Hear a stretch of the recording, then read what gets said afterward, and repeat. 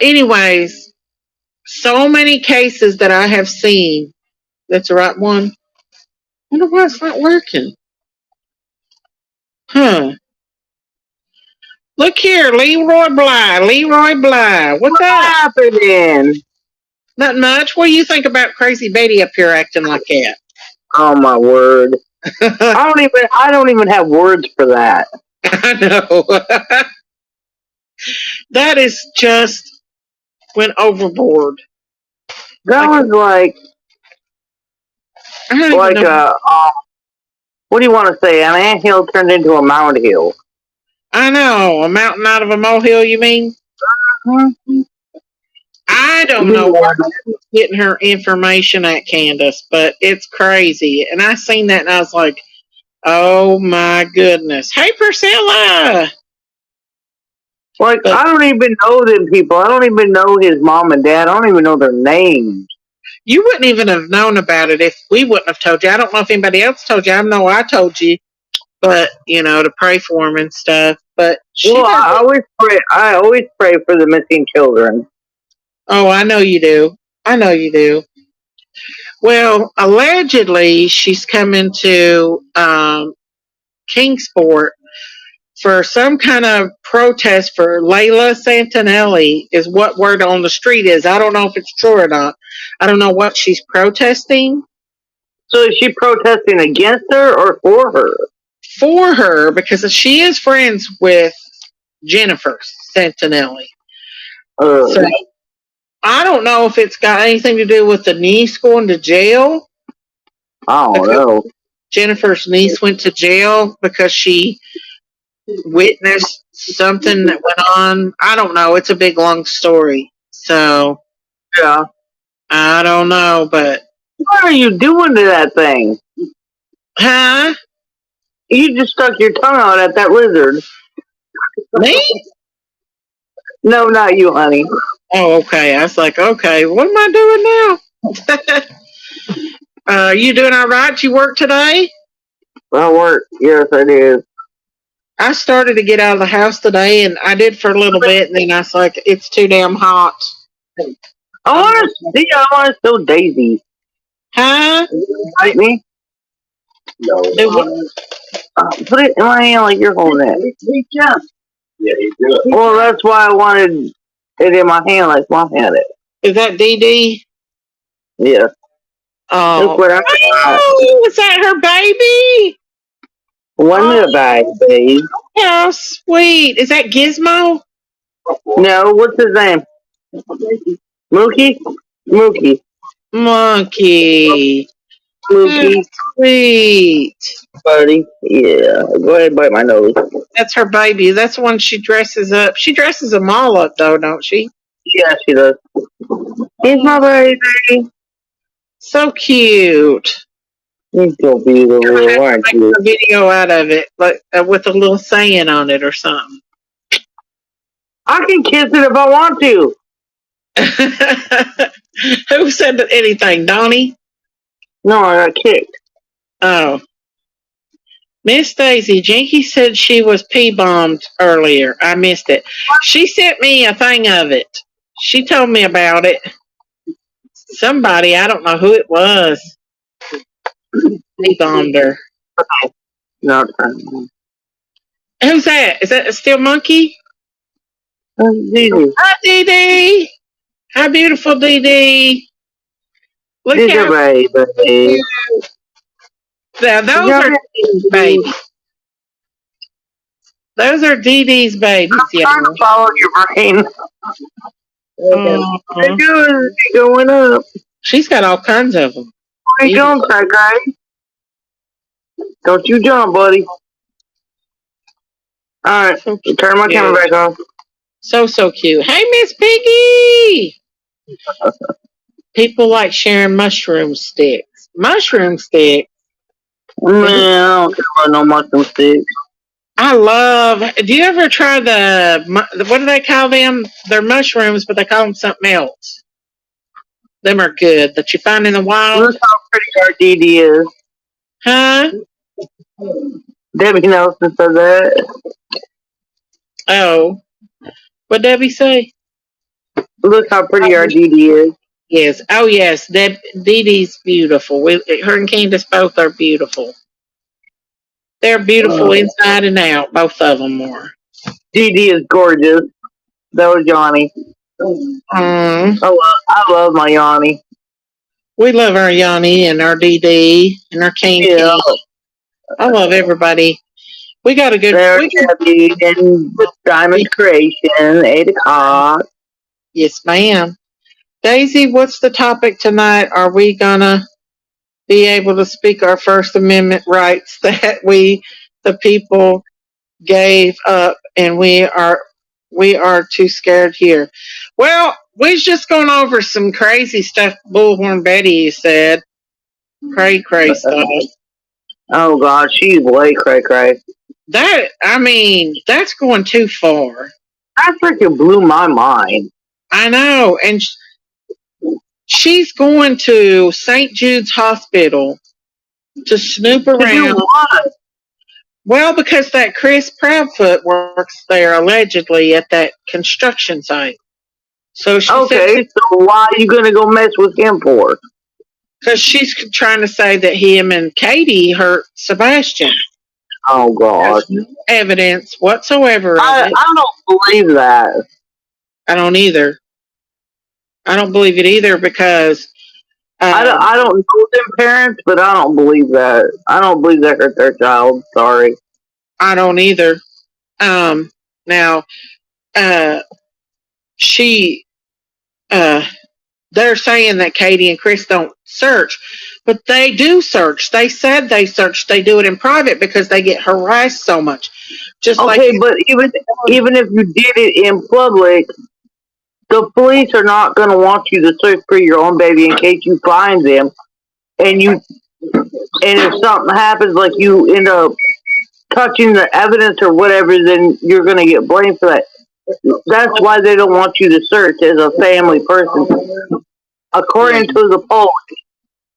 Well, that makes sense. That makes sense too. They wouldn't let me search for Summer either, but I had to do searching by myself without them. And you still do, don't you, Candace? Yes, every damn day. You go up and down that road looking. I know you do when you drive and stuff. And, I do.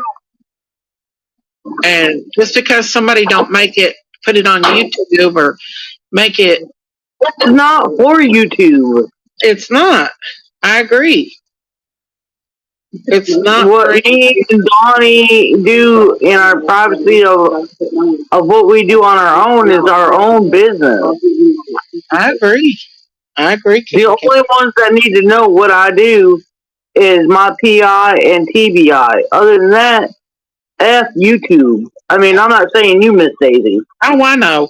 Well, one thing I can say about y'all's PIs and stuff is that they don't get on YouTube and they don't talk and make. They don't. And they're good people. That stuff. No, they don't. They're good people. They're, they're respectable. They're honest. They're trustworthy. And they don't do YouTube like a lot of them freaks do. I'm not saying everybody's a freak.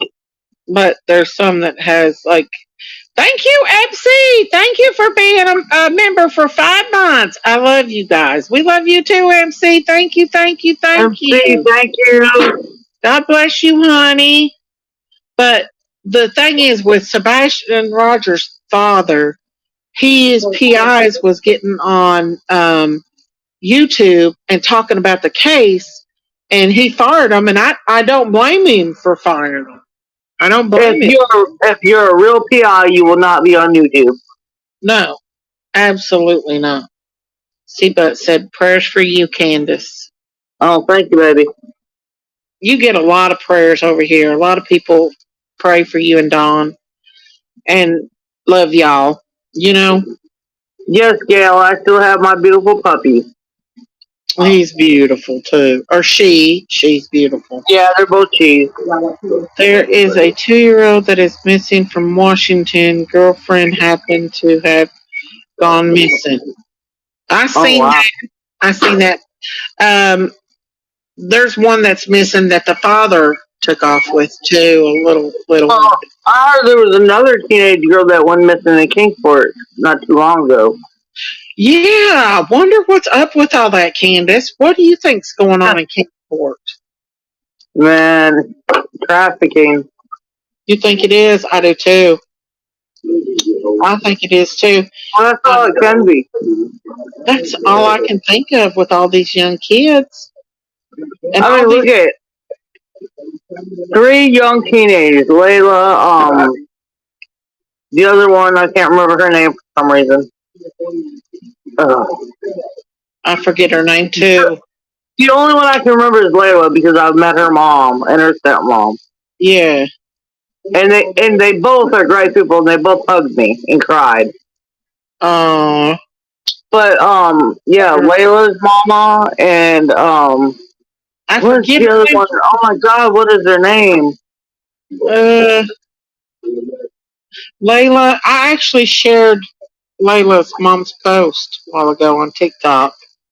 Yeah, I don't have TikTok, so they're connected. Their cases are connected because Layla's mom's niece. I think they were friends. Yeah, I think they were friends too. Holland, thank you, Reed. Holland. Yeah, Holland. Yeah. So, according to what Jinky said, Holland Snap, that there were witnesses that Holland getting severely beaten in a person's house. Like, well, huh? When I think of Holland, I think of Holly Bobo. I don't know why. Oh. Did you ever meet Holland's parents too, Candace? No, never. Wonder why they haven't been to the event. I've only met Layla's parents. Did you meet Jenny? No, I met Layla's stepmom and her real mom. Oh. Okay. Them are the only 2 females I've ever met out of any of the families. I'd like for you to meet her mom. Her mom's pretty. I like her mom. Layla's mom? Yeah. Yeah. Yeah, she's very pretty. She is. Hey, Caroline.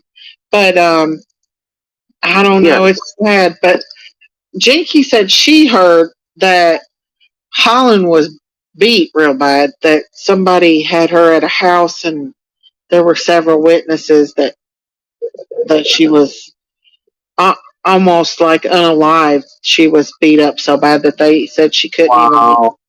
And they just left her. Why didn't they step up for her? How the heck do you just leave somebody like that? I don't know. But you know, when in certain situations, people will do that to you. You know, a lot of people end up unalived because their friends leave them. Look, it happened to Riley Strain there in Nashville.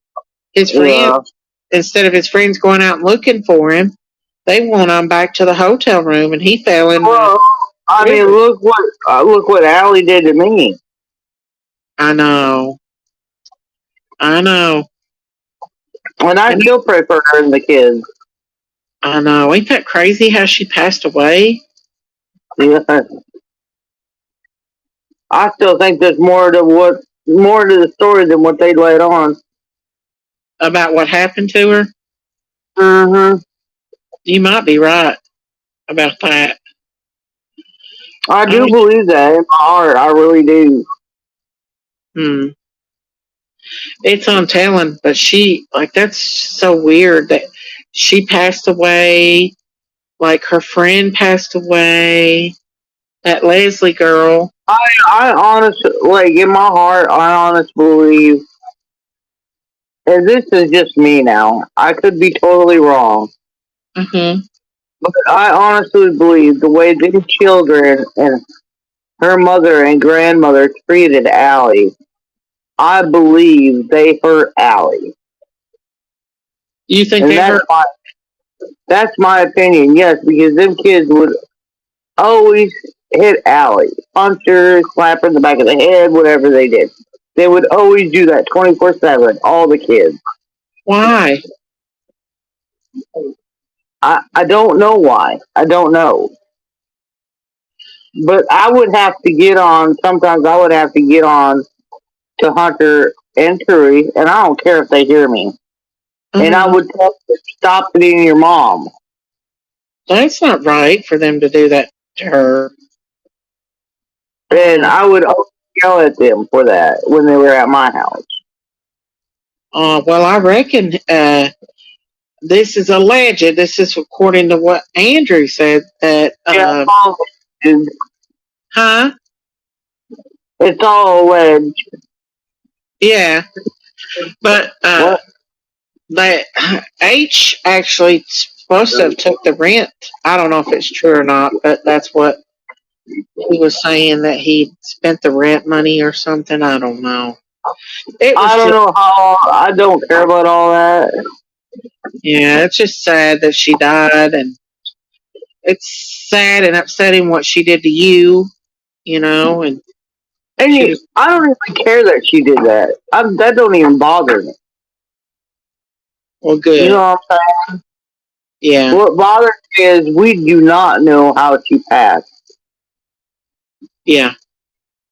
Well, I guess it was a brain bleed is what I heard. I don't know if it's true or not, but I heard it was COVID. Heard it was and then a brain. I don't believe none of that. Well, I don't blame you. I mean, you know them. If anybody knows them, you know them. She lived with you, so I know exactly how she was. You knew her. And I knew she was very protective of her head. Was she really? Yes. Because she would always tell me, make sure I don't get hit in the head, because if I do, I could die. So I wonder if she passed out and hit her head, like at home. I thought I heard somebody say something about it. I mean, that's possible. But I don't feel like that, though. You know what I'm saying? Yeah. Yeah. I don't feel like that. I don't think that's what happened. That's my opinion. Hey, and you're entitled to your opinion.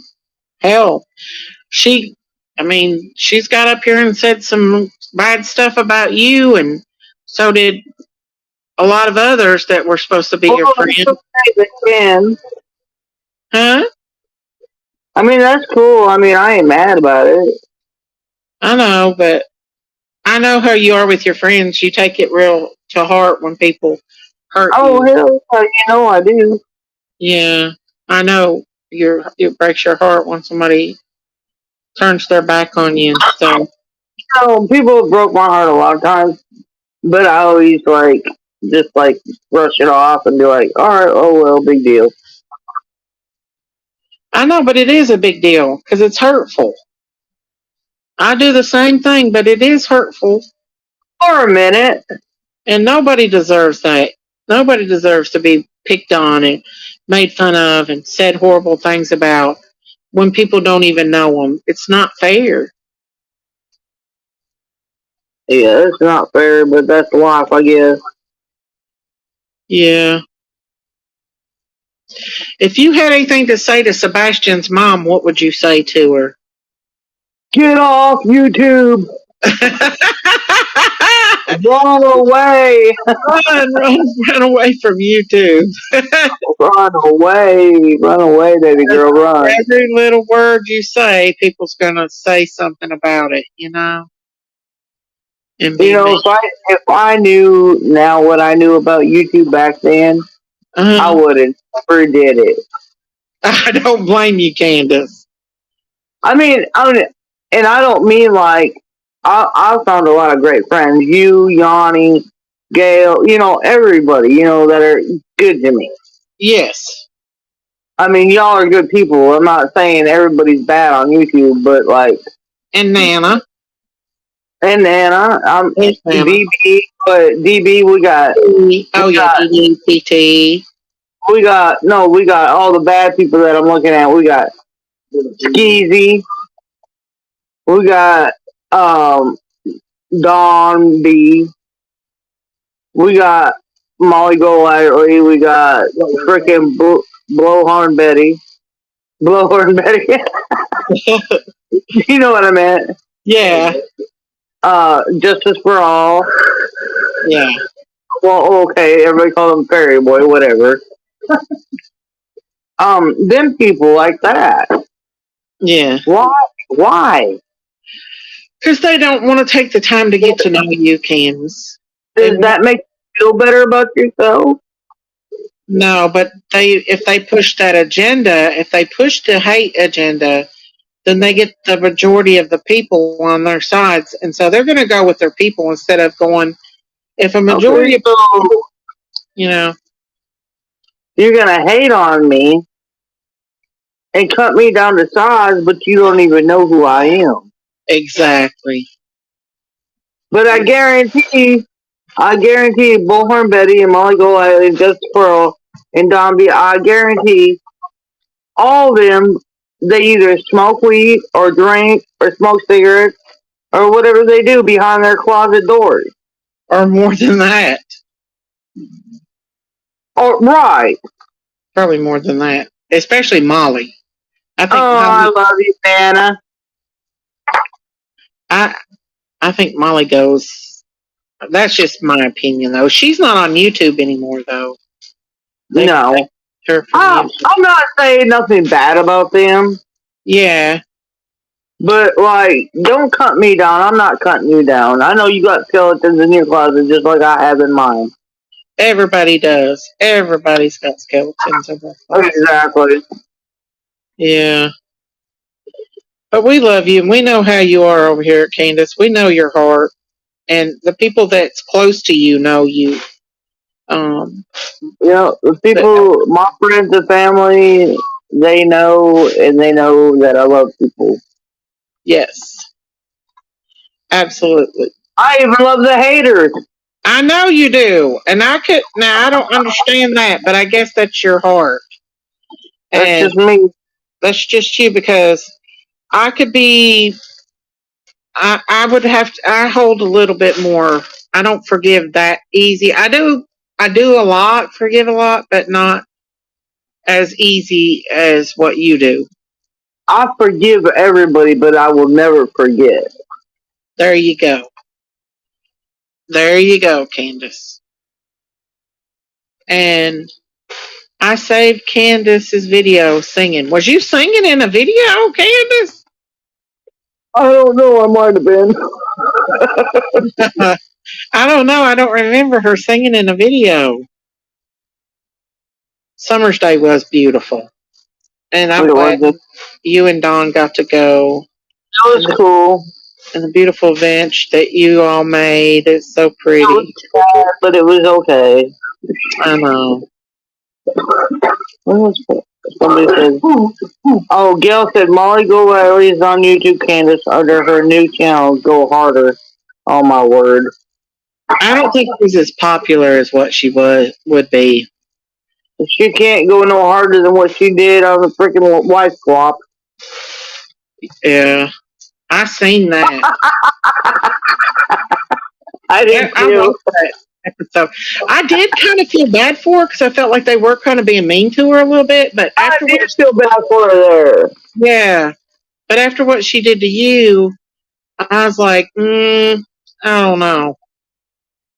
What she did was awful. They still have a heart. They still have a piece of my heart, even though they're assholes. I know.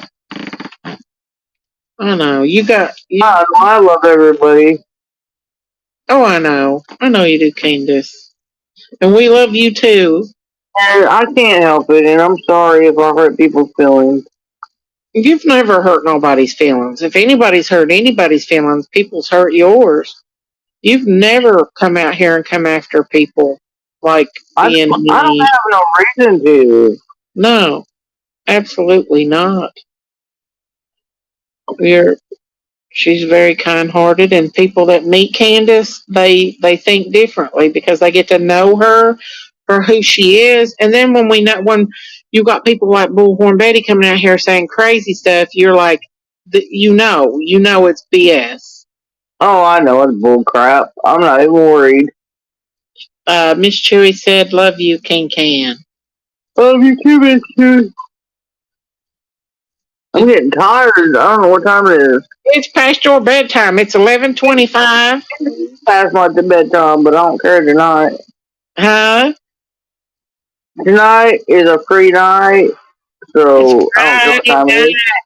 Oh, thank you, Soulwater. Thank you for gifting 5 memberships. Thank you, honey. Let me see about the memberships. Thank you, Soulwater. God bless you. Let me see. I have to look on here because of this computer so weird. I can't see that. Let's Still see. here, Jack Lee says, only person can maybe was me too was a dentist, haha. Work and reap what you sow. Thank you so much, Soulwater. Yeehaw.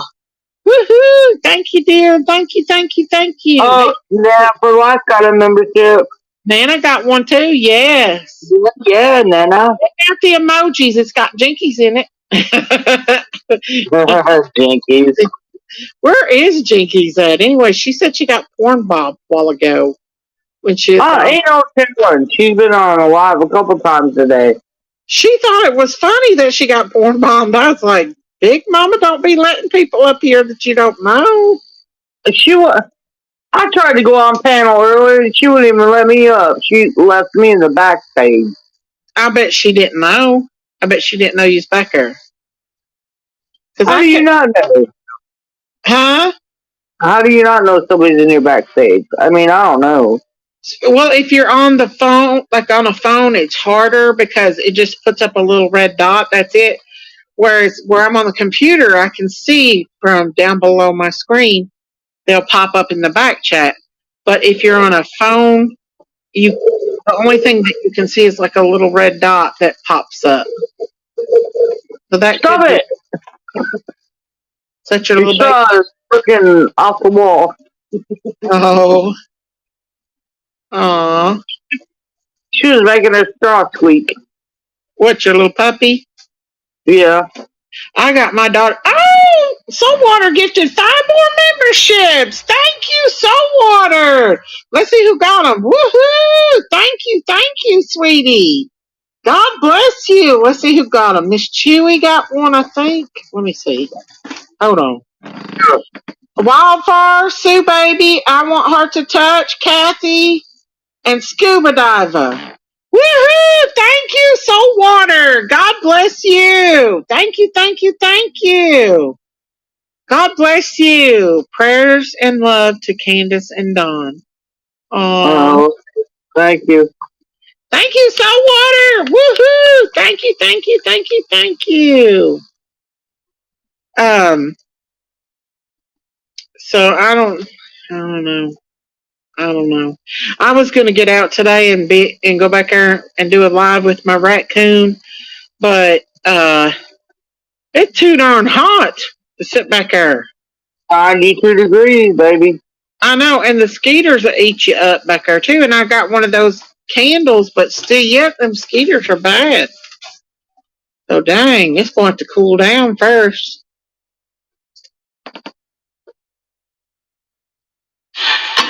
I'm over it. I'm over needing a prescription to get birth control. Introducing Opill, the first FDA-approved daily birth control pill that's over the counter. Because we're over the hassle. No prescription, no... It's too hot to fish.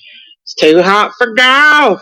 And too cold at home. Where did Candace go? She must have lost service.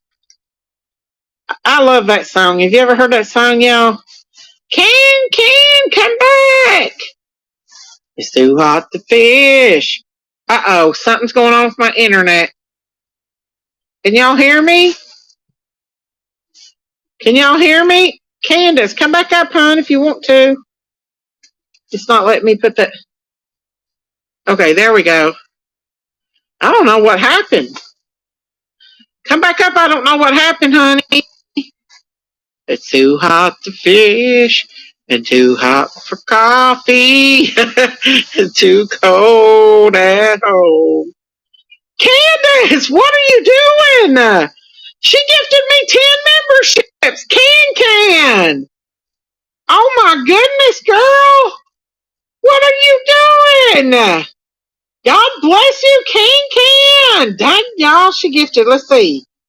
Woo, she gifted 10 membership. Tracy, Lucky Charms, Angel Loader, Okie Dokie, Tracy Devine, Kiki Eyes, he had Cindermint. Jenny from the block. Cindy. Woohoo! Thank you, Can. God bless you, Candace. Lord, y'all. Thank you, Can. Thank you, thank you, thank you. Whatever I want tonight, Dave. Aw, Candace, thank you, sweetheart. Thank you, and Soul Water. God bless you. Woohoo! Thank you, thank you, thank you. Can is so sweet, such a good person. We love you, girl. Yes, we do. God bless you guys. I love you too, Candace. I love you too, honey. You can come back up and hang out with us. Anybody that wants to come up and hang out, as long as you're respectful, you can come up on panel and hang out with me tonight. Thank you so much, Candace. Yay. That was sweet of her. And Soul Water. God bless y'all. I'm just getting blessed all over the place tonight, y'all. Thank you so much. Candace, you're a doll. Yep, butterflies, purple hearts, butterflies, purple hearts. Summer Moon, Utah Whales. Thank you so much, you guys, for all your support. Your phones are dying? Okay, well, just let me know if you want to come back up and I'll put the link back out for you. Thank you so much, y'all. She gave me a $20 super sticker and 10 memberships. God bless you. Oh, thank you, Turtle Gang. Thank you, thank you, thank you. God bless you, Turtle Gang. Thank you so much for that $10 super sticker. Thank you guys so much. Woohoo! Candace! Oh my God, she just gifted $10 more, 10 more. Oh my God, Candace. Thank you, Turtle Gang. Thank you so much. Candace! Oh my God. Let's see who got it this time. She gifted 10 more memberships. Can. Oh my goodness, girl. Let's see who got them this time. Gigi, Wendy, York Mom, Mr. Quinn, Brandy Price, Susan Lloyd, Helen, Southern Magnolia. Woohoo! Thank you so much, Candace. God bless you. God bless you guys so much. Thank you so much, Turtle Gang. Thank you, Candace. Thank you, Soul Water. God bless you guys. Wow. God bless you. God bless you so much, Can. And Turtle Gang and Soul Water. Thank you so much. Welcome to the farm new members. Welcome everybody. Woohoo! Dang, I just popped in and was gifted. So thank you. Candace did it. Candace did it. Woohoo! Can. God bless you. I love you. You don't have to do that, honey. Thank you so much. God bless you. Woo, y'all. I've been blessed tonight. Thank you so much, y'all. Every one of you. Daisy's got to eat too. Oh, thank you, Turtle Gang. Thank you. Oh, thank you. Thank you, Maddie's mom. Woohoo! I'm going to have to get the cowbell out for all this, y'all. Woohoo! Thank you, guys. $5 from Maddie's mom. Woohoo! Thank you, guys. Let me see if I can find that cowbell, y'all. I don't know what I did with it. Thank you, guys, so much. God bless y'all. The Lord is blessing me tonight. Thank you, thank you, thank you, thank you, thank you. God bless you. Woohoo! Y'all are awesome tonight. Yeehaw! I'm moving on up to the block. I don't know how to sing it. Y'all, thank you so much, you guys. God bless you. Maddie's mom, Can, Turtle Gang, Soul Water. And everybody that become members tonight, thank you so much. Hey, Dr. Drink a Lot, how are you? I can't find that cowbell, y'all. If I could, I'd bring it, but I don't know what the hell I did with it. Hang on. And it won't ring anyway.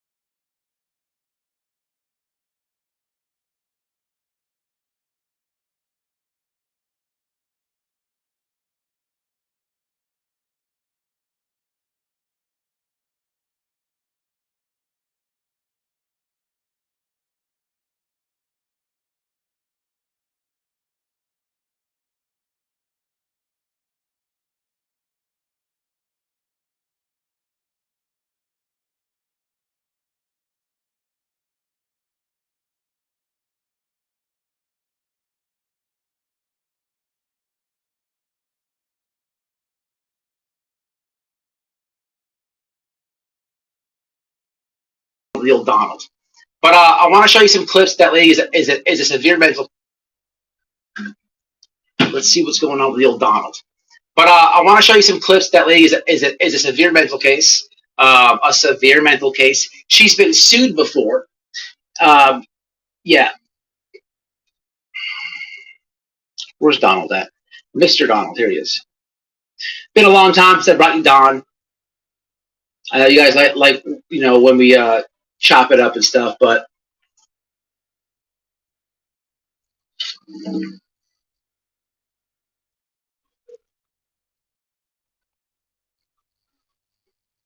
what? Yo, what's going on? Happy Friday. What's happening? Oh, not much, bro. What are you doing? I'm just chilling, man. So the bullhorn lady was up there by your neighborhood. Did she cause any havoc for you or your family? Not yet. You know, the Tennessee Police Department had a little visit with her on the side of the road. Did you see that, Don? That's what I heard. Man, crazy boy. Yep. Oh. Now I hope they run her out of town. So I was contemplating calling the police department back because they I don't know what was said. They let her off, but she is going live, driving with one hand and talking on the phone. So I was gonna just call as a concerned Tennessean and say, hey, here's the deal. Years ago, you guys in Tennessee, you took my license, gosh darn it. You gave me points on a license, suspended it because I was texting and driving. And here I am, interested in this case, and this lady she's driving with one hand, she's swerving, she's yelling, and she even got pulled over, but no ticket. I'm contemplating doing it on this live. Anybody have Tennessee non-emergency? I'm gonna do it. We're all in. So somebody give me the non-emergency Tennessee department or police. What chat? What police pulled her over? Give me the non-emergency. We're doing it. But yeah, it's good to know that though. You know what I mean? A little bit of karma. She's pretty patient, Don, Miss Karma. You what? I said Miss Karma is always patient. She always comes around. Oh yeah. But she didn't go and mess with you guys? No, not that we know of. We've always been at work all day today, so I don't know. Yeah. It's a good thing I hooked those cameras up in your house. But I hope she does go by and it hits it, man. Then you can get the police on her. But I don't think she's messing with you. You know, I told Candace about a week and a half ago. I don't know if you were there. At Summer's on Summer's birthday when they had that missing person event. When we were up there. Remember? Yeah. That lady, Layla Santinello. Yep. Did you ever meet her parents? Oh yeah. Oh, you have? You've met them too? Yep. Yep. Are you cool with them? Oh yeah, absolutely. Hey, listen, you need to give them a heads up, Dom. I had Noelle tell Candace this, but she already contacted Candace, and she's the one who let us know that Bullhorn and Betty's in town. Oh, good for her. Good for her, because she's been talking a lot of shit about going over there and messing with that lady. Candace and her are really good friends. Not really good, but well, friends anyway. Yeah, no, Candace, that lady is trying to do all type of shenanigans. Bullhorn Betty with them people. Why? You know what I'm saying? So just make sure she's got to know. If she told you guys, she's got to know. People probably told her. You know what I'm saying? Exactly. But it's good to know she got pulled over. Huh? Yeah. That's good. Listen, her grandma was there the one night at the missing person event. She was cool, but she was really she didn't want to talk about anything with the case. You know what I'm saying? She was a cool lady though, her grandma. Shout out to that family, man. Shout out to that family. I see some stuff on Twitter about other things going on with their family. End of the day, man, they got a missing daughter, and that's what it is. There's a lot of stress, a lot of question marks. But yeah, there's a lot of question marks. Yeah, I bet. So what's been up with you guys? Anything good?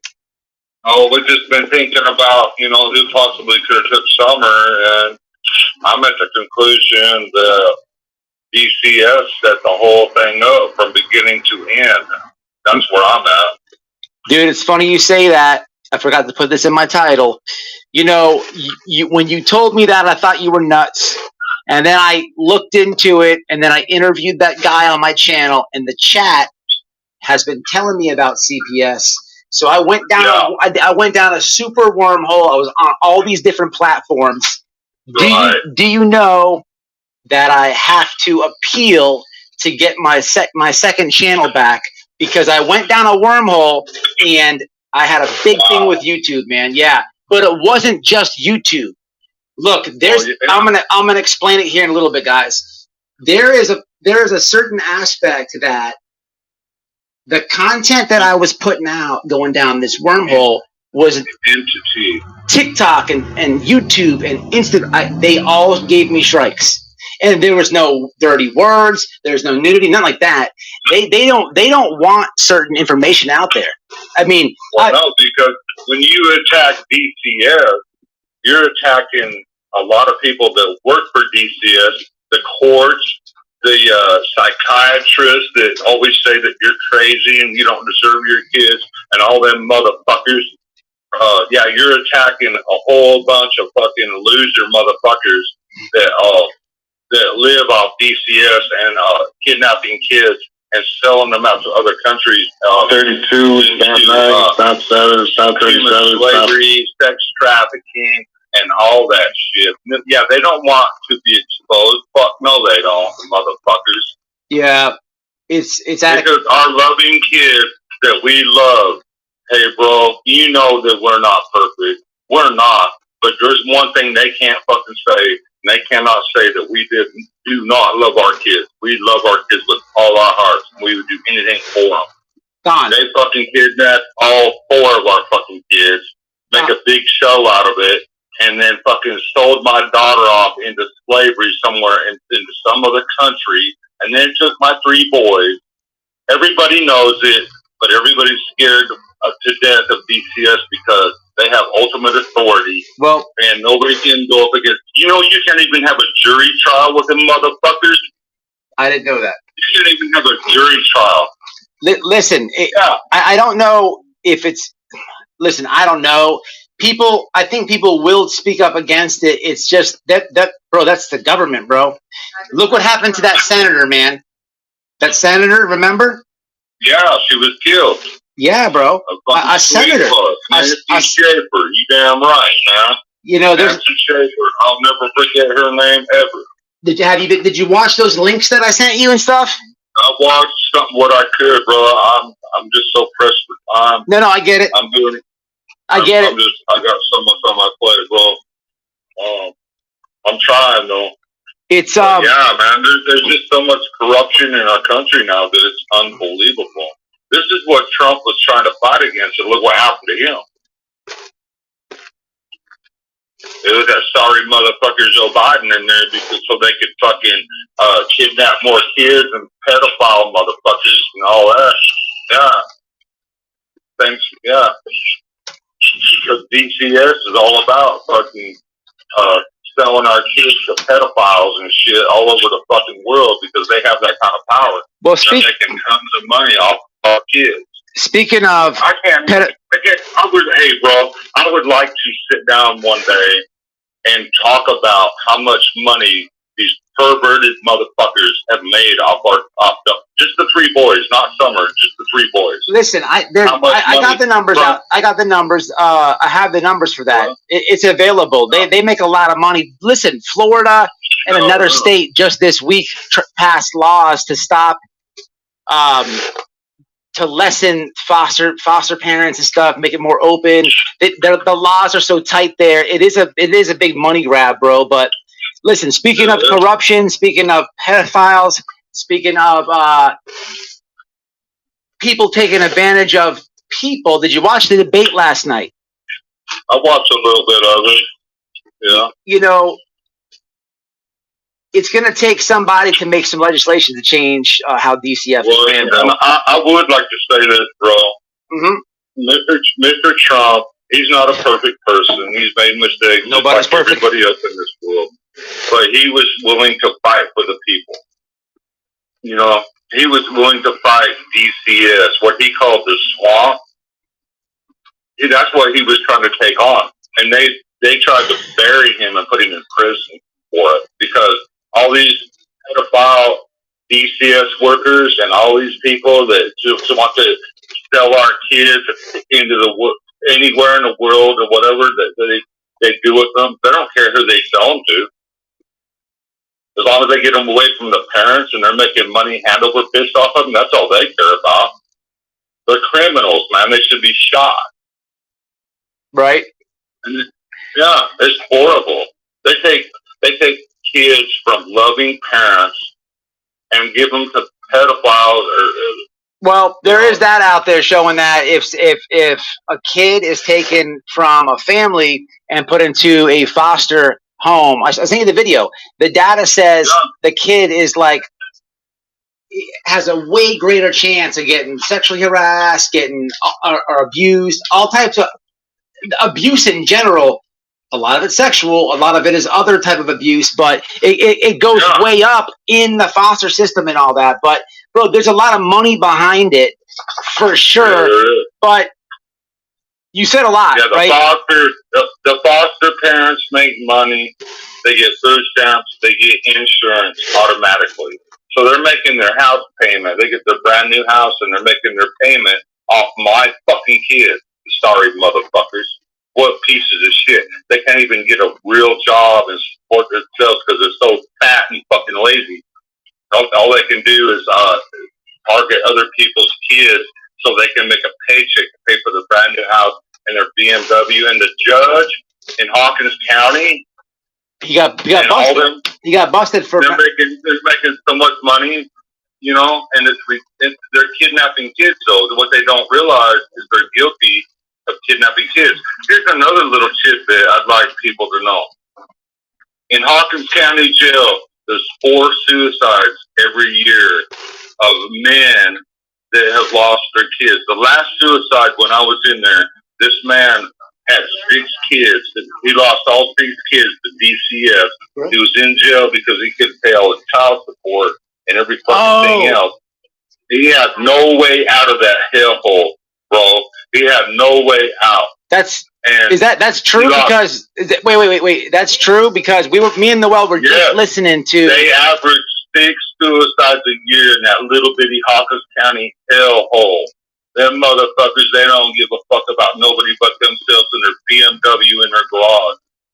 They kill people, They 4 target. people a year, bro. They target. Yeah. They target families of low They income. target Man. people like me and Candace because we 100%. don't have no family here or anything, and to steal our kids from us and try to put us in prison any way they can. But you know what I think if we wouldn't have went live on social media, I think that's what saved me from them shanghaiing me into prison.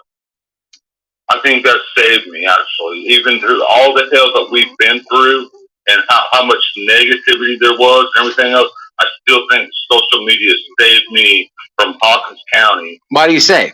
locking me up and locking me up and also false charges. Oh, I got you. For real. Yeah. Yes, sir. But they still got me for $5,000 or some odd dollars that I'm still paying off. They're sorry bitches. I hate every one of them. Yeah, man, it's set up Listen. where they just new kids, they lock you up, they take everything you got, and they lock you away for the rest of your life, and take your kids on top of it. Yeah, this is a sorry ass county, Hawkins County is, bro. Hey, listen. We'll sit down. I love it, bro. We'll sit down and we'll do a CPS thing with some data, with some information, with some I ain't got facts. no problem talking about them, about how evil and sorry they are. I ain't got a problem whatsoever.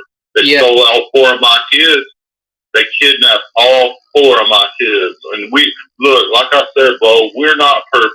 I'm not saying we're Nobody perfect. is. Nobody in the chat One thing I is. will say, bro, is we love our kids. We will always love our kids. People know that, and nobody in the chat, nobody watching Right. this is not perfect, man. You know what I'm saying? Nobody is. No, none of us are Yeah. perfect except for Jesus, bro. That's right. You know what I mean? That's right. Yeah, right. We gotta forgive each other and we gotta love each other no matter what, you know. So yeah, we'll do something, man. We'll do something on the CPS. I promise you, man. 'Cause Right on, bro. That sounds great. all right. Yes, sir.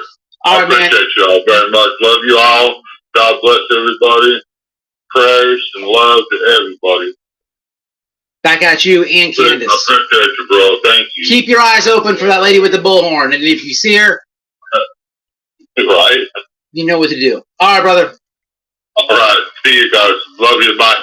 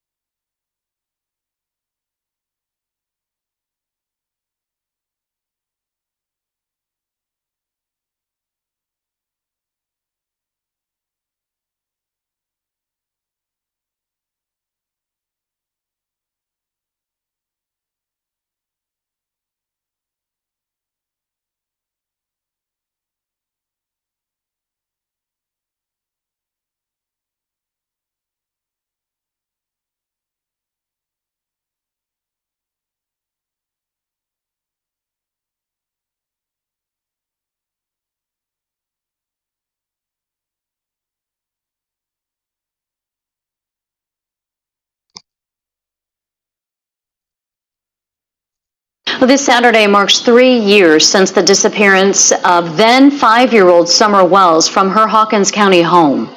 The night she was reported missing, authorities said Summer was last seen walking from her home on Ben Hill Road in the Beach Creek community. Hours later, the Tennessee Bureau of Investigation would issue an endangered child alert for her.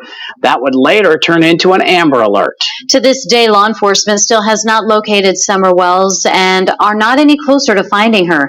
News Channel 11's Ansley Daniels spoke with Summer's parents. We have pushed investigators for months to learn about new details or updates in this case. What we do know is that her family continues their search to bring Summer home.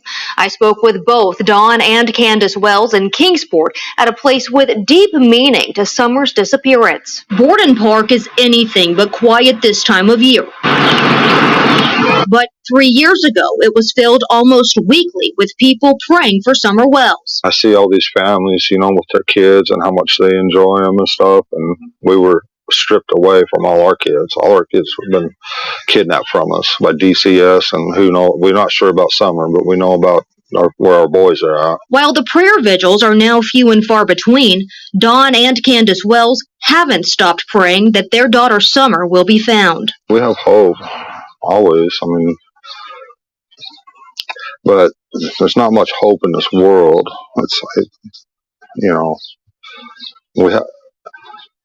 We have to trust God that there's hope in eternal life in heaven. Summer was reported missing on June the 15th of 2021. We know that she was taken off our property, and we know she was taken away in a vehicle, or they would have found her in the area if she was somewhere in the area.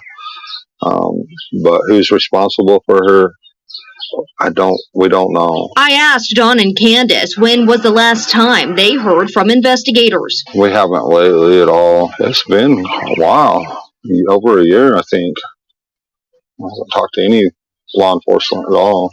I tried to talk to the FBI agent about it, but that didn't go anywhere. Dawn says he feels that he and his wife Candace were targeted by the Hawkins County Sheriff's Office. They intimidated us, they belittled us, and done everything they could amidst all the chaos, and then the CPS was there doing the same thing. When asked about how he thinks about Summer's disappearance 3 years later, Dawn spoke about a Department of Children's Services investigation. They said somebody had called and said that we was giving our kids loaded guns to play with, and so they closed the case June 14th, which is something CPS does not do. They don't just close cases, so it's really odd and mystifying why they closed the case June 14th, and then 24 hours later, Summer's gone. Summer's mother, Candace, sat in for part of our interview, but got up after a few questions. She was going to try, but her emotions are just too much. The last update in the Summer Wells case from law enforcement was an age-progressed photo released in June of last year.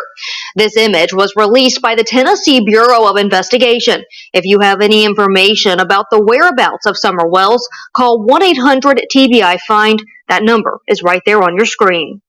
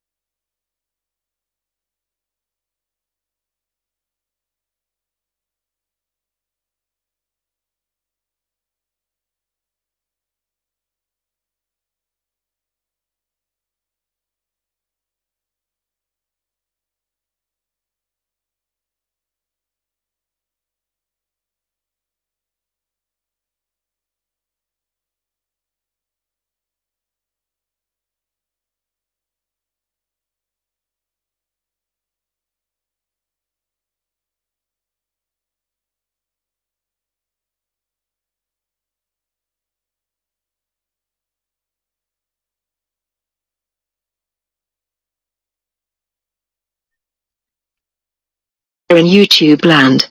It's not uncommon to see creators have disagreements with one another on YouTube, and it's always nice when they are able to resolve their issues and get along. There are some creators that take things to extremes though, and everyone thinks there's no way in hell they would be able to make peace and get along. Like Benny and Ziggy, for example. Let's look back and see what Ziggy had to say about Benny in the past. No, it's not because of Benny, guys. At all. Well, one of them is an opportunity to purchase to buy. It's just I have to come up with money down. Like, and I'm a little bit short, but anyways, it's not because of Benny. I'm leaving a relationship. He just is more, his BS has just caused even more reason to move. Yeah, that's Tim Mullins. Well, I couldn't do something like that because I have a daughter I have to take care of, you know?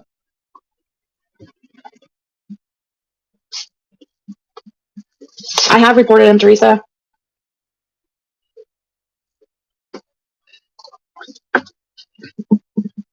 You guys, you can't. Somebody's protecting Benny. I'm going to go ahead and just say this out there. Somebody locally is protecting Benny. I know it sounds silly and funny and ridiculous and conspiracy shit, but it's true.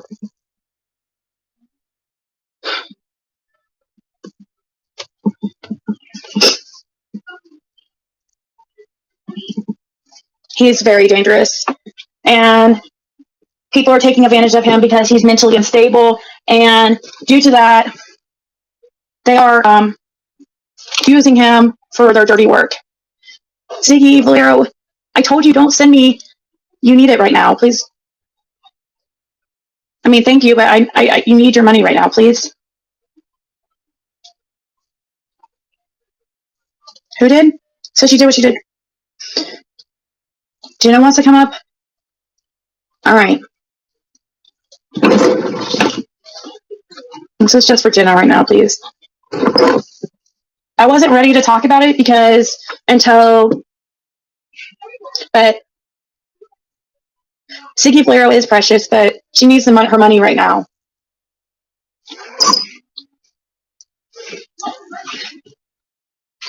I just dropped the link for thank you, Botanical.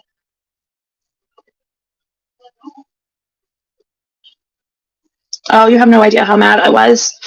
Here, I need to do something real quick. Yeah, Jenna just texted me asking if she can panel. I dropped the link for her.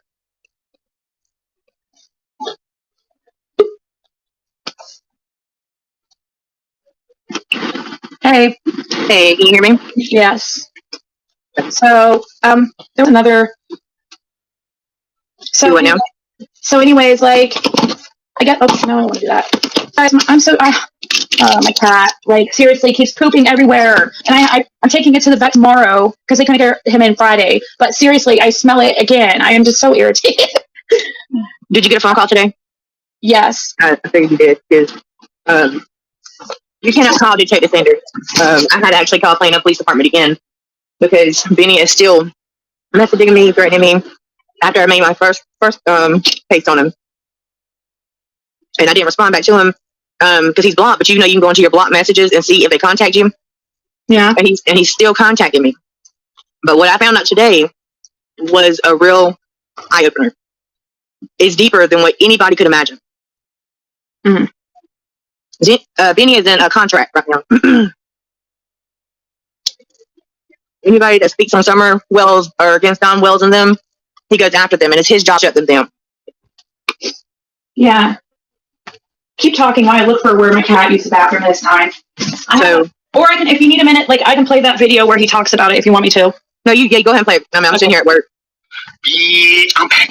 He's back. Man, look here. What I want to do, though, really, is, hey, Jardine, Carla Z, ooh-ah, ladies. I did shave my mustache. Anyways, man, first off and foremost, I have a gentleman that I cannot say his name.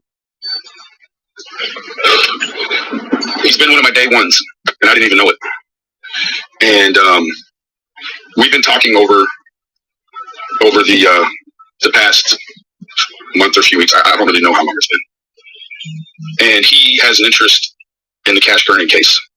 And let me tell you how. By the way, he's lying. This is October 28th. Yeah. He's using the cash. He's pretending that it has to do with Cash Kernan. And it has nothing to do with Cash Kernan. No. It's all about Summer. He's speaking about the guy that he calls Sandman. Yeah, Sandman is the man that is from Tennessee. Texting, he's like, I want to set up a day to talk about this case. I can't tell you what his involvement is or what's even going on with that case right now. I am under a contractual agreement with that gentleman to not speak about anything else. But I can talk about this. This man came in, and he came in at a time where I needed to talk about the stuff with the Cash Kernan case that was still in my heart and was on my soul. And he emailed me, we exchanged numbers. And he called me, and we talked. And we texted mostly for the most part, but yesterday, we talked for 2 hours. And it was all about Cash Kernan. There was nothing off the table. And it was such a great help to me. It was such great therapy. And he said, I want to compensate you for your time. No cigarettes, 5 days, small fries, ooh-ah, ooh-ah, right? I said, I want to compensate you, Benny. And I said, well, if you've been watching this very long, sir, then you know that I have a hard time taking money from offline. What a fucking liar. Exactly. He has a hard time taking money offline. Really? He shows every single time they're putting his Cash App in the Exactly. in the chat. Benny is a criminal. And the sad thing about it is the person that is the Sandman, he don't understand what he's just got himself into. Because every report that I make from here on out has to have his name in it. Yes, Sandman is the same one that gave Benny money a few weeks ago. It's Tim Mullins. Yes. So every police report that is being made against Benny, Tim will have to go in that police report as well. So Tim Mullins sent him $1,450 or something like that. 1,400 and something. Hold on. And what he's talking about, you might think is a bunch of BS, but it's true. He did get sent this money. Yes, yeah. Yeah, Tim Mullins does have a Facebook. He is Don and Candace's manager. He's from their church. He made their YouTube page, their Twitter page. He's running everything for them. So if anybody has anything about Benny, do not go to Detective Sanders. Because I was made a fool. I have an open case on Benny. And when I called tonight and stated that he is still harassing me, only thing they done was add it onto my case. They're not going to go knock on his door and ask him to stop harassing me. And they specifically told me that. I could play my call with Sanders, but yeah, please do. Open a whole new can of worms. What people don't understand here, if I play the whole first 5 minutes of the call with Sanders went so bad, it was so bad. I didn't think about recording the phone call. Like I was like, what the, and then it was going so bad. I couldn't believe it. I felt like I was being called like by Benny or one of his friends or something. And it was really bad. And I stopped. And then I had to call him three-way to verify that Detective Sanders is on my case and my case is open. Because he lied to me and told me that there's no open cases against Benny. I don't know. Here's the rest of this call before with Benny talking about this lump sum of money he got at the end of last month. Has nothing to do with Cash Kernan. Such a liar. And I said, I started to go on, and he was like, let me tell you, man, you've done a whole lot. And he said, the dedication that you put into this is incredible. Keep 5 days stone. He said, the things that you know and the details, like I'm right now, I'm 0.8 of a mile from where Cash Kernan was killed. And this man said, what's your PayPal, Benny? And I was like, man. He's like, what's your PayPal? Yeah, I'm sure you were. So I sent him the PayPal and I prefaced it like, it just, whatever, right? So I woke up this morning to $1,485. And I could not even begin to tell you what a blessing that is, right? And I tried to explain to this gentleman, I'm like, sir, it completes the chain of events just to have someone that's passionate. So the guy is, anyways. So he put that blessing on me. And I was like, wow. It wasn't really until today that I actually feel the scope of what I had done in the Cash Kernan case, because there was so much pain and there was so much trauma and there was so much that I put myself through, or that I allowed myself to be put through. And this man he you know what he did? He fucking restored the way I feel about a lot of people, right? Like, I know that the people in here were good people, but I know that outside of that, it's like, who's good? And this man, like, completely, like, just fucking changed the way that I think about people. And the strange part about it is that he did it with money. And you want to know what? I'm even tighter now. I won't take no money offline. No money offline. Like, whoever's got it now, like, you got it. Like, damn, right? Like, I'm not in, like.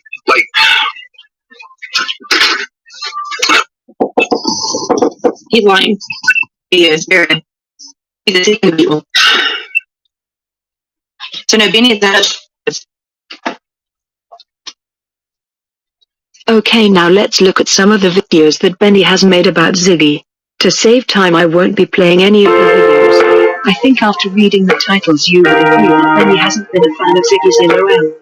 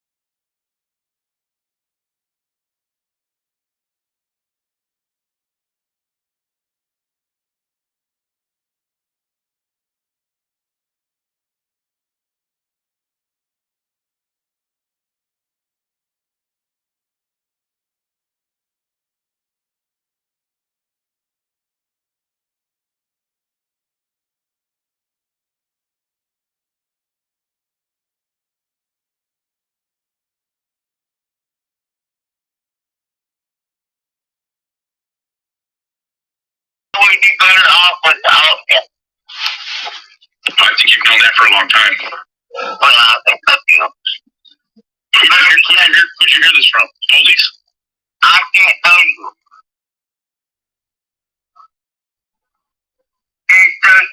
I can't tell you because it's involved with my voice. Did I say something? No, that. But I can't tell you because it's unlawful things I do. You know what I'm saying? I do. I mean, is it helpful to Summer's case or not? I don't know if it'll be helpful to Summer's case or not. Is it bad for Don? It's not good for health.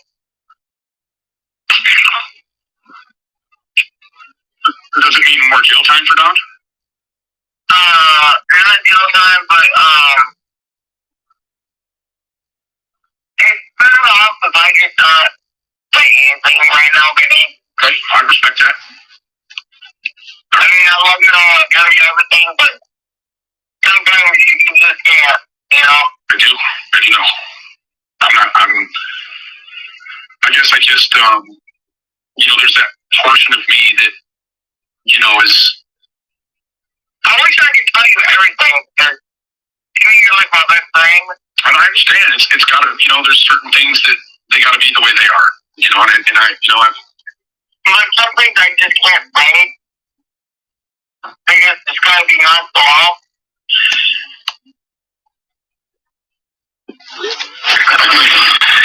I mean, I guess if it wasn't for the YouTube world, and for me and you to just discuss, I mean, the right way, it wasn't okay. But, you know, I mean, I'm just, I want to, what?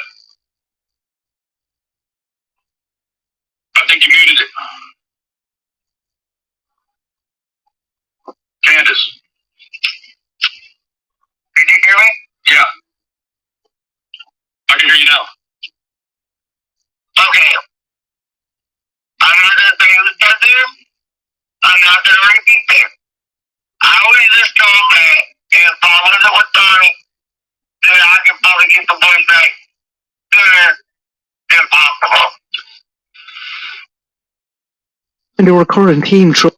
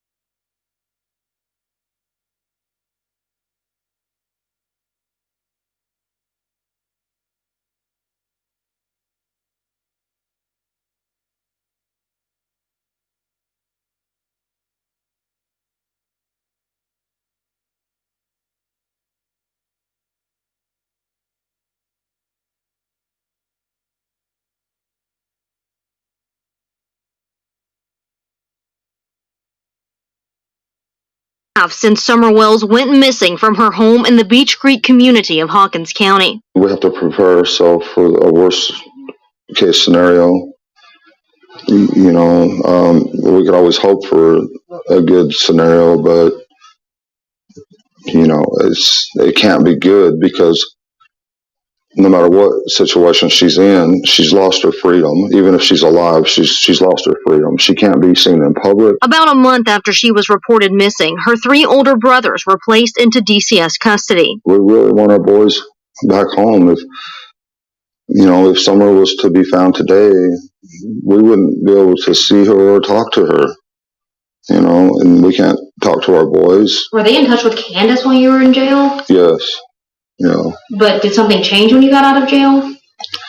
The only thing that changed is suddenly we weren't allowed to contact them at all. Wells spent a little See her or talk to her. And we can't talk to our boys. Were they in touch with Candace when you were in jail? Yes. But did something change when you got out of jail? The only thing that changed is suddenly we weren't allowed to contact them at all. Wells spent a little more To her. And we can't talk to our boys. Were they in touch with Candace when you were in jail? Yes. But did something change when you got out of jail? The only thing that changed is suddenly we weren't allowed to contact them.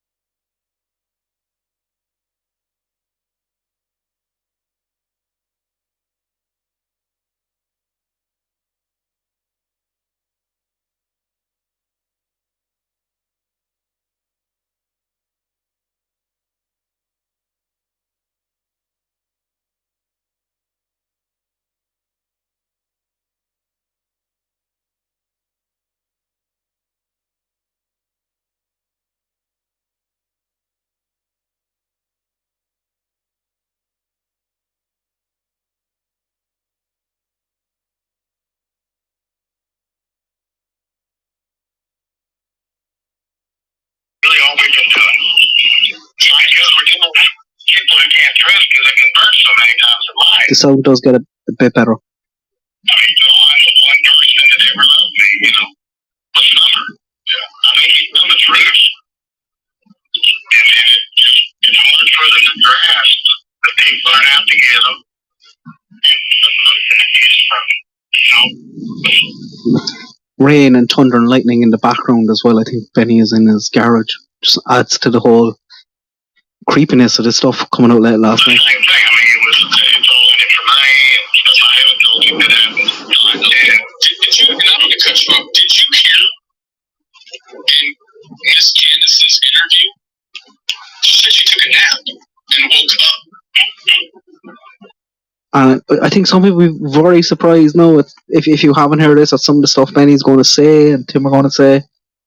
They start off here by talking about Grandis's nap. And they're like, what's that about? Just Summer being gone. Yeah, see, little pieces like that is, but that's not the way it happened. The way they said it happened from the beginning is that she was sitting on the stairs. Candace was helping with the knee brace. Summer came over, washed her hands, got a piece of candy from Grandma. Remember? She always likes to get candy from Grandma. And she goes back next door and Candace walks her over there. So this week Candace said, what if I would have walked her over there? She said from the beginning that she did.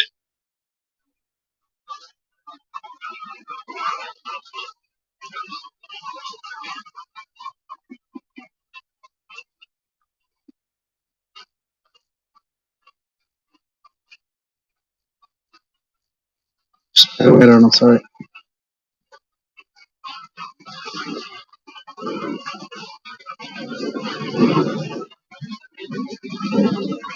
Only for 2 minutes. And where the hell was there ever time, Tim, for Grandma Candace to take a nap inside of all of this? There was never time. Because they arrived, they started planting flowers, they fixed the brace, yada, yada, yada, and then she comes up missing. What Grandma Candace is saying now is that she awoke from a nap to Summer being missing. That changes about the same thing in just a few days. That's why I'll get the story here. That's why I'm staying so neutral. So, and I'm just letting it play out. If she's making up stuff, if she's telling truth, if she's talking, if she's not even talking about that moment. You know, she's just talking about some moment when she walked off, Summer busted her knee, you know,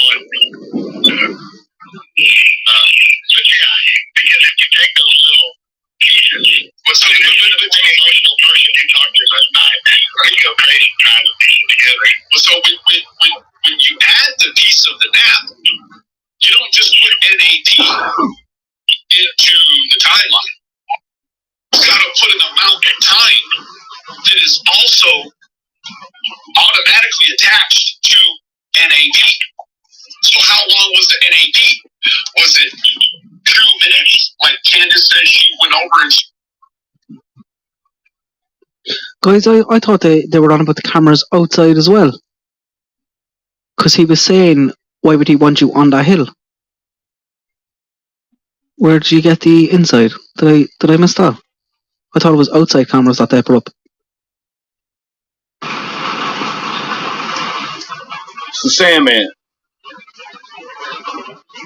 So he's just telling people there around the chat who's on the actual phone because they don't have a clue. And he's calling him the Sandman. That's the nickname that they've given Tim Mullen, Sandman, Dom Wells Handler.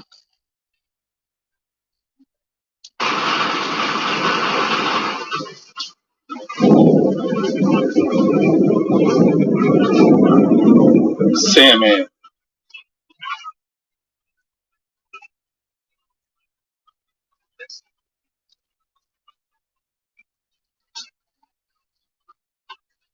It's going to speed her up. Or was it 45 minutes, 2 hours?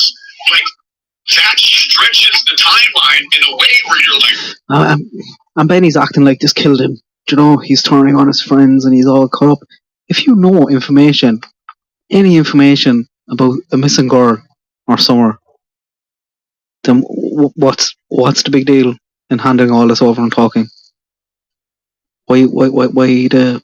I don't get the pity party. wait a minute here.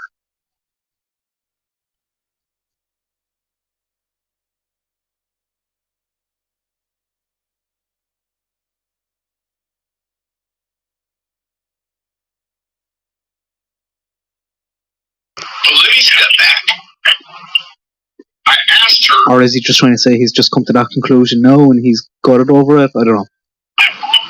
if she met Don anywhere after she left Hunter's house. Because she told Hunter she stopped at a Marathon gas station and a Dollar General. There's only one of each of those coming from Hunter's on her way back home around the mountain. My friend Penny has done a very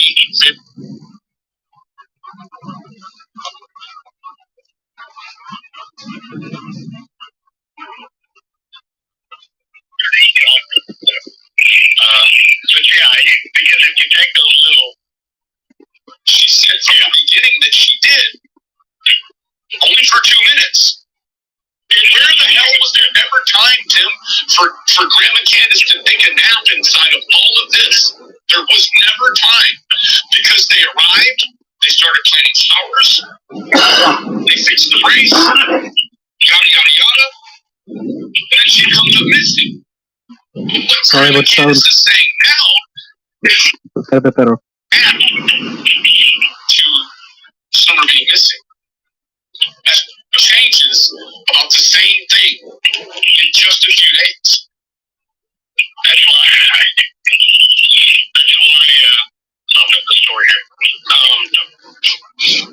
I wish Benny just released clean audio of this. Like, we didn't need to see him sit down, chain smoke joints into the camera for 2 or 3 hours, coughing and spitting.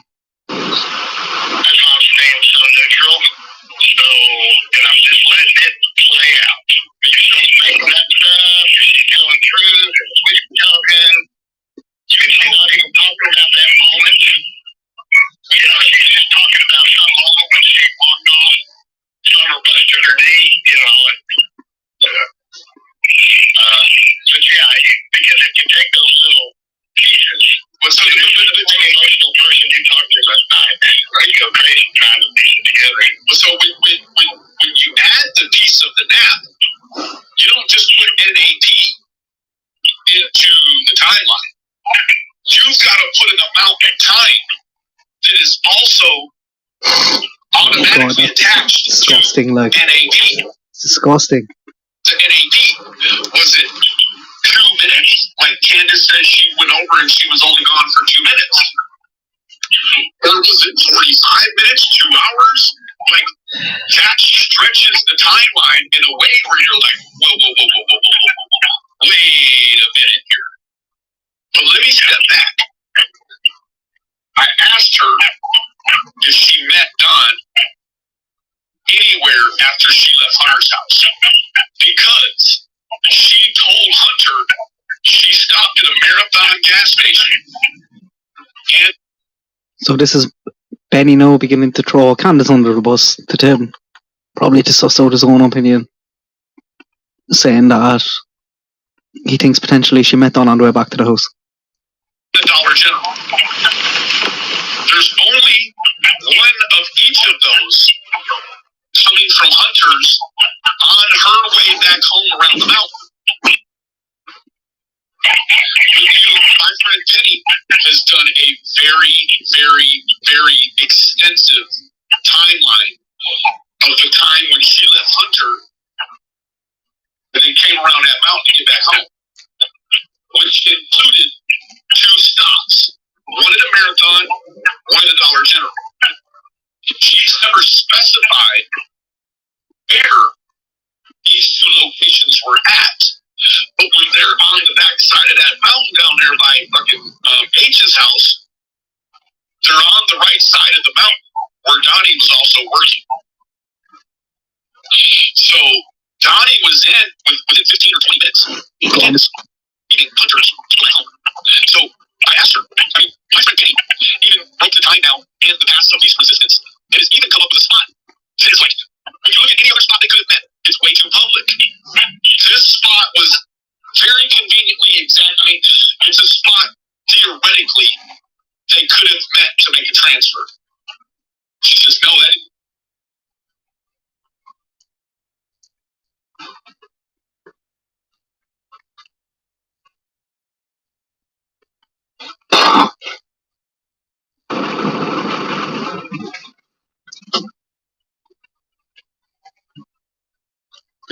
Okay. Oh, stop it, Betty, please. See what I mean with Thunder and Lightning?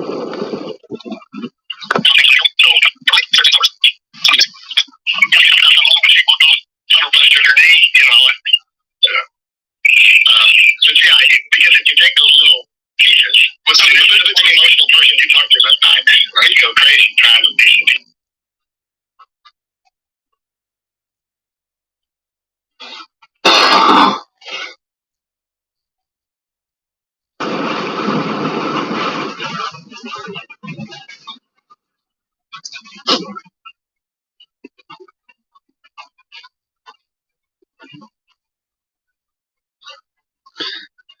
Okay.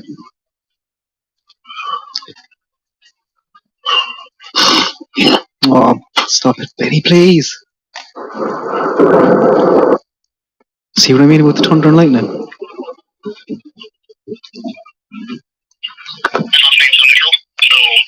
you're right. They started playing flowers. Somebody missing. Yeah, you're just talking about how long she walked on. Summer pleasure her knee,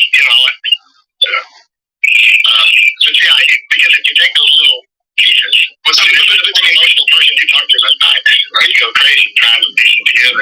So when you add the piece of the nap, you don't just put NAT. Please.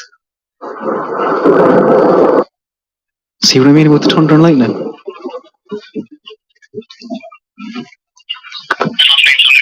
you're right. They started playing flowers.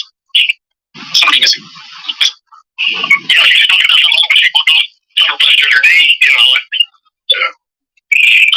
so yeah, because if you take those little pieces, what's an emotional person you talk to that time, right? You go crazy trying to piece them together.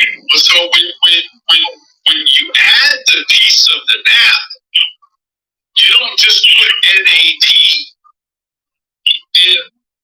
Please. See what I mean with the Thunder and Lightning?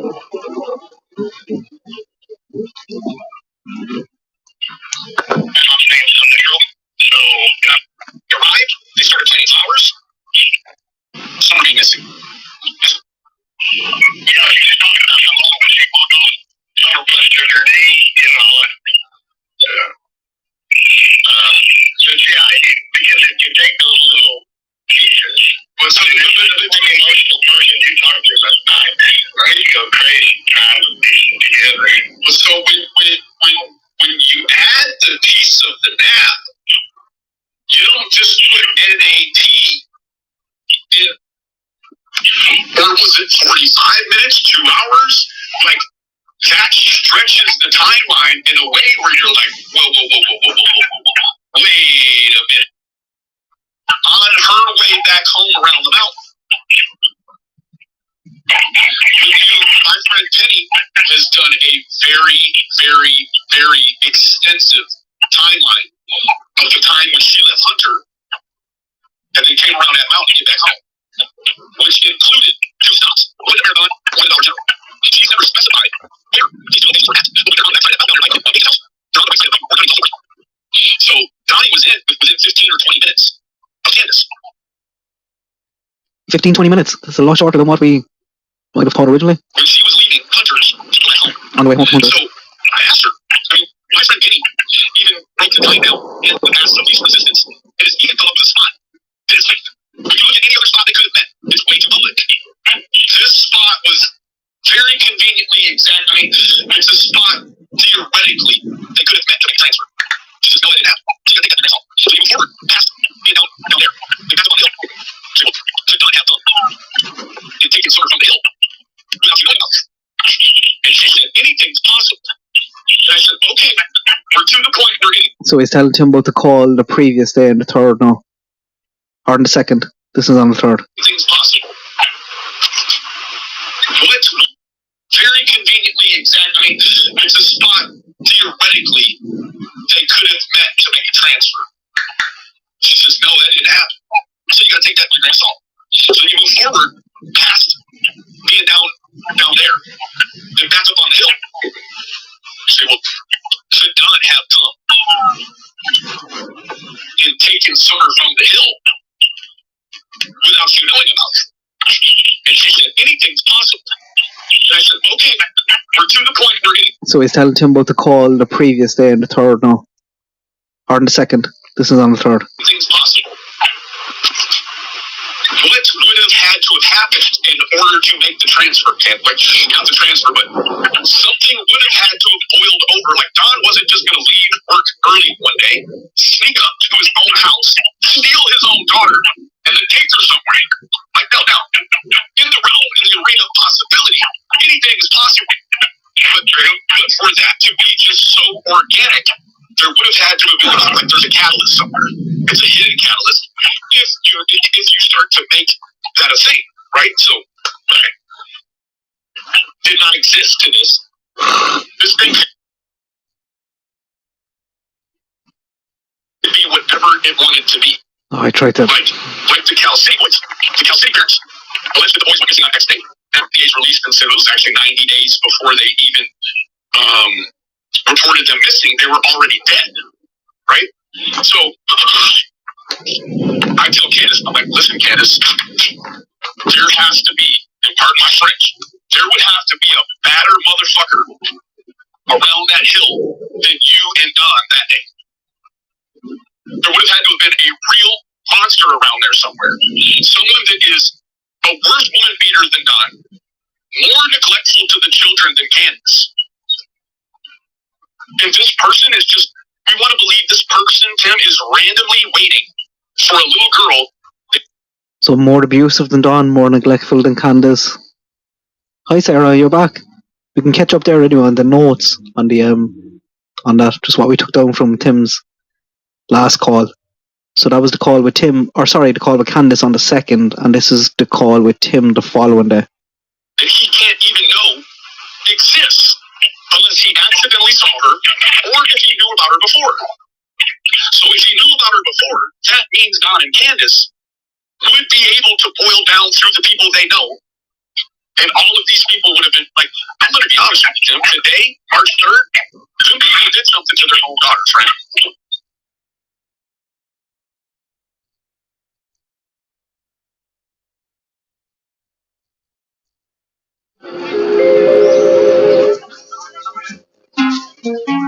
To truly embrace.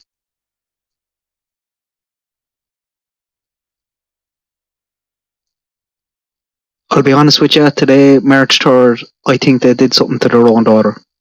There's no way around it. Those folks, like, even if they didn't do it themselves, they know who did something to him. Like, we just can't ignore the fact.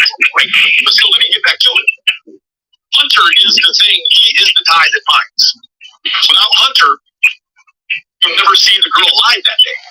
Hunter is the thing that makes Summer alive on that day. Sorry. Camera stuff anywhere. In the very beginning, there was an eyewitness that said that the day Candace and all of them went to Warrior Park, that they had stopped in the hippie house, and that Summer had went in with her. But we know that to not be true also because that shop is 18 or older. So legally, Summer couldn't have even within that store because they sell health products. So he knew immediately that for the lady to say that Summer had came in there and was on, the lady said she was on many. She was on many of the surveillance cameras inside the store. So this was at like month 3. So Canada, that's how they found out. it's camp in Alley. I directed the baby house. I said, you gotta go in there, you discuss how they were gonna get documentation of going in there. And I said, you can't go in there and film people. And you can't really go, you can go in there and record it, but you can never play it. You can only depict the likeness of what happened in the audio. You can't play it.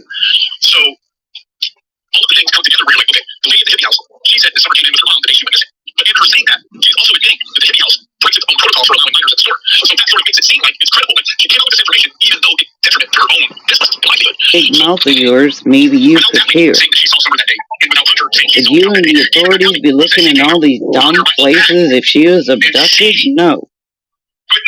Sorry, I'm very upset.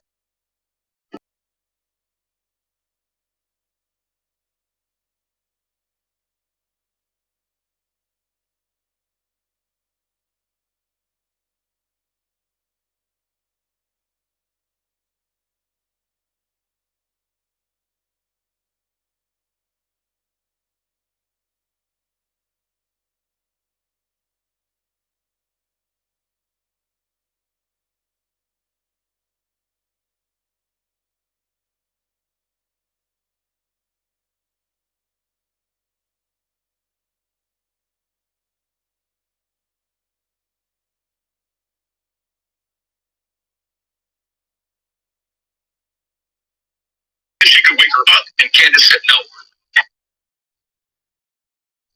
That's where it cut off from the first one. And no, Do it themselves. They know who did something to him. Like, we just can't ignore the facts. Like, but so let me get back to it. Hunter is the thing. He is the tie that binds. Without Hunter, you'll never see the girl alive that day. Hunter is the thing that makes Summer alive on that day. sorry. Camera stuff anywhere. In the very beginning, there was an eyewitness that said that the day Candace and all of them went to Warrior Park, that they had stopped in the hippie house, and that Summer had been in with her. We know that cannot be true also because that shop is not their owner. So legally, Summer couldn't even get that store because they sell their products. So they knew immediately for the lady to say that Summer had came in there and was on, the lady said she was on Benny. No, she was on Benny's surveillance cameras inside the store. So this was month 3. So Canada, that's how they found out. It was Camp in Alley. I directed the baby house. I said, you gotta go in there, you discuss how they were gonna get the documentation of going in there. And I said, you can't go in there and film people. And you can't really go, you can go in there and record it, but you can never play it. You can only depict the likeness of what happened in the audio. You can't play it. So all of the things come together where you're like, okay, the lady at the hippie house, she said that Summer came in with her mom the day she went missing. But in her saying that, she's also admitting that the hippie house breaks its own protocol for allowing minors in the store. So that sort of makes it seem like it's credible. Like, she came up with this information even though it detrimented her own business and livelihood. So without that lady saying that she saw Summer that day, and without Hunter saying he saw the child that day, even got Allie, who said she came out on her arrival back, and she witnessed the child in the back asleep, and asked if she could wake her up, and Candace said no. that's where it cut off from the first one. And no, we've one more. Did you? Who was that? Listen to it last night. Yeah, I didn't take notes at all. Either last night, but I just have to. I have to do that sort of stuff. Otherwise, I'll forget about things and not be able to go back and cross-reference.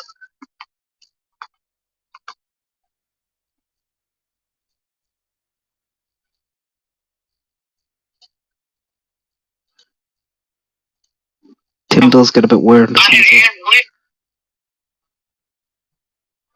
Right, so our sound is going to be a small bit better here. You're still going to get him coughing and spitting and.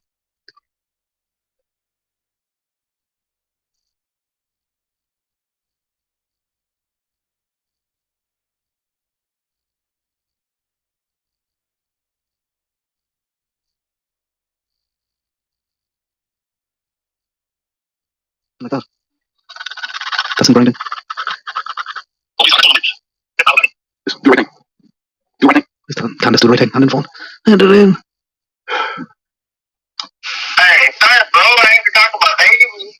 I'm not about that shit at all. Man, I don't know. I can fucking. I'm mentioning definitely an understatement on this. But it doesn't, because Andy is telling you that he was seen at work. You don't know that. Non-call. So now you have to quantify. Did they're trying to put Andy Bernard on the hill? Andy Bernard was not on that hill. He as a reverse kind of design. Like, okay, so in what time could Don get away from the Meadows house in X amount of time?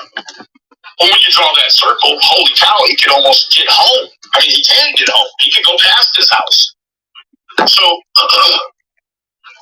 in relativity, to be in that 2 hour window, the farthest Don could go out is 1 hour away from his house. She was taken from the house. So, essentially, what you're going to do is you're going to make a circle from the epicenter of Don's last job at the last house at the Meadows. And then you're going to put an epicenter at his house. And you're going to stretch these two out. You know why I'm doing it. You know why I'm doing it. In mileage based upon time. And they're going to overlap somewhere. And where they overlap is where I believe the data. I mean, because Don can only go, if he didn't go to work, Tim, he can only go an hour away from the house. Because it's an hour out, and it would take an hour back. That would cover the 2 hour window. I'm done. His mom has come out to the garage journal for a cigarette with him, so she's like, "Did Don do it?" He's like, "I don't know, I'm done." But you gotta look at it two ways. In case you hear a second voice, that's Benny's mommy. Did Don go somewhere and maybe dig a hole? That would have took extra time. So he wouldn't have been able to go an hour out. Would have been able to go, 30 minutes out, spend 30 minutes preparing a grave, and then 30 minutes back. That keeps him in. And I hate that I'm talking this way, but let's just be real for a minute. So, go ahead.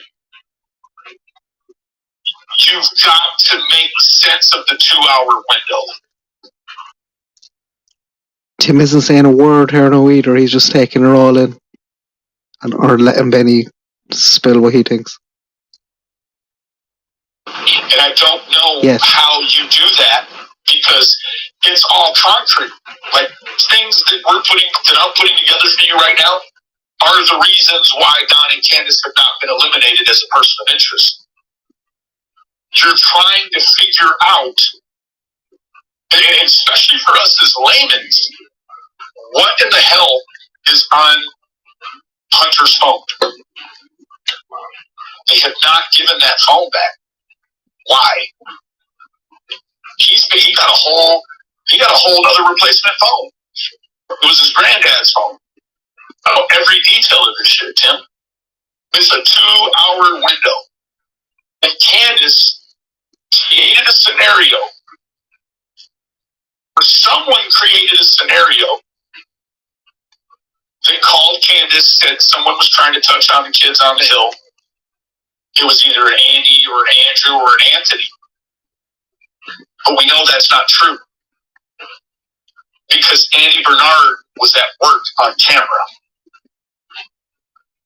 So who is Candace and Hunter trying to put on the hill? They're trying to put Andy Bernard on the hill. Andy Bernard was not on that hill. I actually didn't know that was the second name. The only Andy Bernard I know is from the US office. Was at his job. He was spotted on Beach Creek coming back that way. That's if you listen to Chris.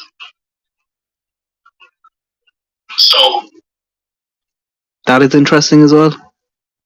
That's not Chris McDonough again. That's probably Chris the PI. But they do talk about Chris McDonough here. So Andy was spotted on the hill on the way home from work.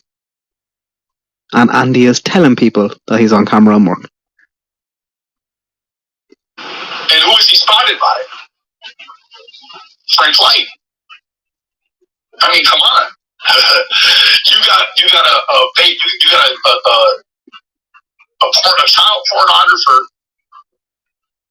saying he saw a fucking a drug mule. I mean, it's like you can't even because then Andy turns around and says, I saw Frank Light on the road. Okay, so you both seen each other. But you don't even get caught up in that. Because that part doesn't even matter once you know that Andy Bernard was seen on camera at work. So that completely eliminates the whole call. It makes I'm not going to talk about this now, but it doesn't, because Andy is telling you that he was seen at work. You don't know that. non-call. So now you have to. And for the record, Benny had Frank and Fred mixed up. Just putting that there. You have to quantify. Did Hunter lie about a call that came in from Don saying that there was someone trying to touch the kids on the hill? If so, why would he do that? Now, if he's doing that in a self-service fashion, well, then you might start to look at Hunter having looped back around and doing something. I don't see that. And he can't even Facebook right, for fuck's sake, without getting in trouble by his mom. No way he could have done something to this little girl and, stayed out of the way. Right. So you're back to it. Like, who did Candace say called and said there was someone touching the kids on the hill? Don. I mean, you loop right back into it. So it's Don, it's Don, it's Don. Maybe.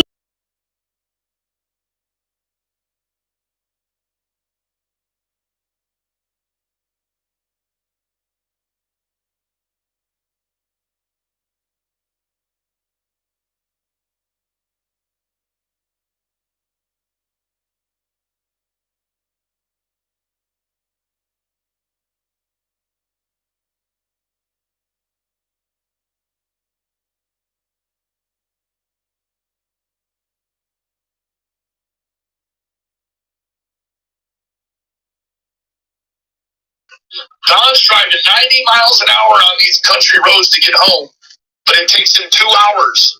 It takes him 2 hours to get there. So what you start to look at is, did he make it there? But there's just no forensic proof. Did he make it there? And, I mean, he would have had to have, Tim. He drove so fucking fast in his account. Got there with enough time to take the child from the hill, put her somewhere, and then come in, strolling in. Like, it's your first time there. Come on, man. Like, it's too much. The problem is when Don and Candace start talking about numbers, right?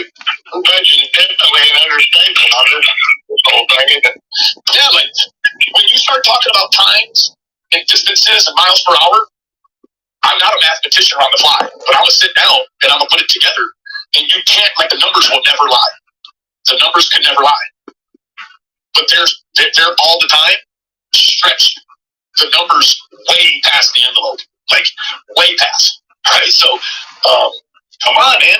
I mean, render me an opinion based on him saying at 3:30, Tim. At 3:30, what did he say he did? Ran outside, threw his tools in the car, right? And headed home. What do you mean you were headed home at 3:30 going 90 miles an hour? You would have been there by 4:30 at the very latest. Times, we're not worried about times. This is getting to a point. Wow. You didn't even make your call until almost 6:30. That's 2 hours. So what that means is that essentially, if he's throwing his tools in the car at 3:30 to rush home, Tim, from 3:30 until 6:30, almost a whole other hour out of it. 3 hours. Not only is it all get the knowledge of what's going on, making a call, but still not home yet. After 3 hours. What do you mean? Taking the first, so that takes away that extra hour. It still puts it back in 2 hours. You know this. You can never. 2 hours is enough to take down the World Trade Center building. That happened in 60 minutes. Like, clearly, whoever, like, 4:30, oh my bad. Okay, even 4:30, so that takes. Definitely an understatement on this whole thing, isn't it? Yeah, like, when you start talking about times and distances and miles per hour, I'm not a mathematician on the fly, but I'm going to sit down and I'm going to put it together. And you can't, like, the numbers will never lie. The numbers can never lie. but they're all the time stretched the numbers way past the envelope, like way past. Right? So, come on, man. I mean, render me an opinion based on him saying at 3:30, Tim. At 3:30, what did he say he did? Ran outside, threw his tools in the car, right? And headed home. What do you mean you were headed home at 3:30 going 90 miles an hour? You would have been there by 4:30 at the very latest. That's all. Times, we're not worried about the times. This is getting to a point. Wow. You didn't even make your call until almost 6:30. That's 2 hours. So what that means is that essentially, if he's throwing his tools in the car at 3:30 to rush home, Tim, from 3:30 until 6:30, almost squeak a whole another hour out of it. 3 hours, John is involved in the knowledge of what's going on, making a call, but still not home yet. After 3 hours. What do you mean? Or maybe it was 4:30, something like that. Okay, even 4:30, so that takes away that extra hour. It still puts it back at 2 hours. You know this. You can never, 2 hours is enough to take down the World Trade Center building. That happened in 60 minutes. Like, clearly, whoever, like, 2 hours is too much time. But you see how you could almost burn 3 hours. Like, well, maybe it was 4:30, I don't know. Okay, well, let's say we take that hour back. Make the 3 hours work. You could never make 3 hours work. So let's give them the hour back and let's make it 2 hours. You still cannot make an hour drive at 90 miles an hour take 2 hours. There's a lie in there somewhere. And why is there a lie? I don't know. That's what I'm trying to figure out. I don't know why she might not want me to visit you. Who's that, Candace? Yeah. And let me tell you what, Tim. I promise you, Tim, I learned how to tie my shoes when I was 3 years old. I'm looking at it, this is the way I've been looking at it, Tim. Like, there's no plausible way based on the numbers that we've all heard. And that's all I wanted to do last night was it wasn't even anything about yes or no. I wanted her to tell me numbers last night. I want her to tell me numbers. Tell me the numbers again. Because if I ask you all the same questions you've already answered with numbers, those numbers should still be the same. If those numbers change, well, now I've got to compute why answer A back then isn't the same as answer A now. It's different. It's just about the cough. He's talking about, I think, a conversation maybe that they were having with Candice the night before, asking her on the times, and we've all seen Candice move that time from when she's seen Jodie Sue. They're trying to close the gap from 3:30 to 6:30. And then try to compute why what doesn't change. Numbers, why it's changed. There should be no reason for any of these facts that ever her to tell me numbers last night. I want her to tell me numbers. Tell me the numbers again. Because if I ask you all the same questions you've already answered with numbers, those numbers should still be the same. If those numbers change, well, now I've got to compute why answer A back then isn't the same as answer A now. It's different. It's just about the cough. He's talking about, I think, a conversation maybe that they were having with Candice the night before, asking her on the times, and we've all seen Candice move that time from when she's seen Jodie Sue. They're trying to close the gap from 3:30 to 6:30. And then try to compute why what doesn't change. Numbers, why it's changed. I wanted her to tell me numbers last night. I want her to tell me numbers. Tell me the numbers again. Because if I ask you all the same questions you've already answered with numbers, those numbers should still be the same. If those numbers change, well, now I've got to compute why answer A back then isn't the same as answer A now. It's different. It's just about the cough. So he's talking about, I think, a conversation maybe that they were having with Candice the night before, asking her on the times, and we've all seen Candice move that time from when she's seen Jodie Sue. They're trying to close the gap from 3:30 to 6:30. And then try to compute why what doesn't change. Numbers, why it's changed. Should be no reason for any of these facts to ever change. Let me tell you what, when she was bitching about you at the phone last night, When she was bitching about you on the phone last night. So he's just slinging everyone under the bus. said, and I have it on recording, she said, Tim took Nadia. And that should have been a heads up there now for Tim. And I wonder, did he cop? When she said that last night, and I have it on recording, if someone said that to me on the phone, you're like, whoa, are they recording this call? Tim. And then Donnie gave Tim his phone to bring back. So when we asked about the phone,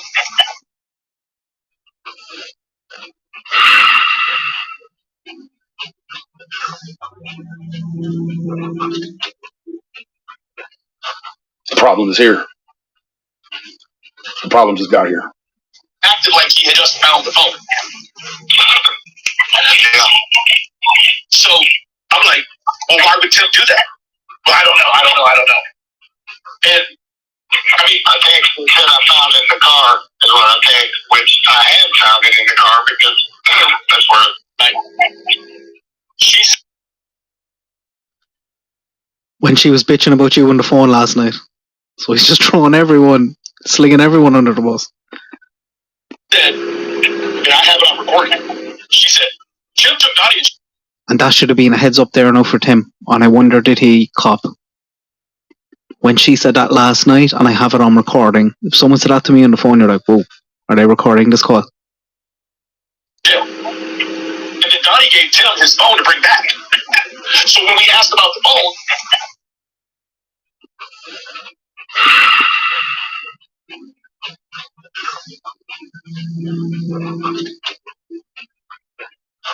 The problem is here. The problem just got here. acted like he had just found the phone. His phone to bring back. So when we asked about the phone,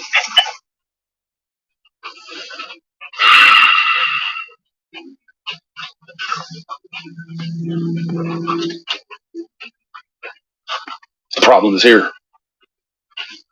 The problem just got here. acted like he had his phone to bring back. So when we asked about the phone,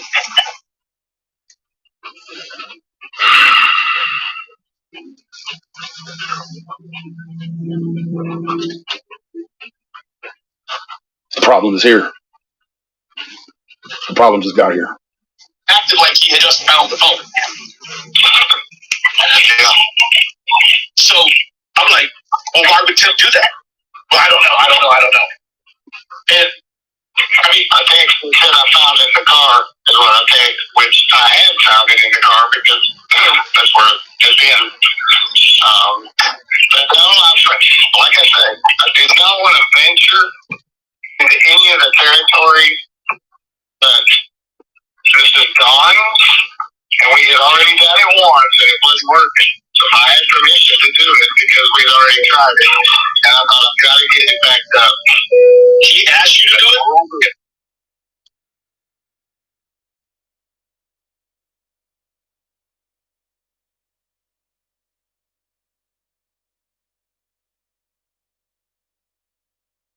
He found the phone in the car, and he wanted to get it backed up for Don. We tried it at his house, so he already knew. Because she made her and Chris make it seem like Donnie was completely unaware or knowing, like you had a nefarious reason for downloading the stuff from the phone. Don would not have known that. Don would not have known I did it that day because Don wasn't thinking. But because we had already tried to do it at his house, I did her phone that day, but his phone kept stalling and wouldn't work, and so he never got his pictures and stuff downloaded. So I wanted to get his pictures and stuff downloaded, and then finally I just said I'll just do a complete download back up to the phone through this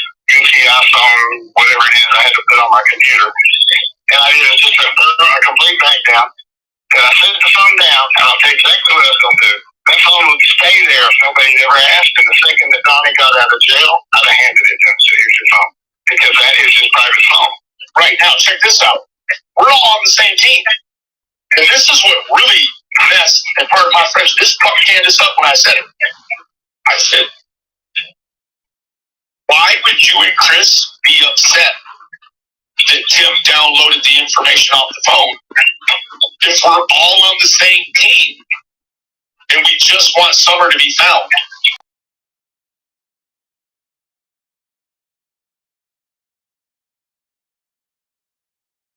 What are you, because it seems like what are you afraid of Tim seeing on the phone? Like, why is it a problem? It should be public. Like, the older terminology is backed up the phone.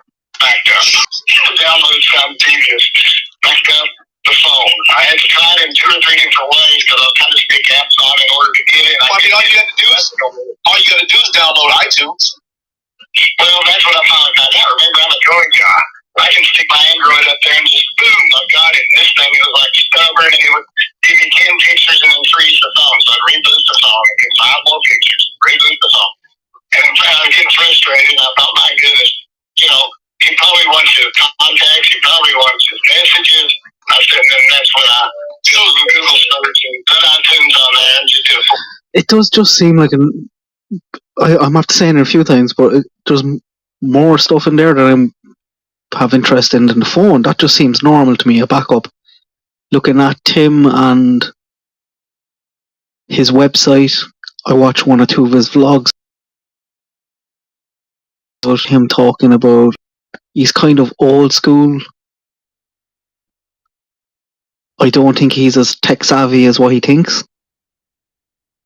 And I think it was probably just a standard iPhone backup, like he said, rather than downloading. But I don't know, let me know what you think. Okay, you know, well, I mean, are we worried that Candace might have done something with the phone? You mean myself? Yeah. Just a second. Hang on just a second. Okay,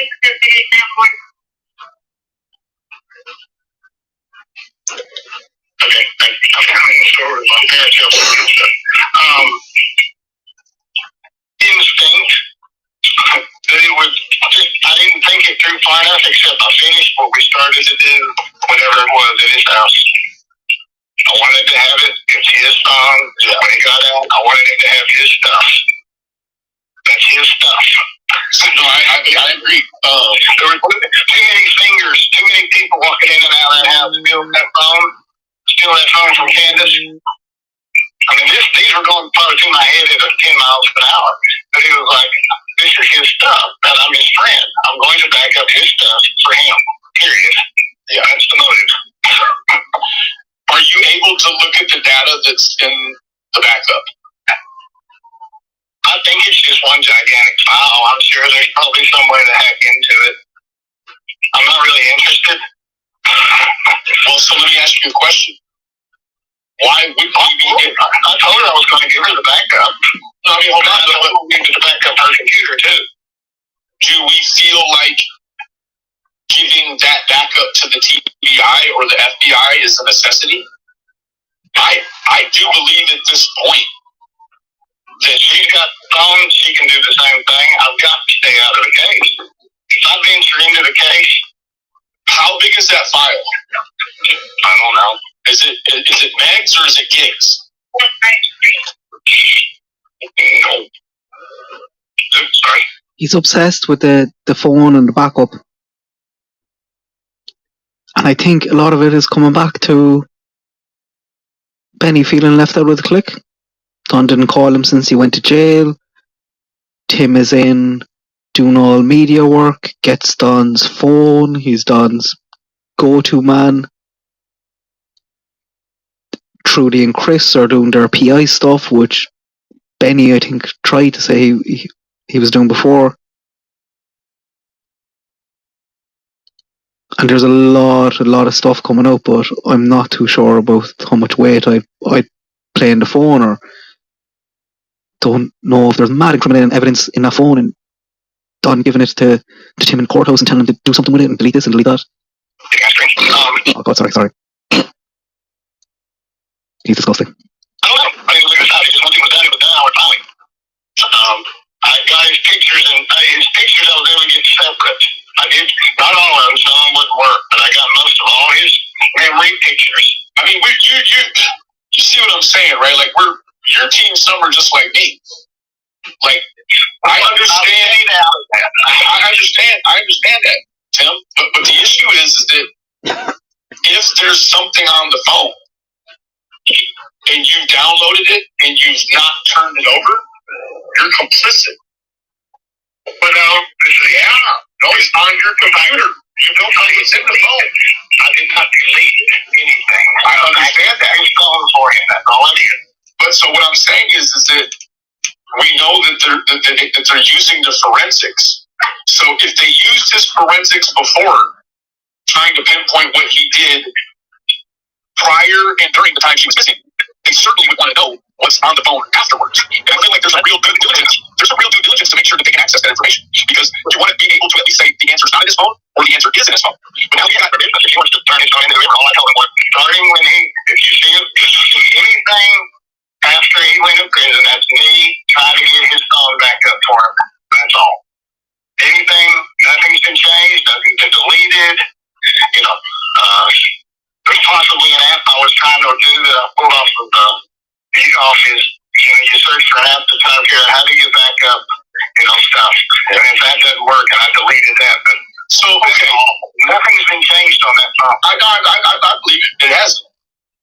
But so the issue is that you have a copy of that data, and she has a copy of the data.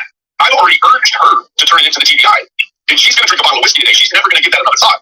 So my point is that you have the only active copy that could ever potentially reach the hands of the investigators.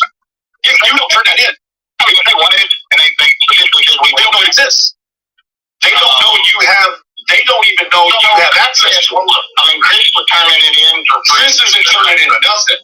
Chris told me that within a week, and this was 2 months ago, we had a long chat about Boogie, Jody Sue.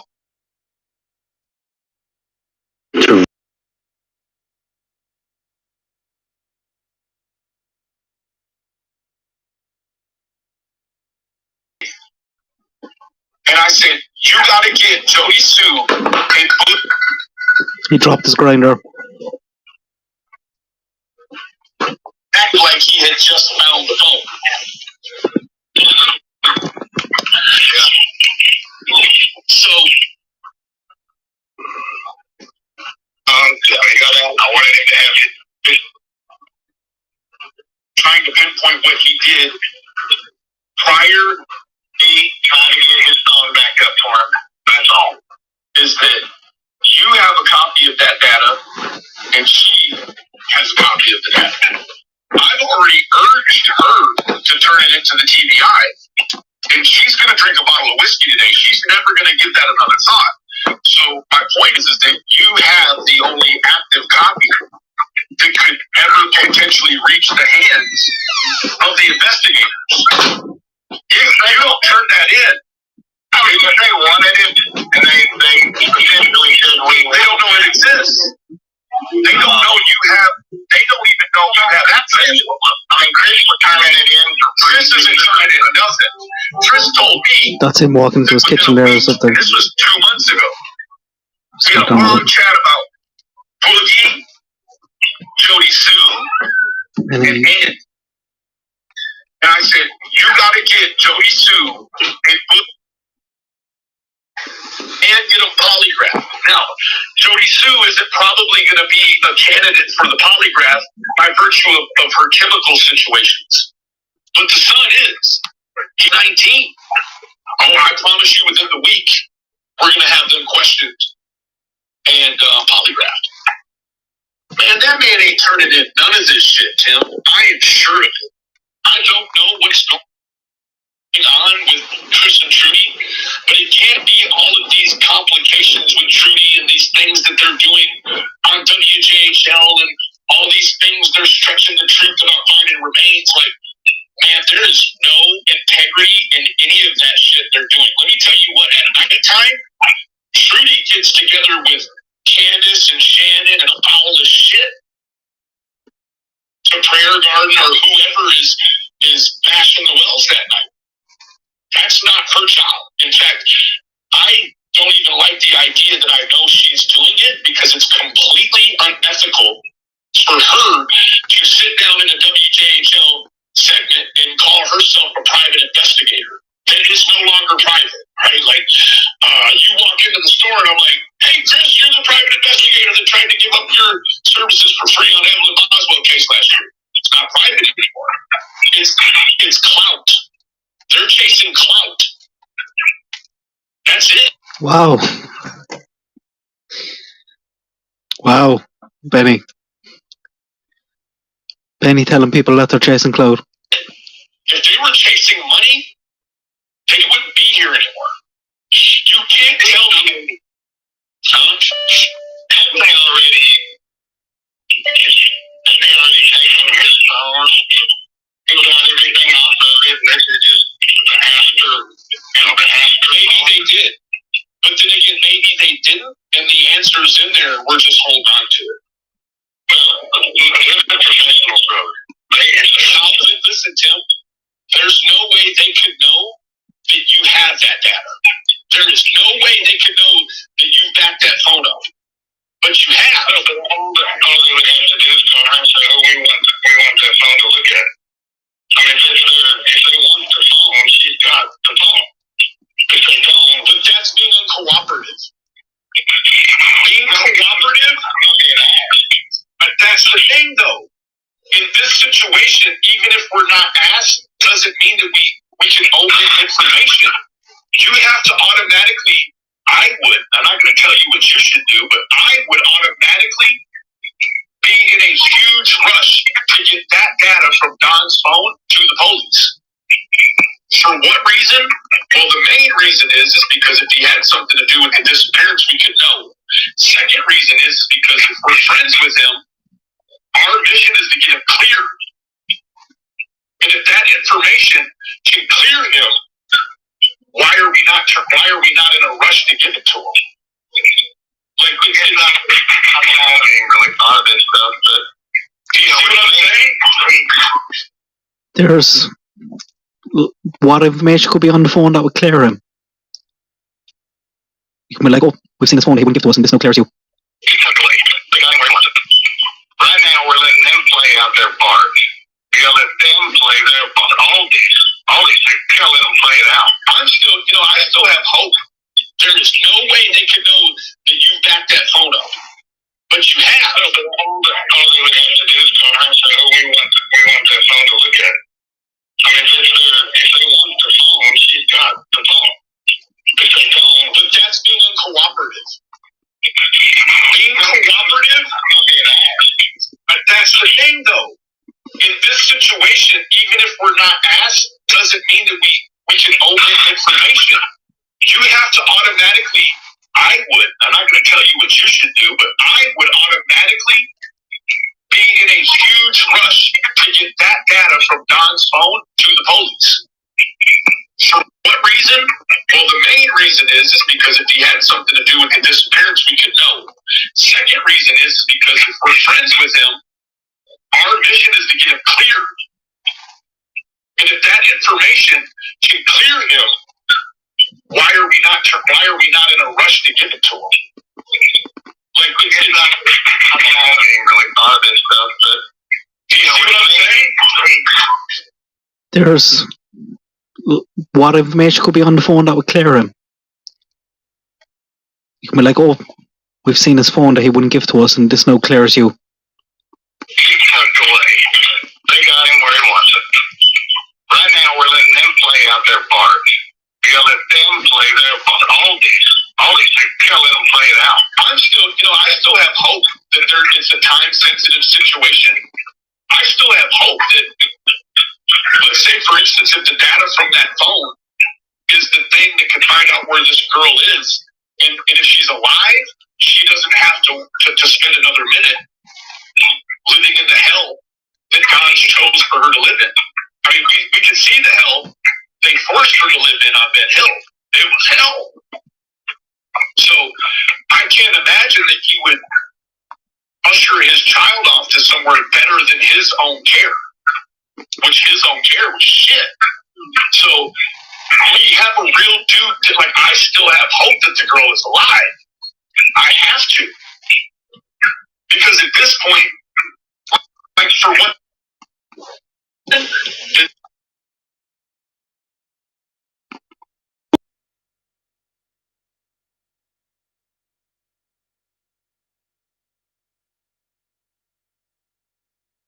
Chose this little girl over my own family, and now I can't let it go. And I keep trying to find any reason to let it go, and then I encounter them, but I still can't let it go. Like, I can't get her to think she needs to take that phone. While at the same time, I would lay off that. I really would now. I mean, I just need to lay off the whole thing. If you hit me too far, I just need to lay off the whole thing, because people have information that they're not in a rush to take to the police. I can't be involved in that no more. No, that's what I said. Now my place is hers. That's what we gotta let it play out. We just gotta let it get you told her. So now I'm telling you too. Good counsel. I'm telling you too. What if we get to the end of this thing and we find out that you got the data that had the answer in your computer, and we just chose to never turn it in because that's not our court? I don't think that's. How do you know? How do you know? You can't know that unless you went through. But you can't know that that's not a concern unless you went through the phone already. So if you went through the phone already, just say you went through the phone and there's nothing there. That would be an acceptable answer for me to stop asking why we're not trying to rush this shit to the police. I know it's hard for you to believe. I saw a few texts that some people shared on Luke going, oh, you're great, that's shared something. But the phone had messages that came in, I didn't open them. I just basically wanted to get his pictures for him, which turned out to be his frustration. Because his phone just wouldn't. You know what? I completely agree. If just removing the photos, you could have just created a Google Drive for him that you had access to and downloaded everything from the phone. I have not. I know people do one like this, but if your daughter's missing and your other kids are taken off you and you're in jail, and the only really memories you have or will have is photographs, you probably be keen to get those back up. I'm saying the way out of it because I understand, but when you backed up the phone, you exposed yourself to possibly holding the key. If it was just pictures and videos, that's one thing. There's not ever going to be, you would think, an answer to the case in the pictures and videos unless he took pictures and videos. I'm not sure what Benny thinks is on the phone. Those are what he could have potentially done. Or is the phone an excuse just to do a 180? But you did, in fact, you grabbed other media or other, you grabbed other stuff, you grabbed other information. So I would, as a friend, say there's no good way in good conscience that you couldn't turn that into the police if we're all about Summer, because she's not going to turn it into the police. And you have to ask yourself why. Well, okay, why are you not talking to her? It's two people don't want to turn this into the police. I understand. I have a very limited understanding at this point of why you want, because you tried to stay out of the case, but when you intercepted the backup, it put you in it. And so now I would just say, you know, you are a very decent man, and I would ask you to think about this very extensively, because if the key is in the data you've backed up in the phone, I have to let you know you are complicit in it in terms of forensically moving that data to your computer. You don't know if he has child porn in that phone. You know nothing about what he's visited on that phone, but you have all that traffic now in your computer. And as I understand it, you haven't went through any of it. So you can have 87,000 links to pornography in your computer right now that you can't see, but they're in the metadata. If they come from your computer, you have those links in your architecture now. You can't get rid of them. It's in there. You have to link that file. He's trying to put shit in him. Huh? I sure he would be in that Apple file, whatever they do when they do a backup. Yeah, but guess what? Yeah, that's him. He's like, I don't have a clue. It's just a one Apple backup file. Pictures that Donald Cerfi Jr. got caught with, they came from someone else's camera too, or someone else's computer. That's how they get past, Tim.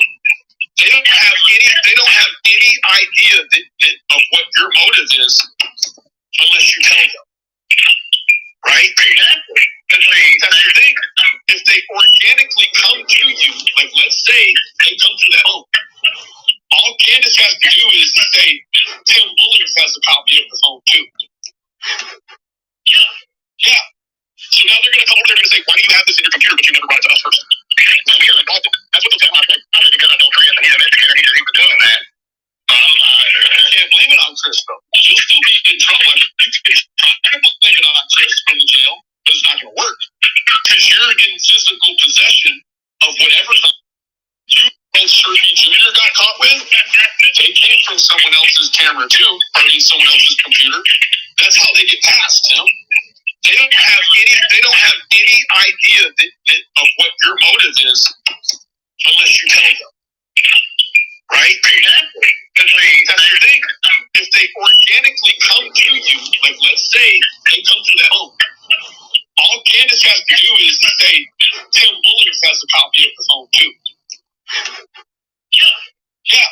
So now they're going to come over there and they're going to say, why do you have this in your computer but you never brought it to us first? Well, because I'm involved in it. That's what they'll tell me. I said because I told Chris and he's an investigator and he said he was doing that.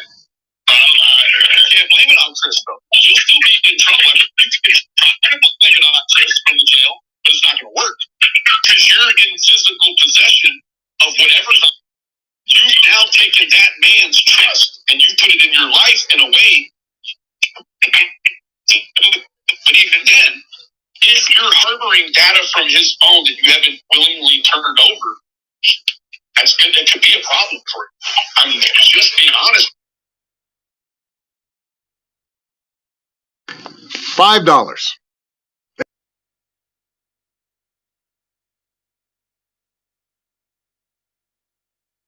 No, you have no idea to know what you like. So this is the deal.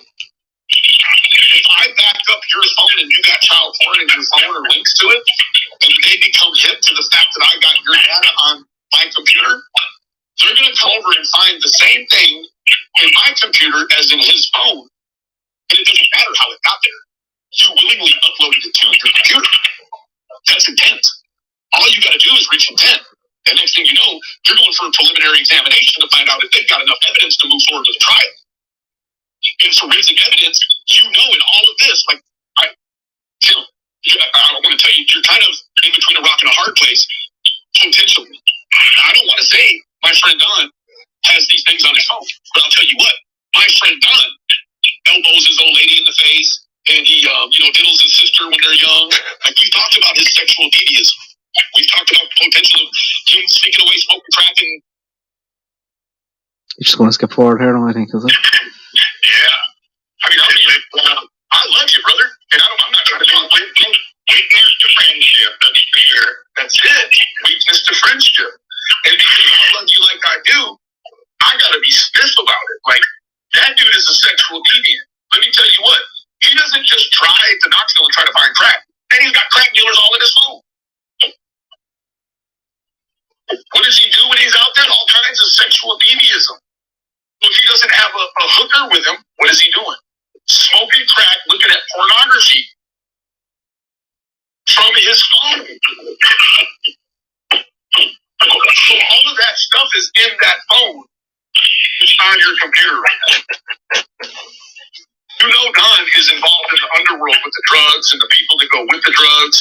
I mean, all of that is in your computer now. So I would say that in order to clear yourself, you would have to go there and just say, man, look, this is the situation. Because I'm going to tell you what, she don't want to take the phone up there. And I don't know why she wouldn't. Especially when 2 days ago, the sheriff just got through saying they're being uncooperative. So if she knows her husband didn't have anything to do with it, that's what you do. You just rush up there like, Sheriff Lawson, here's Donnie's phone. Please, I'm trying to be cooperative. Run through it. Please. Hey, you Like, why would they? If they wanted the phone, they can get the phone. Do you think they thought that Don had no phone? you would load up every single device you have trying to be cooperative. You wouldn't just call the dudes and say, come over here and video me saying, I'm being cooperative. Well, guess what? Candace didn't even go on the fucking thing. So she was being uncooperative, even with the media. She treated us in there.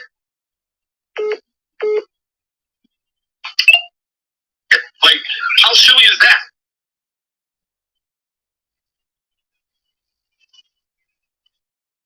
I don't know.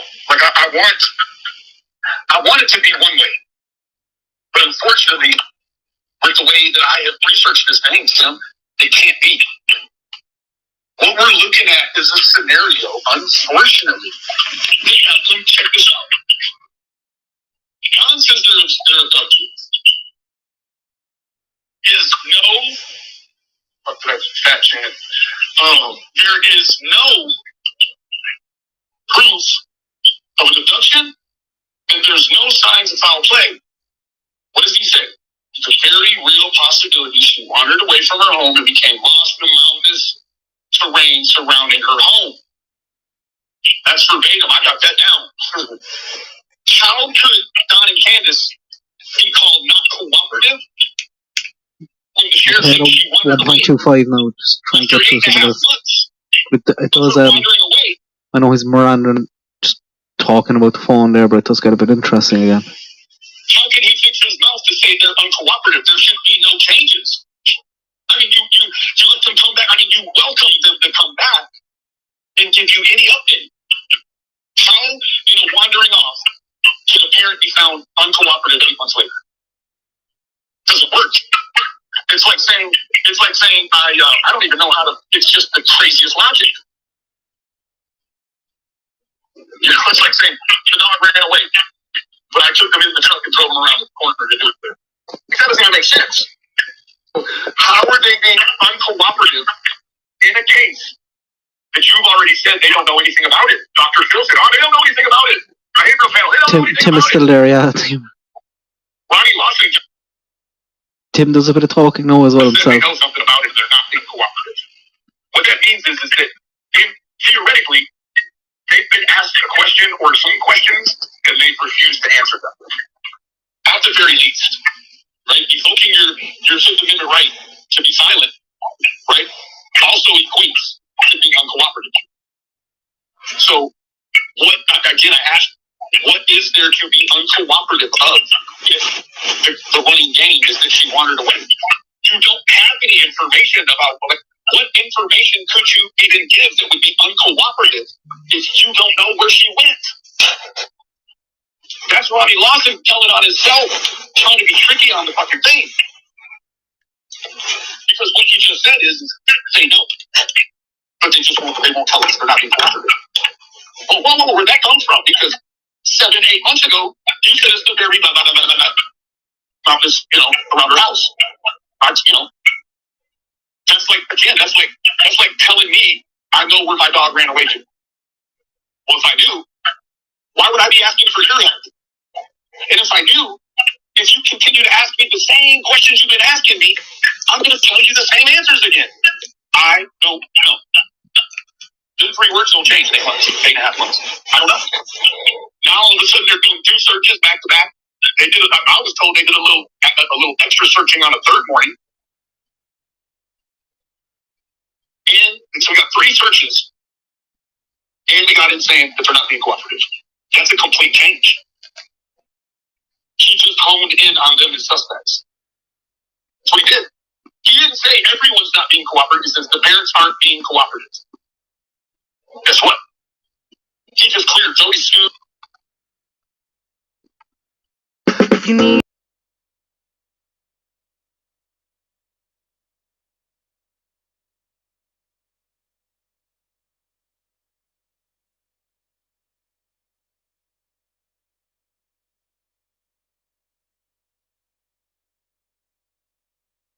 Tell us they're not being cooperative. Well, where that comes from? Because 7, 8 months ago, you said it's the very blah, blah, blah, blah, blah, about this, around her house. That's like telling me I know where my dog ran away to. Well, if I knew, why would I be asking for your help? And if I knew, if you continue to ask me the same questions you've been asking me, I'm going to tell you the same answers again. I don't know. The 3 words don't change in 8 months, 8.5 months. I don't know.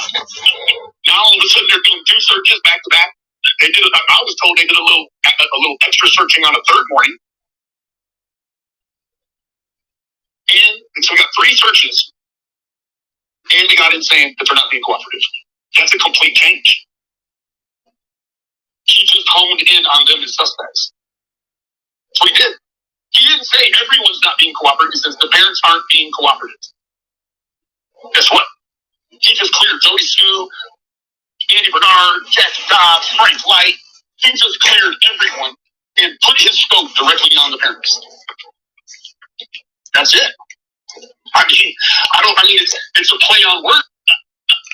The 3 words don't change in 8 months, 8.5 months. I don't know. Now all of a sudden they're doing 2 searches back to back. I was told they did a little extra searching on a 3rd morning. And so we got 3 searches. And they got in saying that they're not being cooperative. That's a complete change. He just honed in on them as suspects. That's what he did. He didn't say everyone's not being cooperative. He says the parents aren't being cooperative. Guess what? He just cleared Jody Sue, Andy Bernard, Jackie Dobbs, Frank Light. He just cleared everyone and put his scope directly on the parents. That's it. It's a play on words, but it's just.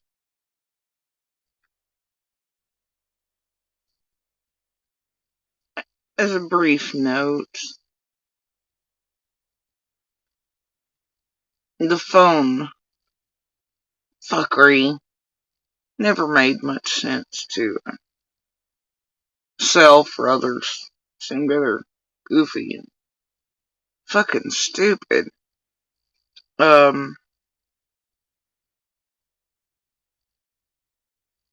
listened to this and other taped conversations a million times.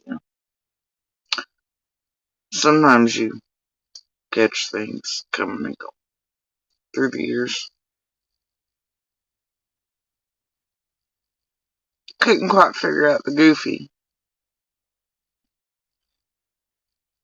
Thought just another tragedy pin bar crap. At the time, so set upon by this group and their nonsense, and the targeted, purposeful, intentional, directed terrorization of everything us, our lives, the attempted absolute annihilation of everything around us, that sometimes it's harder to hear, to pay more attention to it in a cursory way, and think, what the fuck is Benny doing right now? Who the fuck gives a shit about these phones? Feds, if they wanted them, they'd go get them. Law enforcement wanted them, they'd go fucking get them. If they wanted them at the damn jail, they would have took it.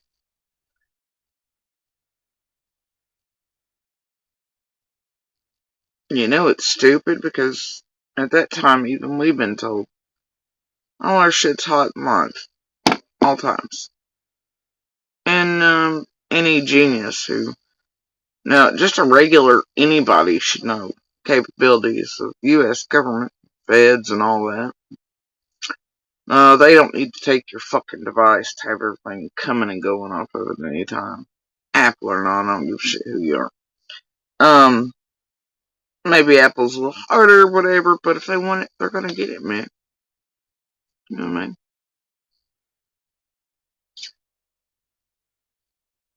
Looking back,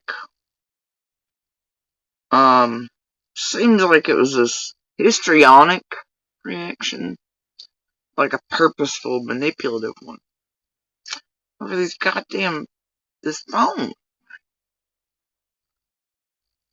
And this super push on, having it turned in and all this other crap.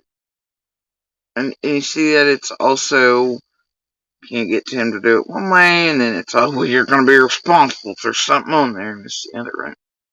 Which, of course, Tim shouldn't have none of that shit anyway. But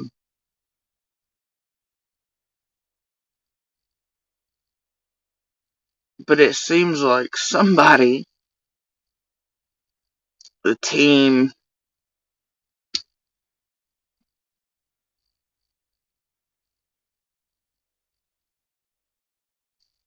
Tragedy Pimps,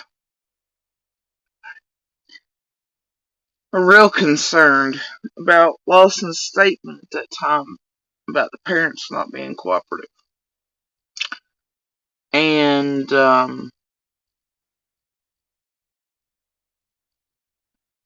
lawyering up and all that. I think that's when that took place. They returned searches, some of them.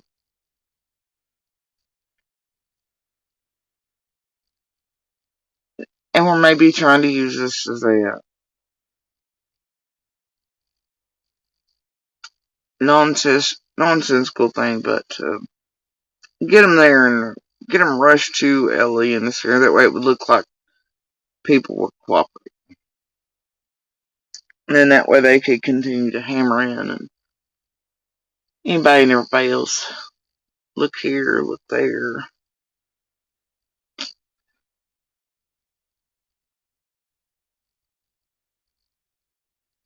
And Betty wasn't wrong. Lawson never said the rest of us weren't cooperating.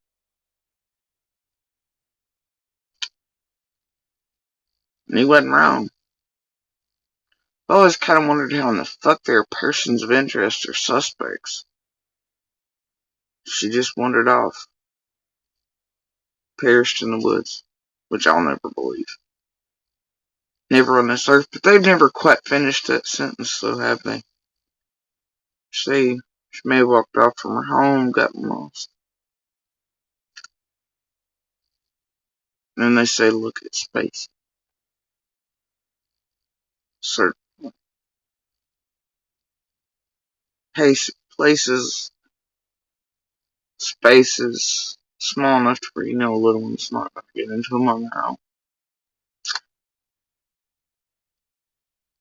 But either way, I'm looking back, listening to things again. Seems like somebody wanted some way to spit in Lawson's face. Be like, oh no, look, here's this thing, we're giving it to you, see, we're cooperating now. In a real big fucking rush. And to maybe possibly manipulate things that way.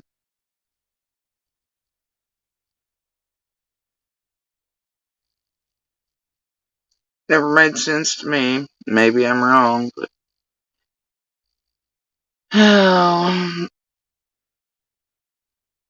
you ever just couldn't listen to people like being others? Many tragedy pimps and others here. People around me in the real world. Have my whole life. When people start doing that, double down, triple down, quadruple down on that histrionic, nonsensical shit, man, there's usually a purpose behind it, something. And it's not what they're telling you it is.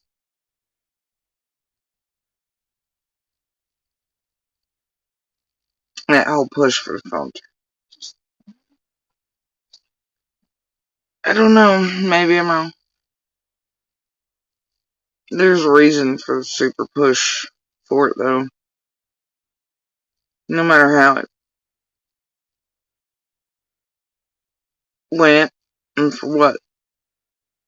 There was a damn purpose. And Benny was definitely trying to get it done.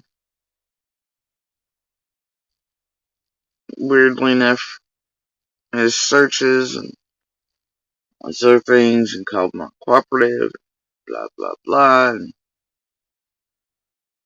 Candace right at that period, according to this, because I can't remember the dates, when they're playing the hoax bullshit, her and Benny and PG and the rest of the team and everybody else, to get shit sent here. It was bullshit, Fed knocks and all that. Candace had tried to move back her timeline for the 400 billionth time. You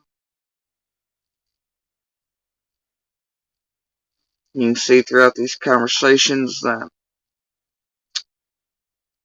there's intention to put all of us in places we were not. This, that, and the other.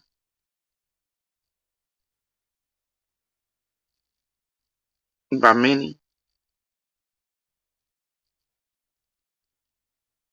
People seem angry at the fact that, you know,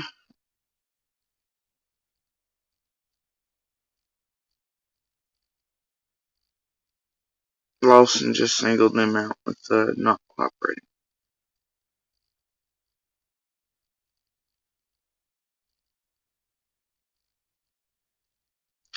Benny's voice still speaks, doesn't it? So many others.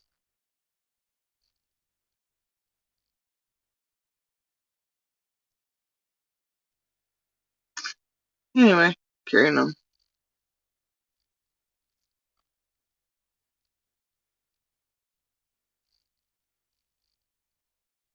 Logic and critical thinking. When you look at it, like, okay, that's what he said.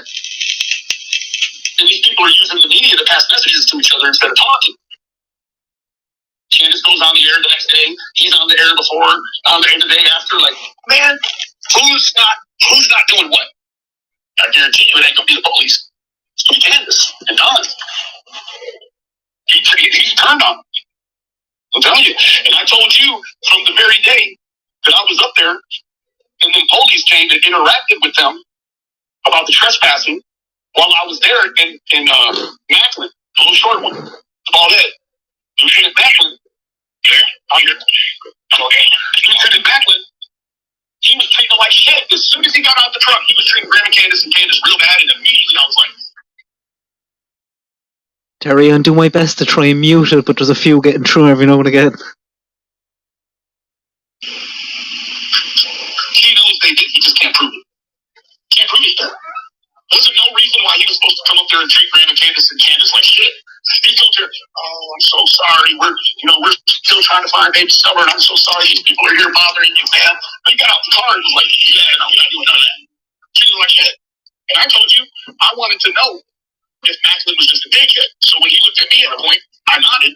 He walked over to me towards the telephone pole in the shed, and he was like, "Hey, what's like?" Macklin's a very decent man. He just doesn't treat Candace and Graham Candace good. Because, in my opinion, he knows they did. He just can't prove it yet. I mean, can you imagine Madeline McCann's parents calling and saying there's people trespassing? They would come over and say, "Oh, McCann's, I'm so sorry. What can I do to service you?" They didn't want shit to do with the lights. They don't want shit to do with the lights. They aren't treating out. They couldn't have it. They look like that, yo. And he was a very, very decent man. But what he did is he just came in as a good cop. Now, Macklin is a bad cop. Everybody going in, that's a good cop.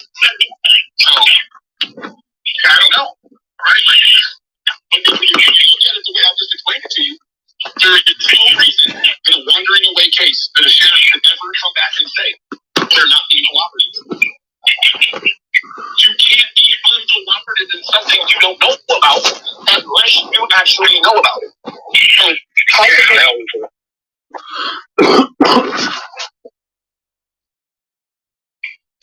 Regardless of everything we discussed, and I told you couldn't control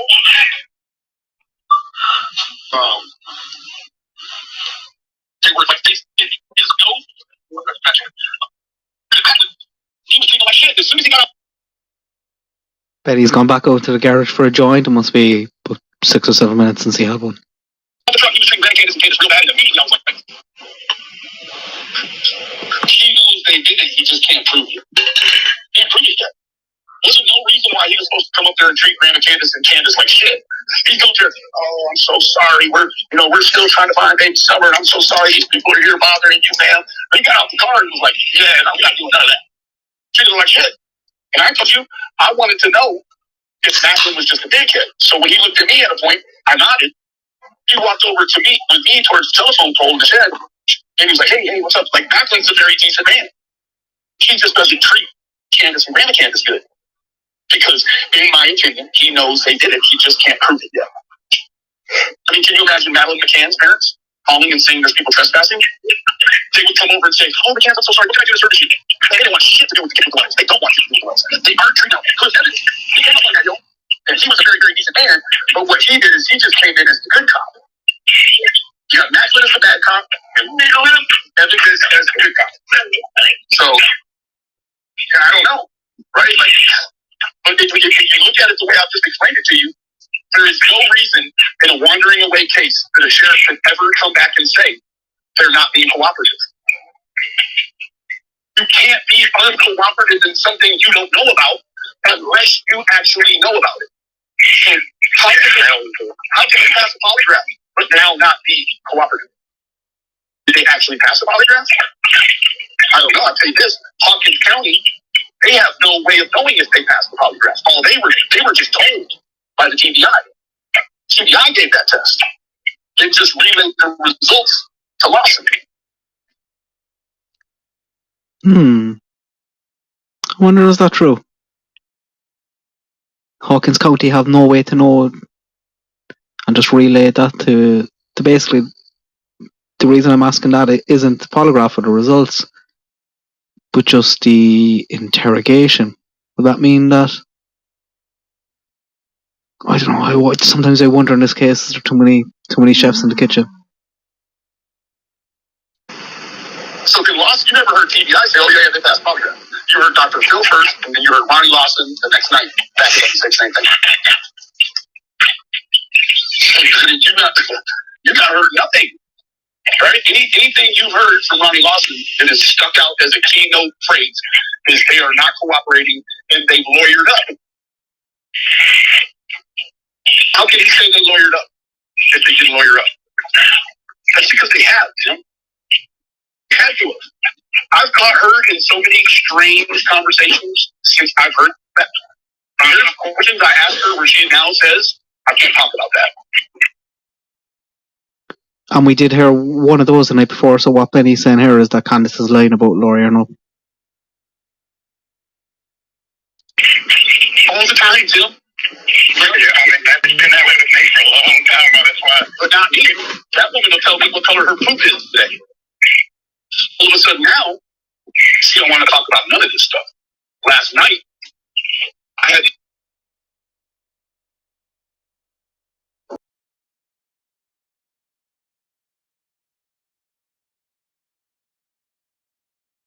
on her to get her to talk to me.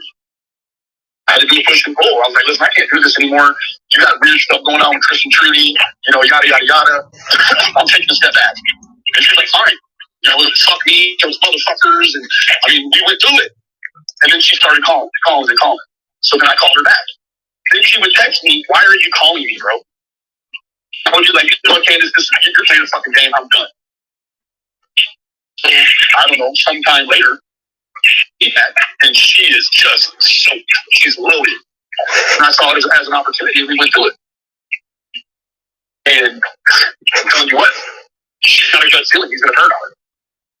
And that's why Donald's been put on the island. That was the other thing that happened in that news recording. So he's telling Tim now that Candace has a gut feeling that Don has turned on her, but he was telling Candace the night before that Tim and Don have turned on her. The video of WJHL with Graham Candace. They put Don on the island, and I asked her about it in just that terminology, that same vernacular, verbatim. And she said, and I quote, "Donnie's on the island." Now you've got Candace Senior saying she can't answer for Candace. And Brenda, yeah, he's completely turned on everyone there last night. This has been a long one. I said the other day that I wasn't going to have long streams anymore, but you got Candace saying she can't answer for her mom. It'd be too hard to explain. Let's go back to the start. And you got them saying they can't answer for Don. They've been answering for each other this whole time. Now all of a sudden they do a couple searches, and she can't talk no more. Well, doesn't want to willingly talk. Right? I've been using a quote unquote friendship as leverage to get her to talk to me. Because I start seeing these things that are poking up now that I've brought to your attention. And they're the sort of things that pop up in cases where the parents are involved. You just can't make no sense. I hate this. It just isn't, right? Like, this is the deal. I've been saying for a long time now. People would reach out to him and say, and I quote, "I've been contacted by the police recently. They've pinged my phone and come over to talk to me. They say I was somewhere around the general vicinity. I don't know what the whole radius would be. Maybe inside of 20 miles of it. Half months. I've got to be certain. They pinged every damn phone that was ever in that area. Like, they have technology that is so simple now. Like, they pull up the area and start scrolling through the times. They just see all these dots and click on them. Okay, this person was here. It's like nothing. So you have to quantify it. Like, how could it be nothing? Well, maybe somebody. Hello? Hello? Hello? So you're like, how could all this pinging of these phones, right? Don was saying that people had contacted. He's going harder than me. And still, we're a while into this one, and I don't know, is he opening up so much because he's desperate to get him to open up as well. Guys, thanks so much for the super chats there. I really appreciate it. And Lens, I'm so lucky here. I'm blessed with the chat that I've had and always had. I've some great mods.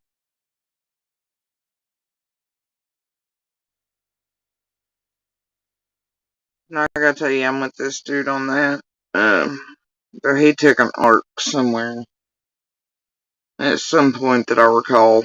It's kind of a dick move. Whatever.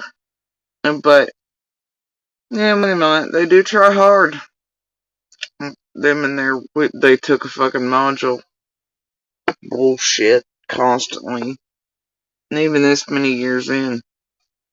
They still try hard. They really fucking do. It's about every other day now. Hell, sometimes once a day. Sometimes it just depends on the week and what kind of fucking mood the tragedy pimps, their little critters and 40 owls in raincoats, and those who think I'm too stupid to hear or see them want to be. But tell you what, the shit really does get old. Motherfuckers thinking they took modules. They're seasoned interrogators or fucking detectives or I don't know. You can't figure out what they're doing pretty quick. Pressure campaigns. I'm your buddy. You know, whatever. Gonna help with. La la la. Super supporters. You always have those. Yeah. Different ones, right? Different voices, different techniques. You got the ones that don't even take a breath in between questions, are all scattered. And I gotta tell you, those. There's something.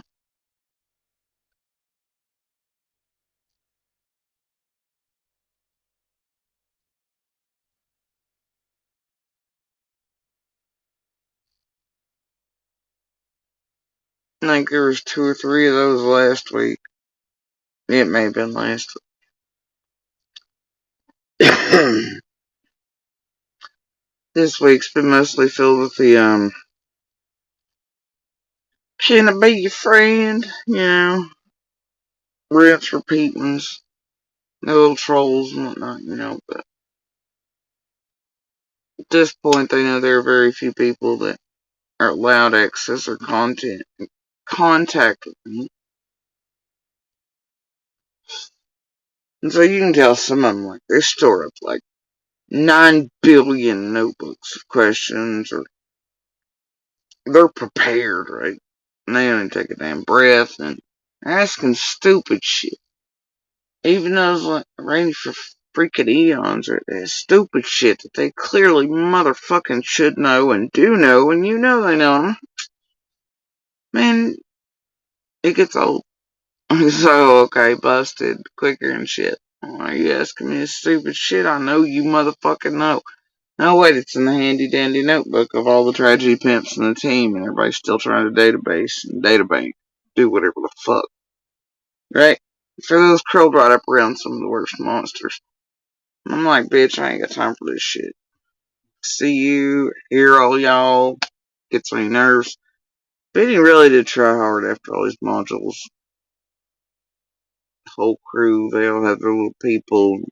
Some of them been around here for, I don't know,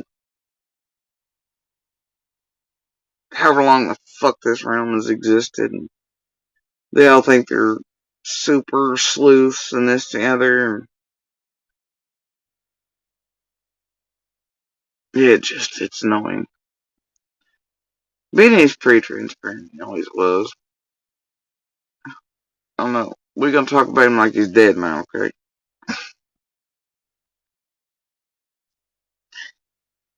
Though I have a feeling Benny might speak.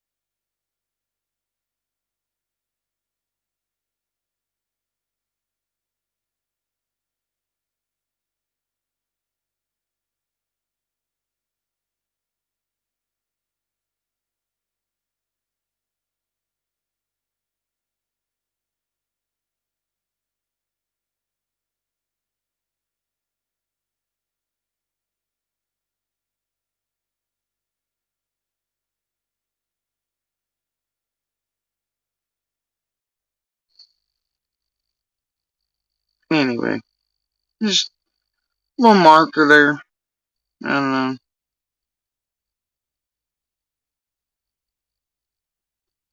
There are many far better than Benny on the module things, you know.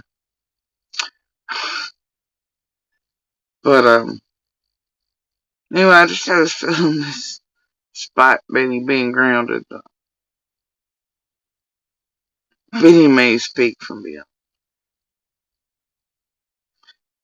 Carry on with this for a minute. I'm trying to get to a part of this, and I wished I had my actual handy dandy notebooks and bothered to look up the time for the just a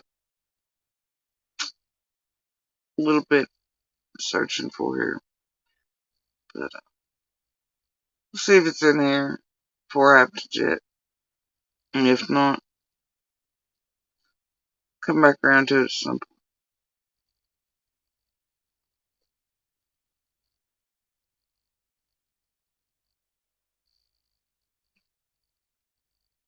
Some great people popping in, popping out. We just get rid of any weasels, really. I think a chat can tell a lot about the channel and the creator. I've seen other channels that have great chats as well, and I'm envious of those people and keen to do the same thing here. Him and said the police have contacted them and then came and seen him and said they pinged his phone and whatever. Like, in 8.5 months, man, I pinged everything in huge radiuses around that house and talked to a lot of people. Right? So, what does that lead you to believe? It leads you to believe that potentially somebody was had a situational awareness to not take the phone with them when they did what they did, so that you're not going to be able to line the physical flesh with where the phone is. Now in America, we automatically assume that the body is wherever the phone is. Not the other way around. Not that the phone is where the body is, it's the body is where the phone is. So if you don't take the phone, in this day and age, you're not free. If you're not on camera, you're not on the phone forensics. And the third one, you don't come on yourself. You don't do every crime on the man. With just those three components. Because once they got you on camera or on a thing, you can say forever until you get another person that it wasn't you. It's you. Right? Like this, you can't refute that. But when you leave the phone somewhere else and you go do your thing now, we had the emergence of Jill's own scenario. I can't. She even went so far as to say that she didn't pull her phone. She threw it in the back of Donnie's truck. Why did she throw her phone in the back of Donnie's truck? So when they took the phones from them, it would have looked like Candace got in a vehicle. It's not. It's able to decipher who got selected at. So it deciphered it. Potentially her phone was in a vehicle where his phone was at. Or did you remember when Candace went to the police station and they told her, "Hey, we know you left that hill 2 times."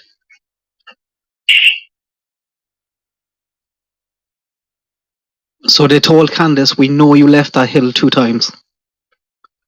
She swears up and down she didn't. But the police know different. They told her.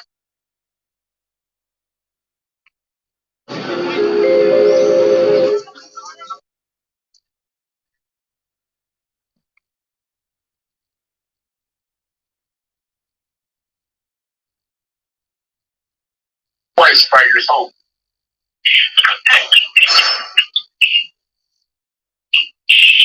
And she was pissed the fuck off about it. So that's already inconsistent in itself. Right? We know. Justin, I've been very good to you. You need to turn it off, or I'm gonna strike you. Someone restreaming him probably last night, was it? She doesn't even refute it now. It's just part of the story she can't explain, and everybody pitches her I thought it's about Summer though. You striking people? off balls and they let her make it. They don't pin her down about where did you go? Because if you didn't meet Don after you dropped off Hunter on your way back around the mountain, then you left the house the second time like they said you did, and when you left the second time, the child had to have been with you. Had to have been.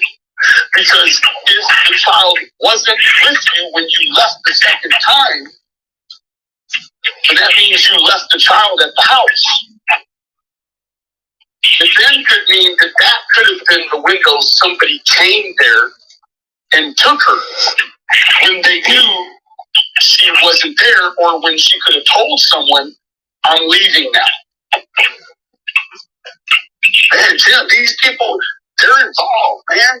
Like, I've been trying to get them out of it, and I will never go online and say this stuff. Like, I'm just going to ride it out, and when they get to the end and they figure out Don and Candace did it. Y'all hear that? Or had a hand in it. Then the stupid internet gets to say, "Oh, look at Vinny, you were wrong." They said you did, and when you left the second time, the child had to have been with you. Had to have been. Because if the child wasn't with you when you left the second time, then that means you left the child at the house. It then could mean that that could have been the window somebody came there and took her when they knew she wasn't there, or when she could have told someone, "I'm leaving now." Man, Tim, these people, they're involved, man. Like, I've been trying to get them out of it, and I will never go online and say this stuff. Like,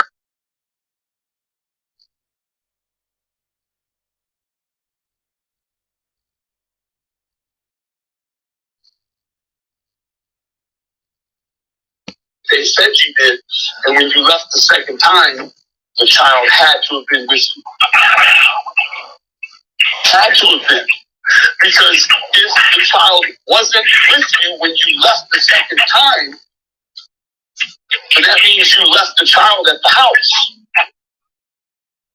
It then could mean that that could have been the window somebody came there and took her when they knew she wasn't there, or when she could have told someone, I'm leaving now. Man, Tim, these people, they're involved, man. Like, I've been trying to get them out of it, and I will never go online and say this stuff. Like, I'm just going to write it out, and when they get to the end and they figure out Donnie Candace, they said you did, and when you left the second time, the child had to have been with you. Had to have been. Because if the child wasn't with you when you left the second time, then that means you left the child at the house. It then could mean that that could have been the window somebody came there and took her when they knew she wasn't there, or when she could have told someone, I'm leaving now. Man, Tim, these people, they're involved, man. Like, I've been trying to get them out of it, and I will never go online and say this stuff. Like, Sounds awful reminiscent of some prayer garden, doesn't it? Her with her covering up thing. Trying to get him out of it. Benny. So many others fuck around in all of this many years. Hunting down every potential anybody around Summer's case.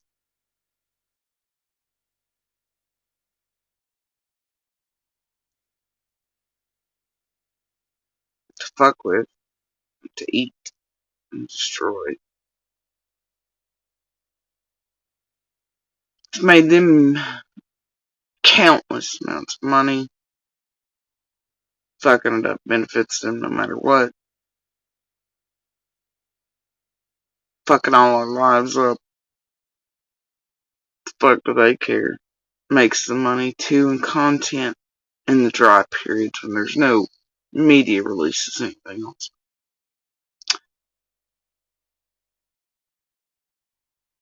And even more nefarious shit in play, I'm sure, than just that. Whole lot of treasure hunting, tragedy pimp set up in this motherfucker as well.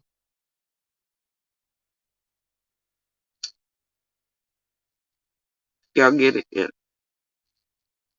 Why so many have worked in group effort, why they're still targeting cycles, even if it's by piss weasels and things like a busted this week. Clearly doing so. Though I cannot figure out why in the hell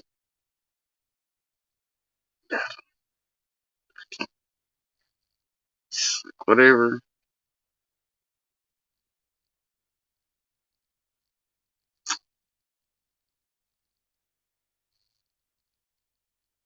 Same shit, different day.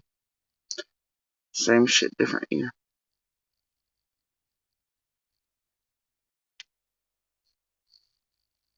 Yeah, but there's more to all that. And this current cycle that meets the eye. I was gonna go live with it today, but decided I'll wait. I don't feel all that good today anyway. I had sort of a mad emergency situation happen yesterday where Little I thought we were going to call a fucking ambulance. And for my dumb ass. I sort of walked it off.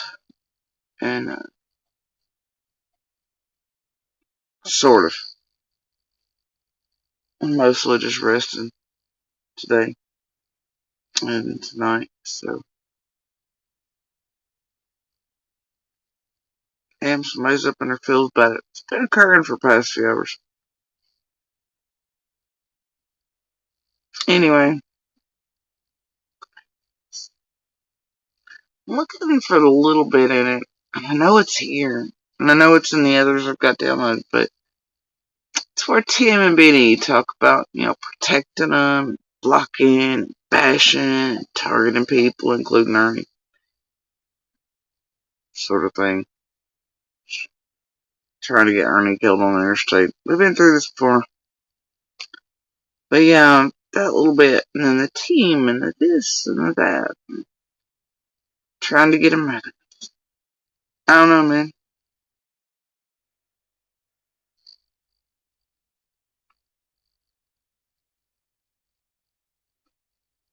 Just gonna ride it out, and then when they get to the end and they figure out Don and Candace did it, or had a hand in it, then the stupid internet gets to say, "Oh, look at Vinny, you were wrong." I think this is the part where he says Chris McDonough has learned from him. So he's trying to say he knows they're involved. He's going to get shit online. I wasn't wrong. Even if I knew they did something, which I don't, but even if I knew that going into it, it doesn't mean that I would do anything different than I do now, which is, I mean, they're out of jail. So the law states today they're innocent. If they go to jail tomorrow, then, I change with the police. Right? So, man, this is, it's bad. Now, there is the saving grace. There's the saving, like, what I have seen is I've seen these moments where Don is actually suffering. And it looks like he's suffering guilt. Now, we know you can mistake grief, and it can look like guilt, or guilt can look like grief, or fear can look like excitement. Because, they're hard to identify, right? So,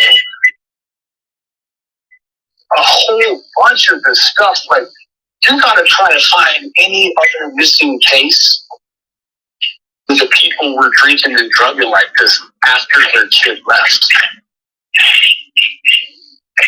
She's supposed to be in rehab right now to get those kids back. She's telling me she's in rehab at her house.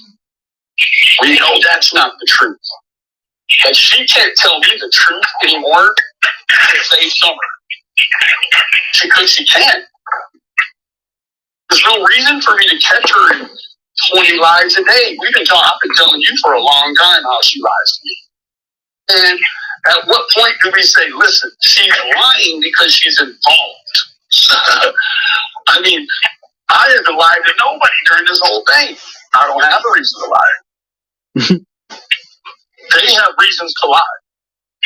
And I don't anymore just chalk it up to it's their pathology. Like they just lie about silly stuff just to lie. Well, that might be so if their kids weren't gone. But now,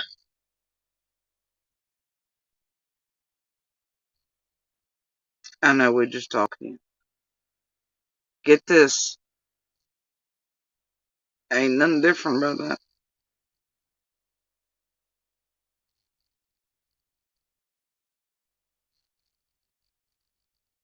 It's been a years long.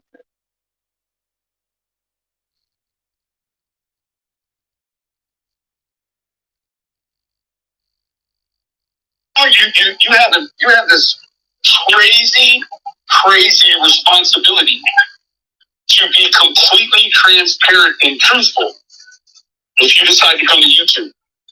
Nobody made these people come to YouTube. They chose this route. I wonder has Benny seen Tim and Candace popping up on YouTube as well, Candace has more subs than him. I wonder did that play into it a small bit. They came here and they filled the YouTube full of a bunch of lies. That's what they did. That's the part. Just let them play. I mean, they have to play. That's why about the 360 degree. It's kind of like, wow, we finally got back to where we rehab at her house. We know that's not the truth. But she can't tell me the truth anymore to save Summer. Because she can't.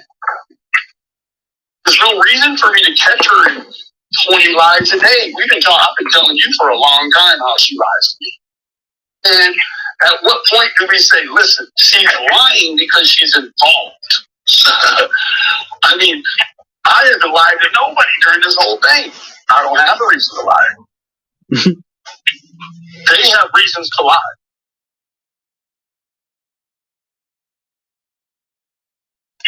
And I don't get any more. Just chalk it up to it's their pathology. Like they just lie about silly stuff just to lie. Well, that might be so if their kids weren't gone. But now you have this crazy responsibility to be completely transparent and truthful if you decide to come to YouTube. Nobody made these people come to YouTube. They chose this route. I wonder has Benny seen Tim and Candace popping up on YouTube as well, getting Candace has more subs than him. I wonder did that play into it a small bit. They came here and they filled the YouTube full of a bunch of lies. That's what they did.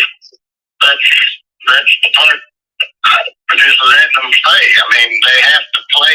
That's why when I said 360 degree, it's kind of like, wow, we finally got back to where in the dream world would have been on June 23, 22. We're back to that spot. And it's kind of like, when that spot was there then, I didn't exist. And when that spot's there now, in many ways, I don't exist.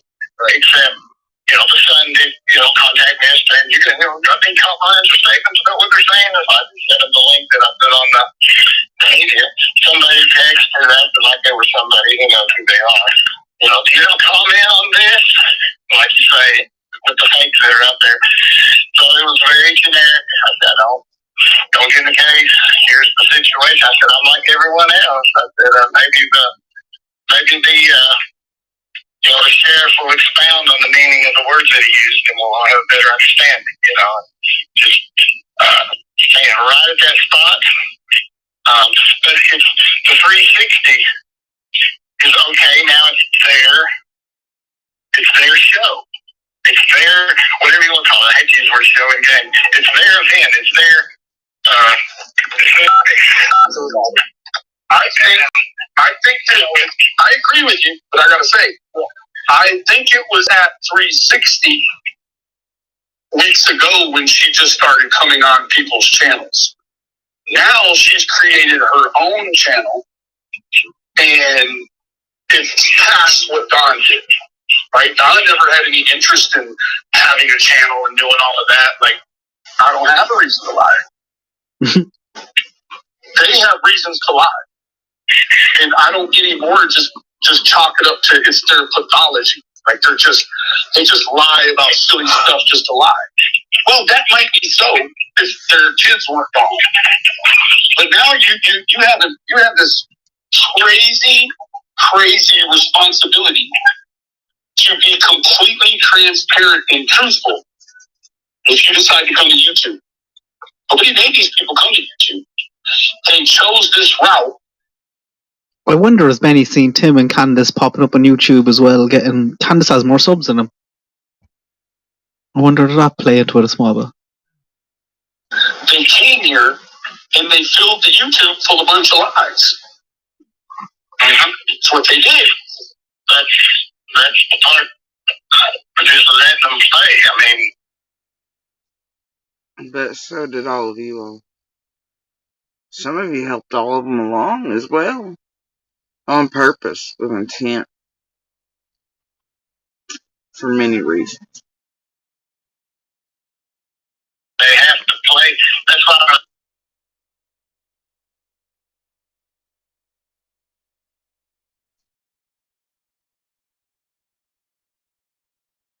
Every day, y'all creators be lying, making up shit, bullshit.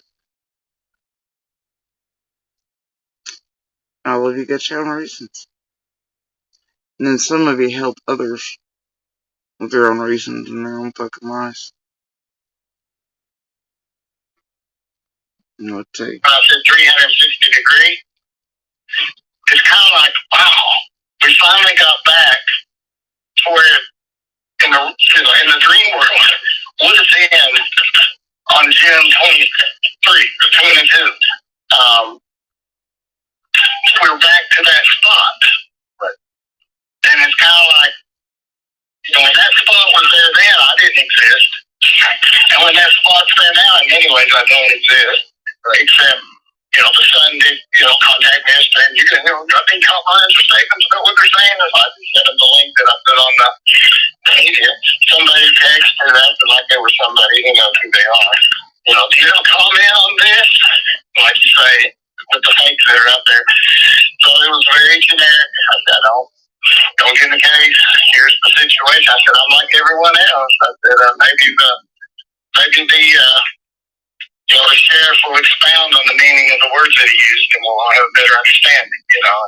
Just staying right at that spot. But it's the 360 is okay. Now it's there. It's their show. It's their, whatever you want to call it. I hate to use the word show and game. It's their event. It's their. I think that I agree with you. Just staying right at that spot. But it's the 360 is okay. Now it's there. It's their show. It's their, whatever you want to call it. I hate to use the word show and game. It's their event. It's their. He just said I had to use the word show, which was the only word he used. First time he goes, well, I hate to call it show. It's their showing game. He just said that. It's their showing game.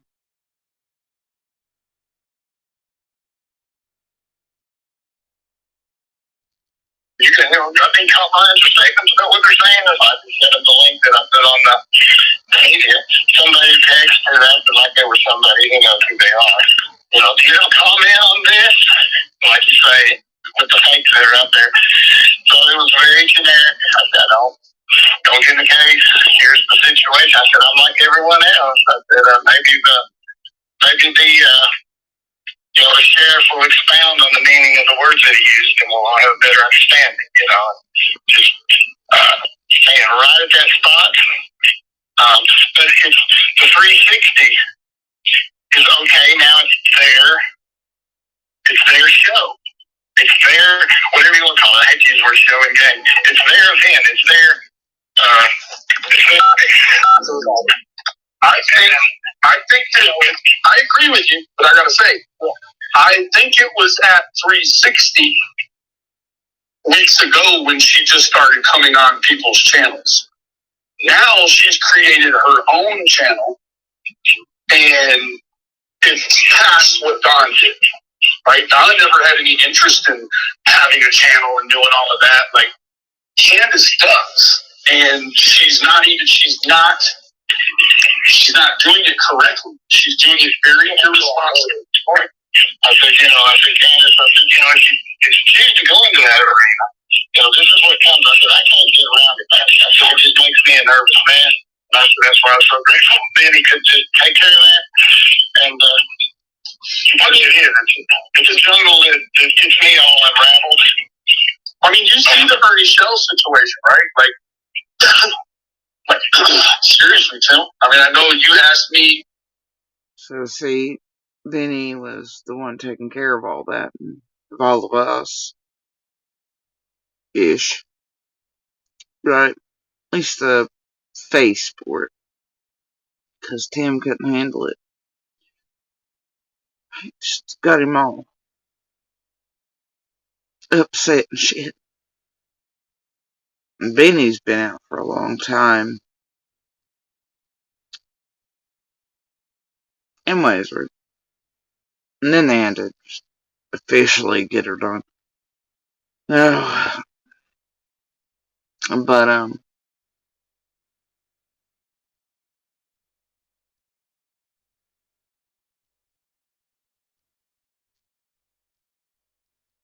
you gotta ask yourself, who's been leading the charge? For all the time, Benny's technically been out of favor anyway, but still in contact with it, even I know that. Motherfucking dumbass.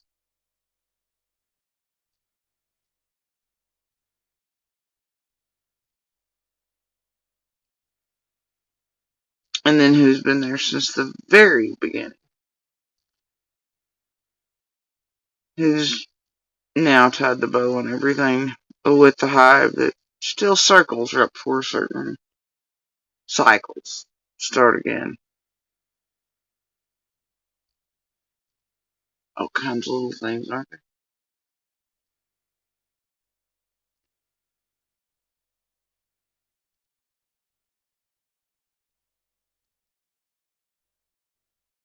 Well, I guess more than a few of you can figure out the answer for yourselves. And that a whole lot of those motherfuckers stood up here with straight faces at her vigil just a few short days ago.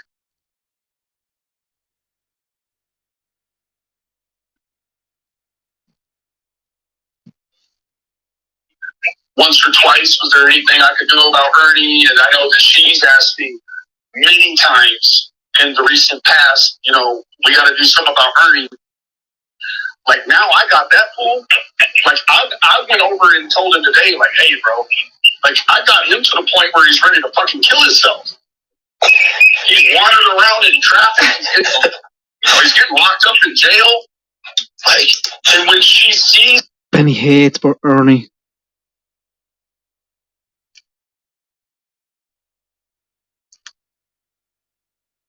Yeah, about to get him killed.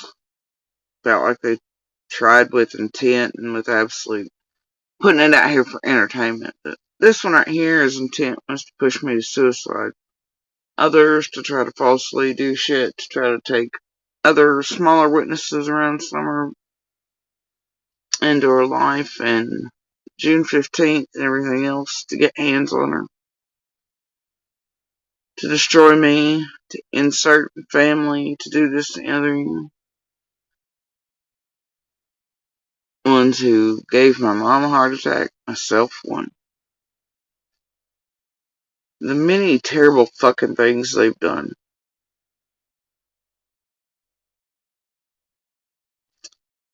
The absolute intent, knowledge, including not just his, haha, look, I'm gonna push you to suicide shit he did out here for the world to see with, full admittance there. But what the rest did, trying to help drive cycles to make me go nutty with their feathers counts and shit to make it look certain ways if I reported it in their videos and shit and all that. People combined even in those efforts to where they were driving by at the same time when they could hear the calls go in. When you start figuring out, wait, I think the same thing needs to apply.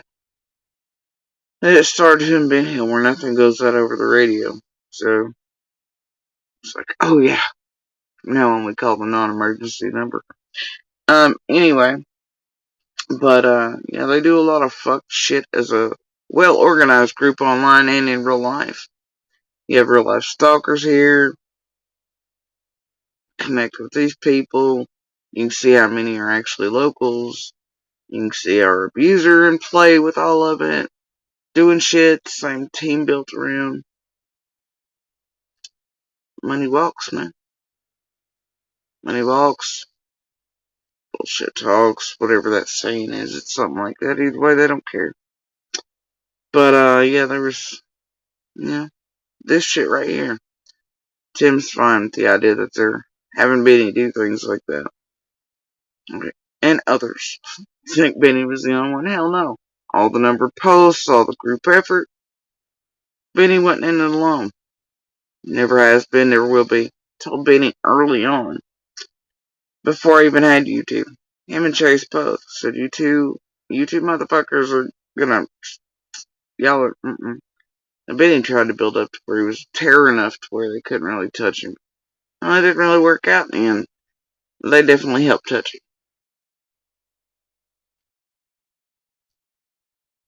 They sure did.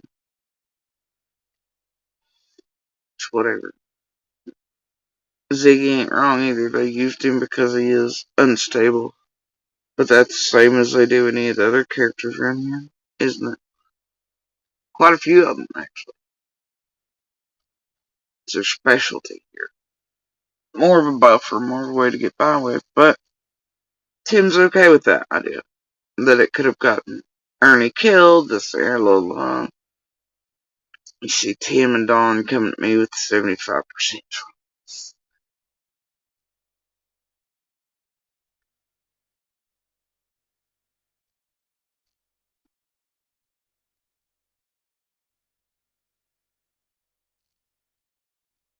Weird shit, man. This group makes contact with people at hospitals, and suddenly other witnesses on June 15th change your tune, at least online. Allie dies. Leslie's gone. Other neighbors are gone. I was supposed to be dead a long time ago.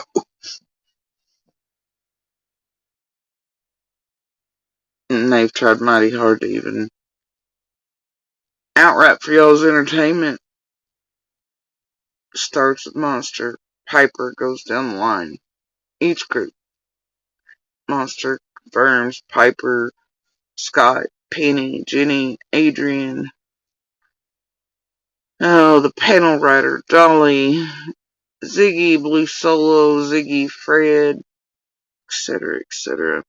Cher, Monster again. Bringsville knocks the fucking door.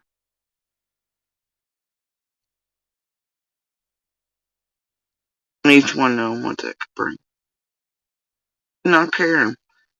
Guess eliminating witnesses by any means necessary, right? It's cool though. It's all a game and a show, huh?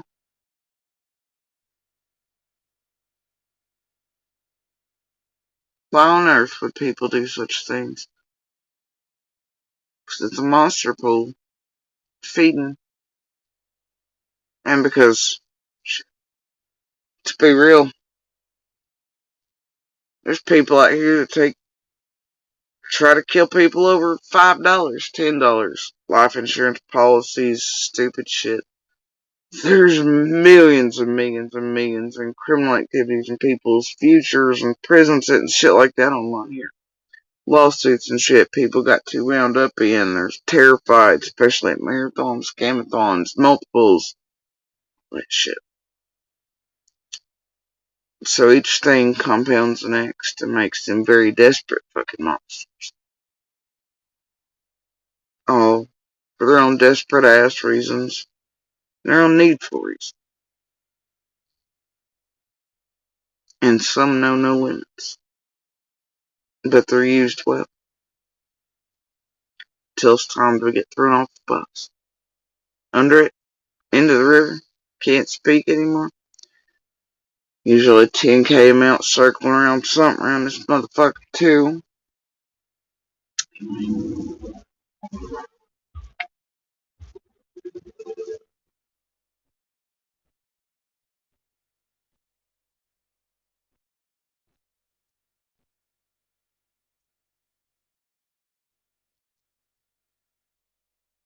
I don't want to go too into it because I don't think it's much relevant yet, but Betty Hate. You can hear them dropping comments or statements about what they're saying. If I send them the link that I put on the media, somebody texted and acted like they were somebody who knows who they are. You know, do you have a comment on this? Like you say, with the fakes that are out there. So it was very generic. I said, don't get in the case. Here's the situation. I said, I'm like everyone else. I said, maybe the sheriff will expound on the meaning of the words that he used, and we'll all have a better understanding. You know, just staying right at that spot. But it's the 360 is okay. Now it's their show. It's their, whatever you want to call it. I hate to use the word show and game. It's their event. It's their. I think that I agree with you, but I gotta say, I think it was at 360 weeks ago when she just started coming on people's channels. Now she's created her own channel, and it's past what Dawn did. Right? Dawn never had any interest in having a channel and doing all of that. Like Candace does, and she's not doing it correct. She's doing it very irresponsibly. I said, Candace, if she's to go into that arena, this is what comes. I said, I can't get around it, man. I said, it just makes me a nervous man. And I said, that's why I was so grateful that he could just take care of that. And it's a jungle that gets me all unraveled. I mean, you see the Bernie Shell situation, right? Like, seriously, Tim. I mean, I know you asked me once or twice, was there anything I could do about Ernie? And I know that she's asked me many times in the recent past, you know, we got to do something about Ernie. Like, now I got that fool. Like, I went over and told him today, like, hey, bro, like, I got him to the point where he's ready to fucking kill himself. He's wandering around in traffic. He's getting locked up in jail. Like, and when she sees Benny hates Ernie. I don't want to go too into it because I don't think he's much relevant yet, but Betty hates him, didn't want Candace anywhere near him, and Candace has been popping up in his panel, and I think he was over at the house as well.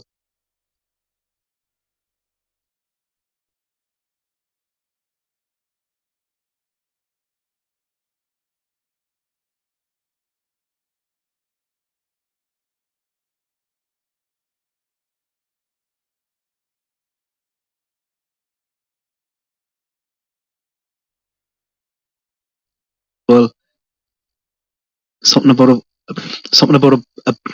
bag of dildos at the end of the hill, and they were blaming Ernie for doing it. I don't know. Is this stuff happening to him that's terrible?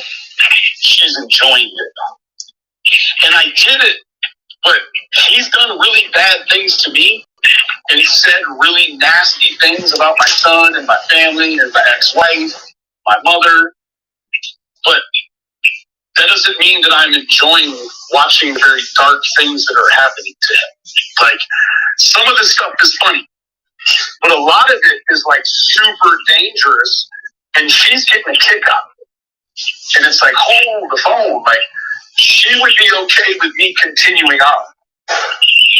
And I finally reached a point where I knew that I broke Ernie's shell. Where again, man, I went over there this morning and was like, dude, I apologize, bro. Like, even if it's all an act that he's doing. It's nothing new in all the years either. I think that was new after summer vanished. Certain people getting enjoyment out of others' pains or watching cruelty, even of their own children. Laughing at it, joking, laughing as piles of animals were killed and all sorts of shit.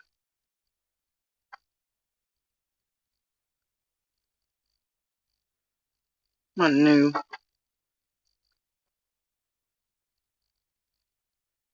One new behavior.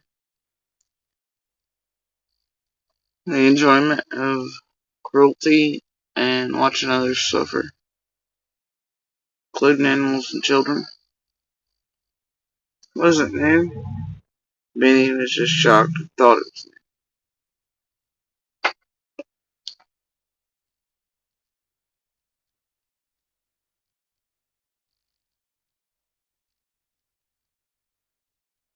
Man, a certain portion of what I've seen in that man's eyes, he's not lying to these people when he says, Benny Keys did this to me.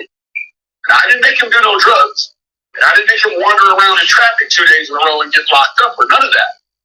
But I did put pressure on his life that would create diamonds. You know that. I went so hard on it.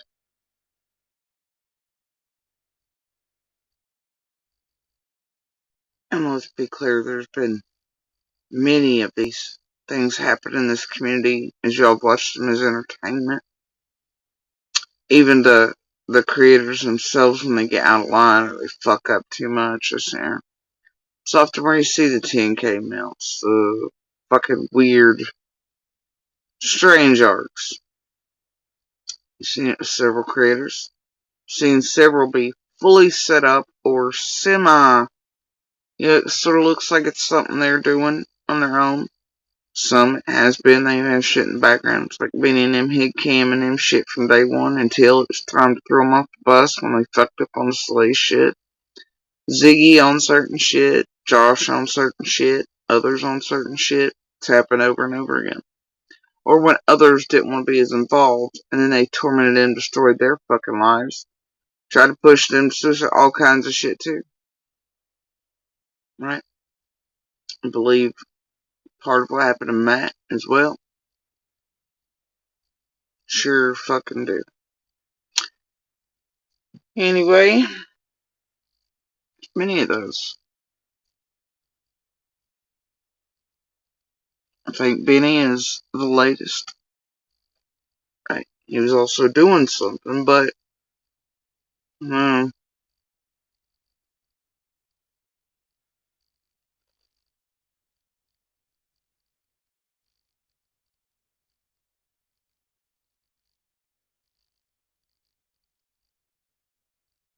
Don't know. Anyway, but Benny did it to so many, right? They'll create false arrests. They'll create false shit. They'll make you look all types of ways. They'll drive you to this, drive you to that. Tamper with court, services, police. They don't give a flying fuck what they gotta do. They really will break in and then make you look like you're a whole ass liar and all kinds of shit. Even though where they fuck up is in your monster and this whole planet too. And but where the fuck up is you ain't the one witnesses breaking in. It's other people.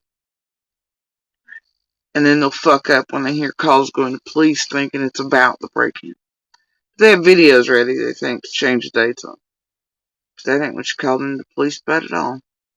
She knew the police couldn't do shit unless there's fingerprints this and other times. That's where they fuck up.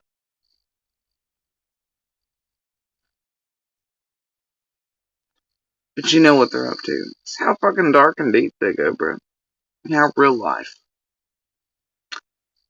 Anyway, more of the Tim BK teamwork on all of us.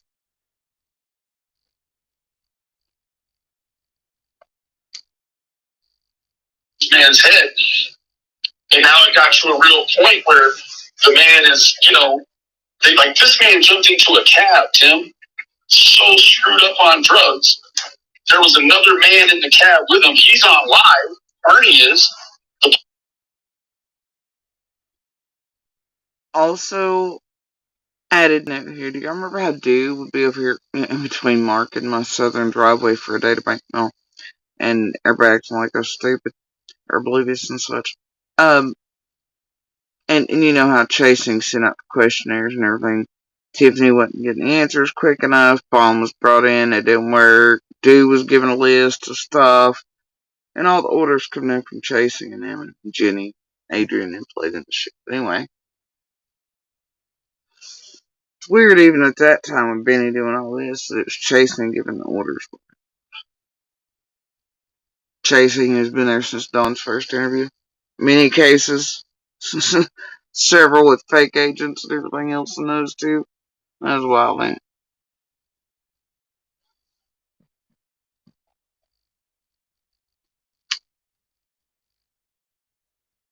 Weird, huh?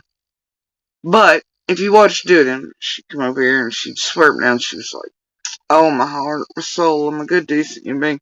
And then I'd watch her throughout the night in every other fucking room. Nick, Tabori, Matt, you name it, right? Worst of the worst places to hang it. But she'd go eat the fuck out of Ernie. Bully, terrorize, I'd find shit from years back under other accounts, everything, everywhere. But a whole host of people were playing that shit with Ernie. They go and trigger him because he ain't so well, but he is what he is. He's a whole ass scam and con and whatever. But I'd watch them all hop up and go over there, and they would use trigger shit on him that they knew would set him off to make him run on freeways because he is a little woo and schizophrenic shit plus smoking shit. And they knew they could manipulate him and his mental illnesses and shit that way too. Especially if he was on shit. And then they get him jobs sitting there seeing in that. See the setup shit. And that's how they drove him. And that includes Dew. And a whole fuck ton of others. And then others that just joined in thinking terrorizing Ernie was good times, even though the dude is a piece of shit. Little iffy. Definitely part of the whole January 6th. Doesn't mean he deserves to die on a freeway. Or be falsely incarcerated from a setup by a bunch of tragedy pimps either. They get him the job, and then he's triggering shit in his chat, and texting him on the cell phones, and everything else at the same time. That nobody would probably ever believe. Right, but that's the point. That's what they rely on. There's nobody compiling enough evidence or enough shit or putting all these things together in a years-long series of it. Cycle, and watching the same players and knowing their names and knowing what they're doing and getting the discords and getting all the messages and the recordings to go with it. I don't think they ever really expect that.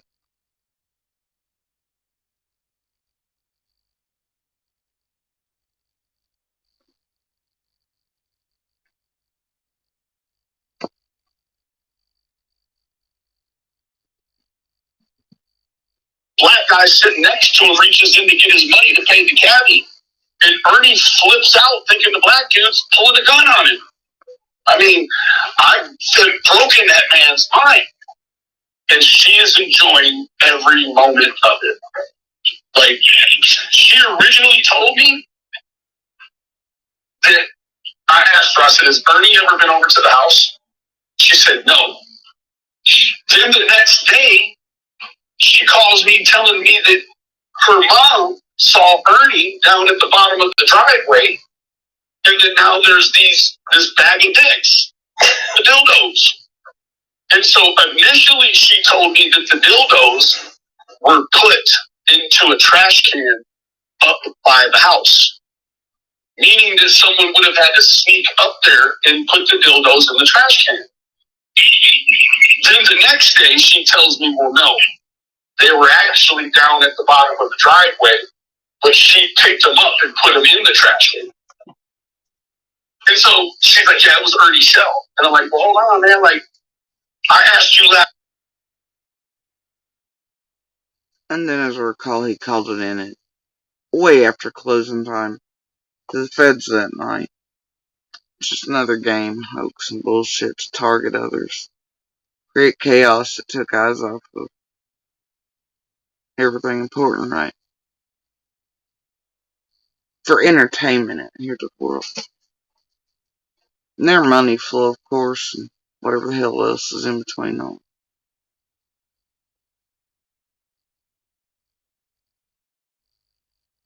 Night, has he ever been over there? You were like, no.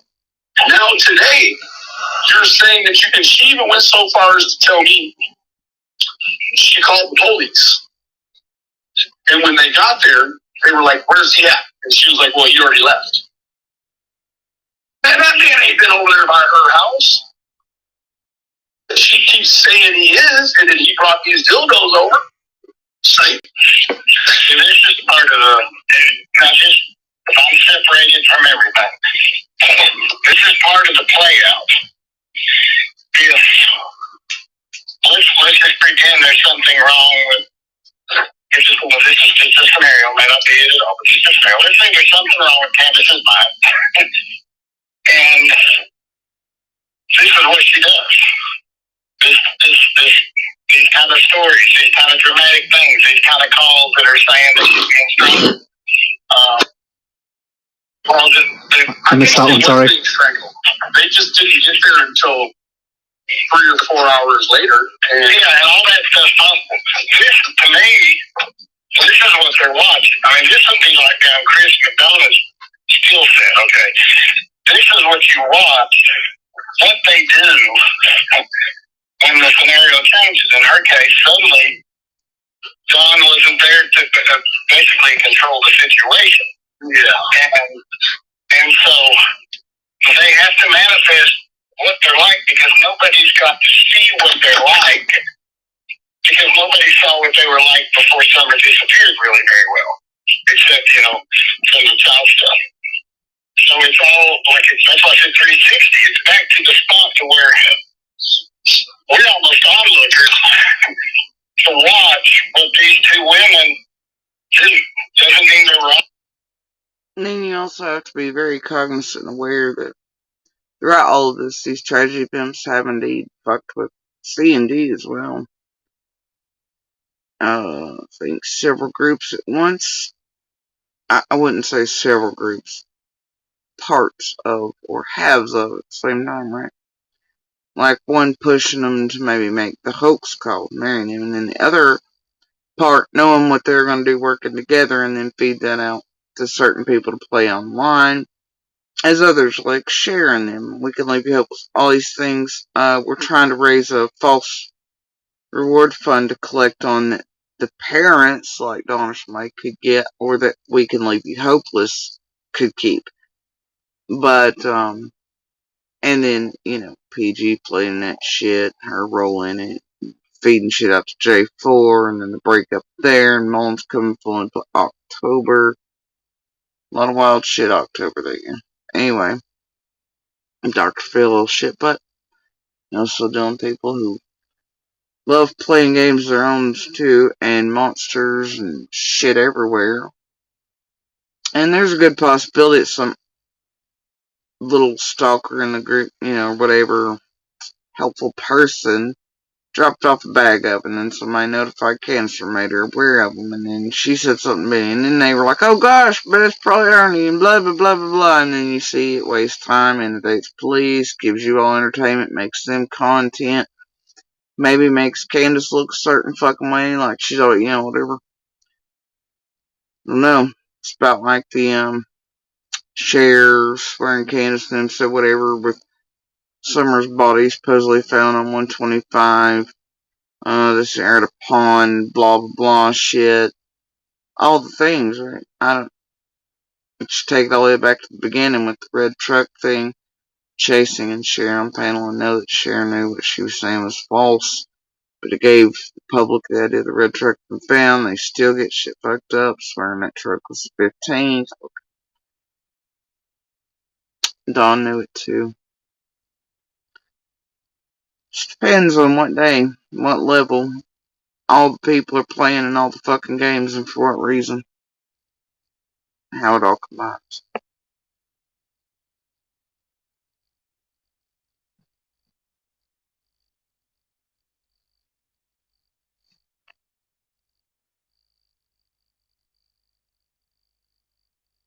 That's good, but let their emotions, whatever they need to do.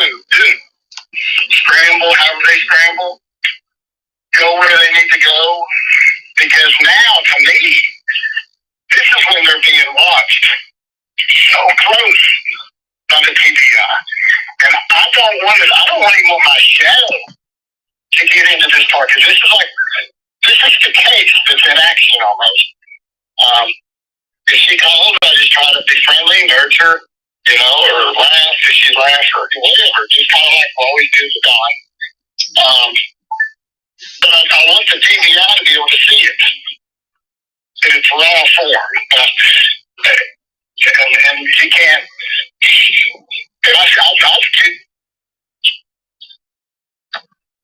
Let me tell you something, Tim. Since you're in right now while this is unfolding, because this could be the answer. And now you're on the front lines of YouTube, so you're in the digital world that's active. It's real active on this. But in many ways, you're still a distance because you're in the digital world. You're not in the real world. I think this is where Benny takes offense to maybe Tim talking about Chris McDonough, and then he starts telling us all how Chris McDonough learned off him. World is the case. If you show up on your property, that might be risk. If you show up now and actually be there, that might be risk. Just because they're studying the case now and the play out of it. But your digital world's the digital world. And you're pounding and popping and lopping and, just kind of, you're having to deal with this insanity that's never quit. I don't see how you do it, to be honest. I just, it's killing my guilt for it. It's killing me. I mean, it's stressing every relationship I have. It's murder is murder, my marriage, I mean, that and other things, but just was like, man, and then it's, I don't know. It's a lot. But no, it is. We ventured in as friends, and we ventured in not with a purpose, I'll speak for myself. No other purpose to solve the case, figure out the case, find any clues. I had to stay separate. I'm just the guy dealing with that. Then they become friends because they're friends. It doesn't mean. I mean, I think I'll talk to Don again. But maybe not. That pop is Benny getting some weed out of his jar. I don't know. I don't know where all that leads. But I gave him all my genuineness. I couldn't be deceptive with him. I barely even. Make this your best dress summer yet with Stitch Fix. Your personal stylist will send sew you styles like colorful midi skirts and elegant. If I stuck a toe slightly into the deceptive side, it would be like a baseball bat hit me in the stomach. Say, don't do that. Well, I'll back up. Because it was basically both of us. Our key thing has been just blocking that insane digital entertainment industry from wreaking havoc on people who have no ability to even know how the slightest way how to.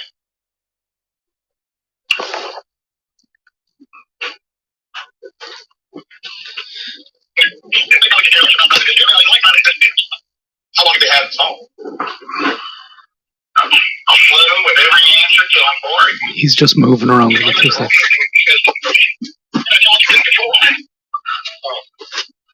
They were like, they did 8.5 months. She's supposed to be in rehab right now to get those kids back. But yeah, it was already show. And I'm like, hold on, man, like.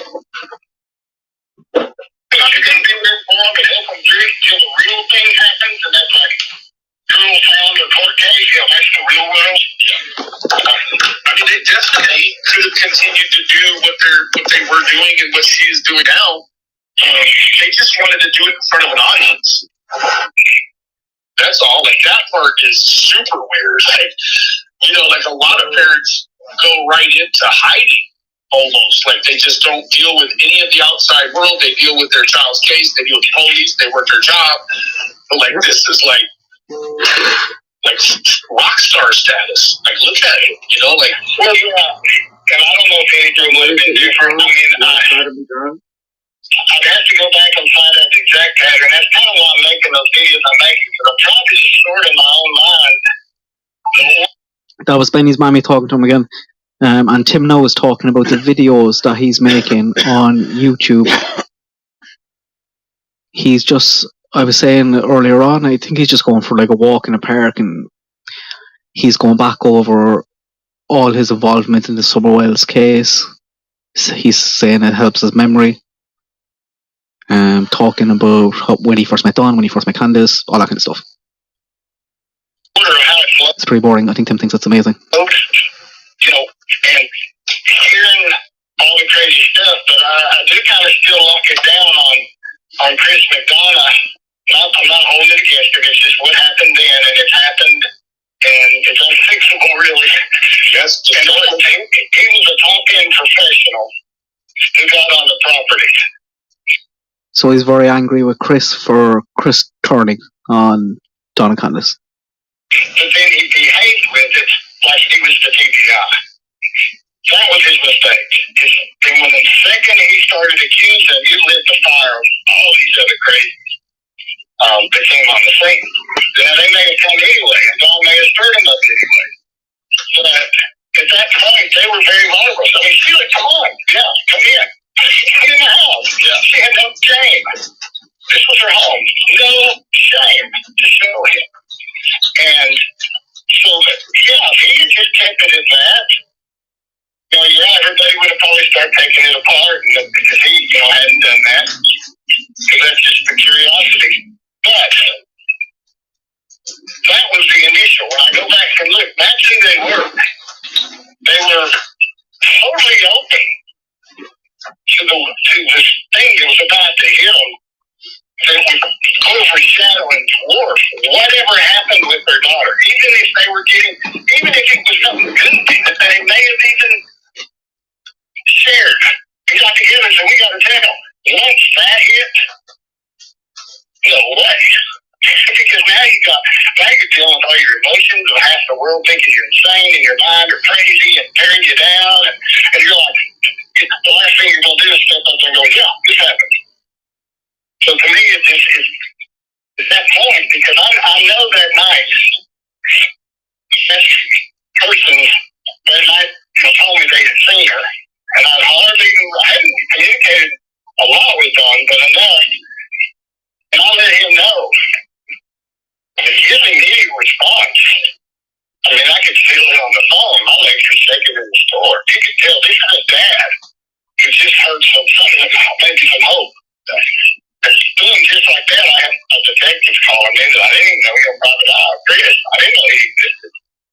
And I get this call, hi. He goes, hello, and I went, private investigator. They got a PI. I was like, oh, hey, Austin's a normal guy here. And but Don wanted that child. Where is she? That was his response. Now, I just can't grasp that he's that great of an actor. That he might be.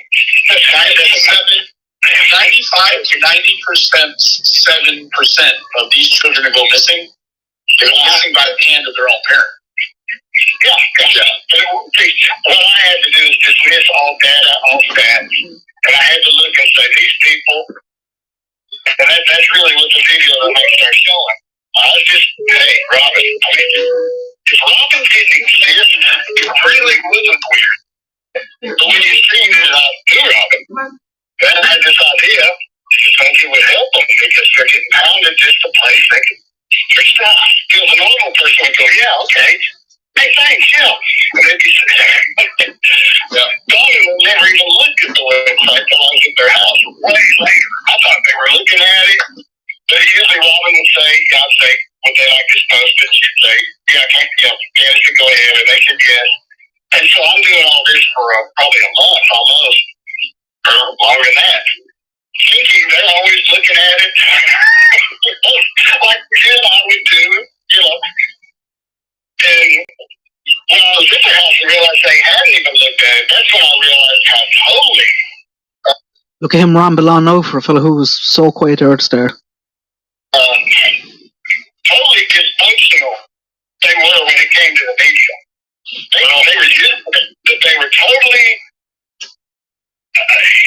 Not even the curiosity to look at the website, or the brain couldn't program it, or whatever. No, I think he'll mention it here now again, or maybe Benny goes back and asks him, but he talked there about the curiosity to look at the website.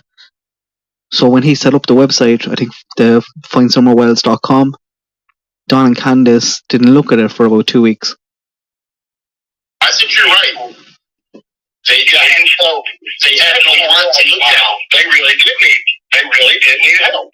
It's like, to me, it's a choice to not go look at a website that we created to help find your daughter for a month. Sorry, Amon. What do you mean?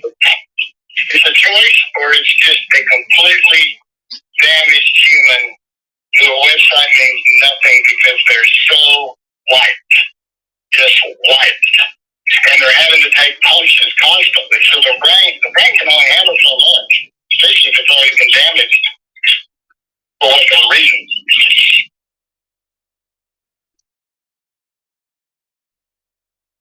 You're going to love this free AI meeting assistant. No. It's recording our meeting, transcribing everything I say. So. And that's how I saw them. I just saw that they are totally incapable of even thinking. And Don, the only thing he has is just at night to get on there to talk about his daughter. And he just kept going back online. And he wants to get everybody to be nice, and we jumped ahead. But if I go back and I'm looking at those key moments. I think that's Benny's mom this time, and not him, the banging. And I don't care if it was deception. I don't think it works. Because even if they knew what was going on, they were messing their daughter. Even if they knew it happened, they were messing their daughter. I mean, children kill their kids and then, end up missing them. This is all valid. It's okay. It doesn't mess up and change anything. And that's why, Robin and I had a discussion before we aired, and I said, Robin, we do. It's amazing listening to others and coming after. Even for all them. Same with all these creators.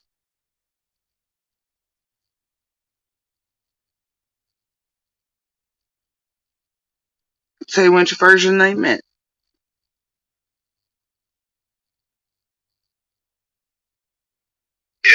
We found out tomorrow he's a serial killer of 30 people. Would we still do what we're going to do? What you're going to do, you have to decide for yourself. I have to decide for myself. We are going into the team. And both of us have the same thing. No, we truly, truly feel we need to help them right here. And you've heard me numerous times say, everybody stay in their place. Don't cross over into the other guy's turf. Just do your part. And so that was it. Well, naturally, I was a distance man. I was just doing a website.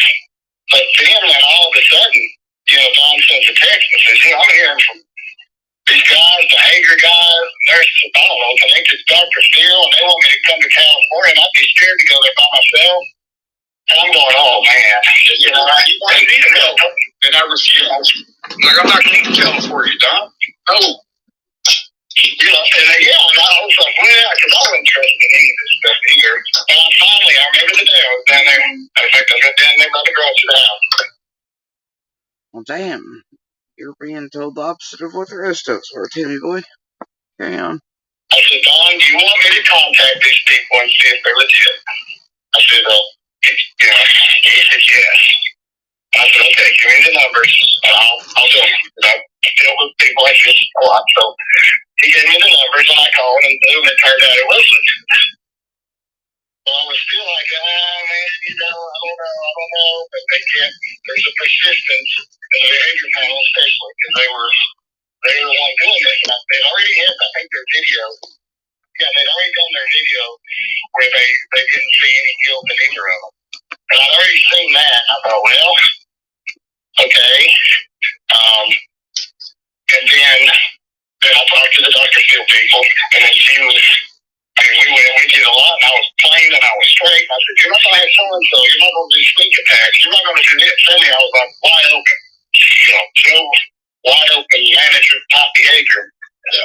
We want to empower her. We really like her to come. We want to empower her. We want her to, I wonder, has Benny annoyed he didn't get the invite to go along to the trip to Dr. Phil? People will never get to hear, and want her to be able to be a spokesperson, and I think that was legit at that time. Everyone's coming and taking his jobs. He's nothing left. And so then finally, the discussion kept going, and Don kept like, I can get her name out there. And I did not want to go. I didn't feel good. My body didn't feel good. I didn't know if I got on a plane if I would just crash because I battled my body so much in December. And so finally I remember the time where I just saw these two will be eaten alive if they go to Hollywood by themselves. And I sat down with Mom, Dad. I said, Mom, Dad, I don't think, because I kept thinking of other people that could go for them. I'm feeling for maybe, and they had somebody in mind. I kept thinking those people don't know nothing. They don't know. They're walking, they think YouTube's bad. They're walking into the big league. And I told Mom, Dad, I said, I just don't think they can do it unless I go. And I thought they might go, they're going to tell me, if you need to go, you go. And I was like, okay. And I called Don and I said, if you want to go, would you want me to go? And yes. So I said, okay, I will do that. I said, I'll do that.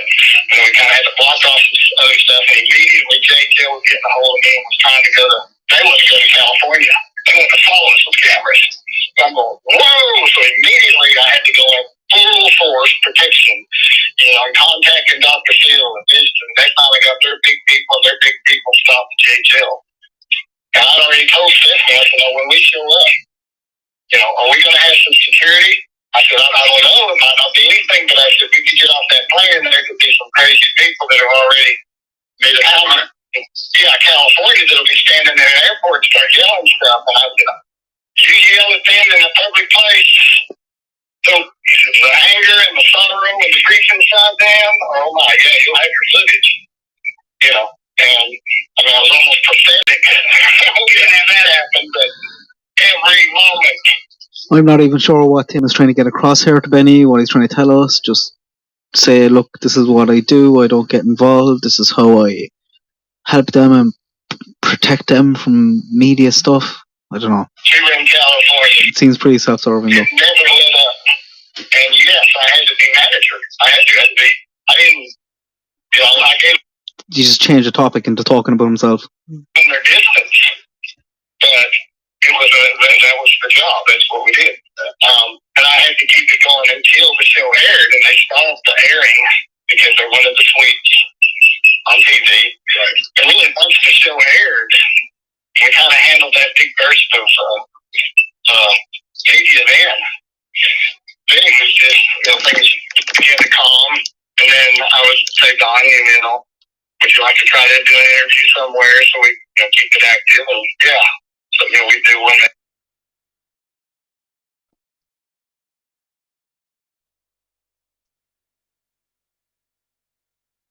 If you need insurance from a change in life, like you left your job, got a husband or wife, if you turn 26, lose your folks. Maybe you're doing there.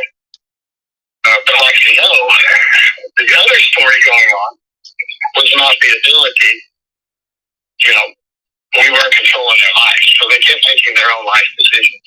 And their own life decisions just brought us to the current scenario.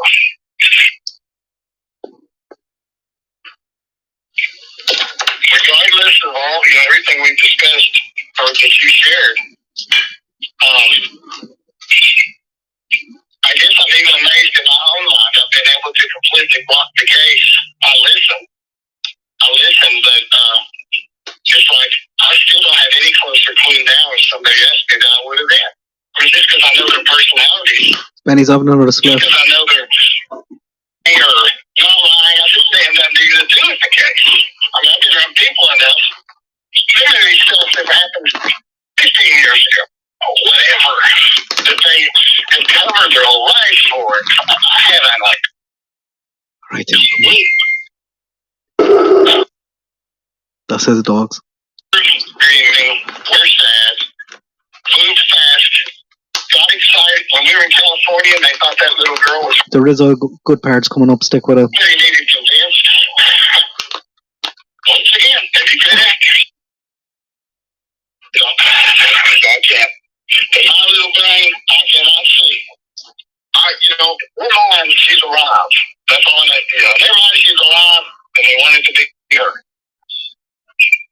It's just even how all that derived was through Jenna, right? Like how the hell did Jenna know where the hell there's this little girl that's, you know, actually in a situation where she's going to be identified and separated? Like how did even that happen? Like, and that's where the YouTubers go insane because sometimes you just don't know why.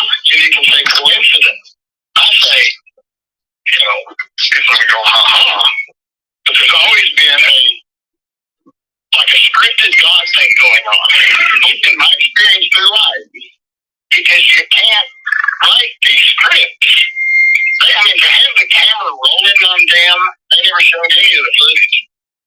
So to actually have all that documented of that event happening real time with the studio, if they have the slightest question of what these parents would act like, you know.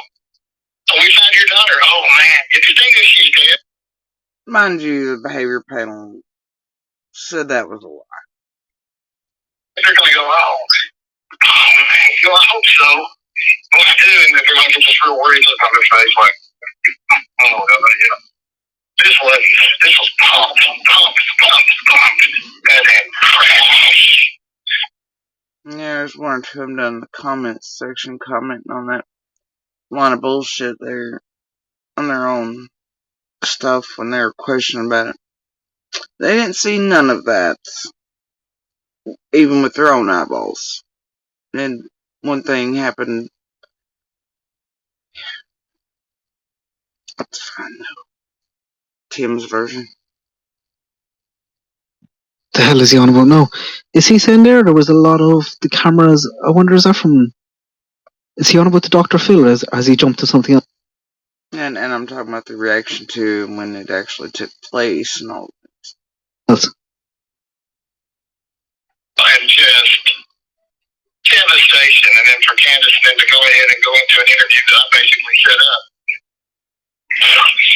And she does, and then that was it. I said, this woman has given everything that she could possibly do. Does that mean there's not some weird accident? Does that mean something? I've never seen the slightest hint, A, that they know where she's at, or B, that they think she's dead. At all. I've never seen it. She told me last night she thinks that it could be. She never really just narrowed in on it, but I really need to put this audio together and let you listen to it. It's about 52 minutes, I think, but she told me last. That's twice now that he's after telling him that he was recording. So I wonder, is Tim wide with now that this call is probably being recorded? Tonight she feels like her arm's going to turn, and she feels like it's something to do with people he knows. Yeah, including Tim, who you're talking to, Benny. What she told me. Yeah, see, that could be something totally unrelated to Summer. These people, you're talking about the dance with the devil. You get his hints with it. Yeah. And the question naturally, you're a friend asking her. I mean, you can do that. You won't tell me or anything. I mean, if I even ask a question, you don't need to know. How's that business you come together? How's the match? Well, you don't need to know. Yeah. So they've been there with me for a long time, her and Mama.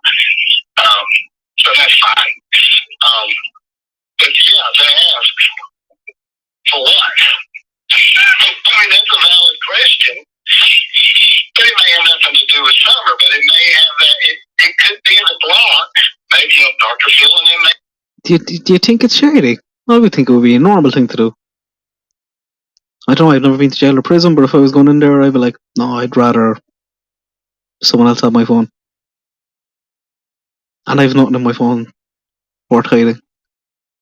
They hit it. There could be a block.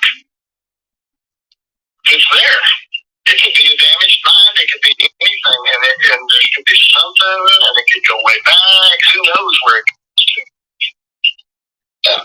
But I just keep watching. It's like somehow this thing is going to be fixed, and I haven't a clue. And we got to the point of any bit of data. They scream about. You have mobs of data, but it still has that huge mystery hidden in it. And I know, you got to wrestle with it. You got to wrestle with that. That's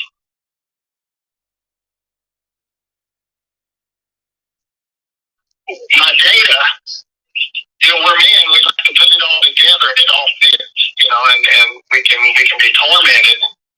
But without having all the data, there's no way ever to be able to do that. And it can torment you, man. It can major torment you. I want you. Never, ever, ever, ever hear Tim Mullen ever saying about how something can torment him. Or trying to put it together.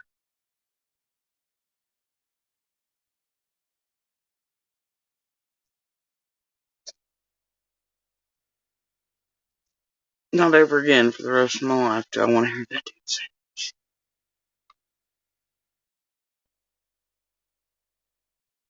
Crash and burn because it's so tense, especially when they become friends and then this and then all that. And it's like, man,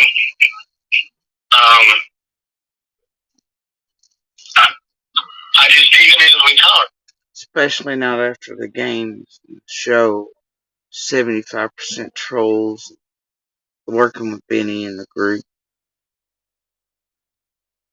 to block, bash, push people to and take care of them and shit. Yeah, never again do I want to hear that dude say anything remotely like, it'll torment you. You can't put it down. I don't even know. Better not.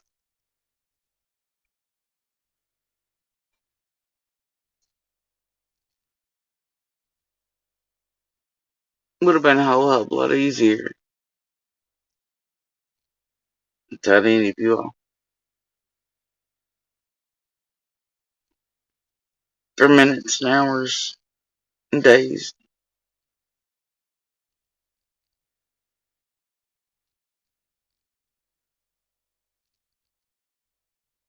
Acquiring, inserting, hunting, destroying.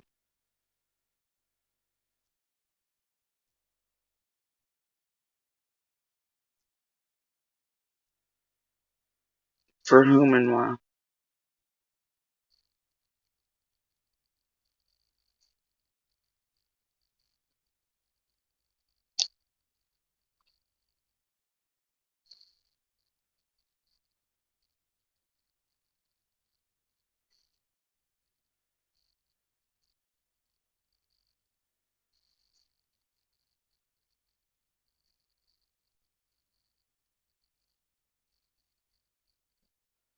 Out of that hellhole, bro. He had no way out. That's And that's true he lost. because wait. That's true because me and Noel were just listening to. They average 6 suicides a year in that little bitty Hawkins County hellhole. Them motherfuckers, they don't give a fuck about nobody but themselves and their BMW in their garage. They kill people. They target 4 people a year, bro. They target. Yeah. They target families of low They income. target people like me and Candace because we 100%. don't have no family here or anything, and to steal our kids from us and try to put us in prison any way they can. But you know what I say? I think if we wouldn't have went live on social media, I think that's what saved me from them shanghaiing me into prison. I think that saved me, actually. Even through all the hell that we've been through and how much negativity there was and everything else, I still think social media saved me from Hawkins County. Why do you say? Locking me up and also false charges. Oh, I got you. For real. Yeah. Yes, sir. But they still got me for $5,000 or some odd dollars that I'm still paying off. They're sorry bitches. I hate every one of them. Yeah, man, it's set up where they still kids, they lock you up, they take everything you got.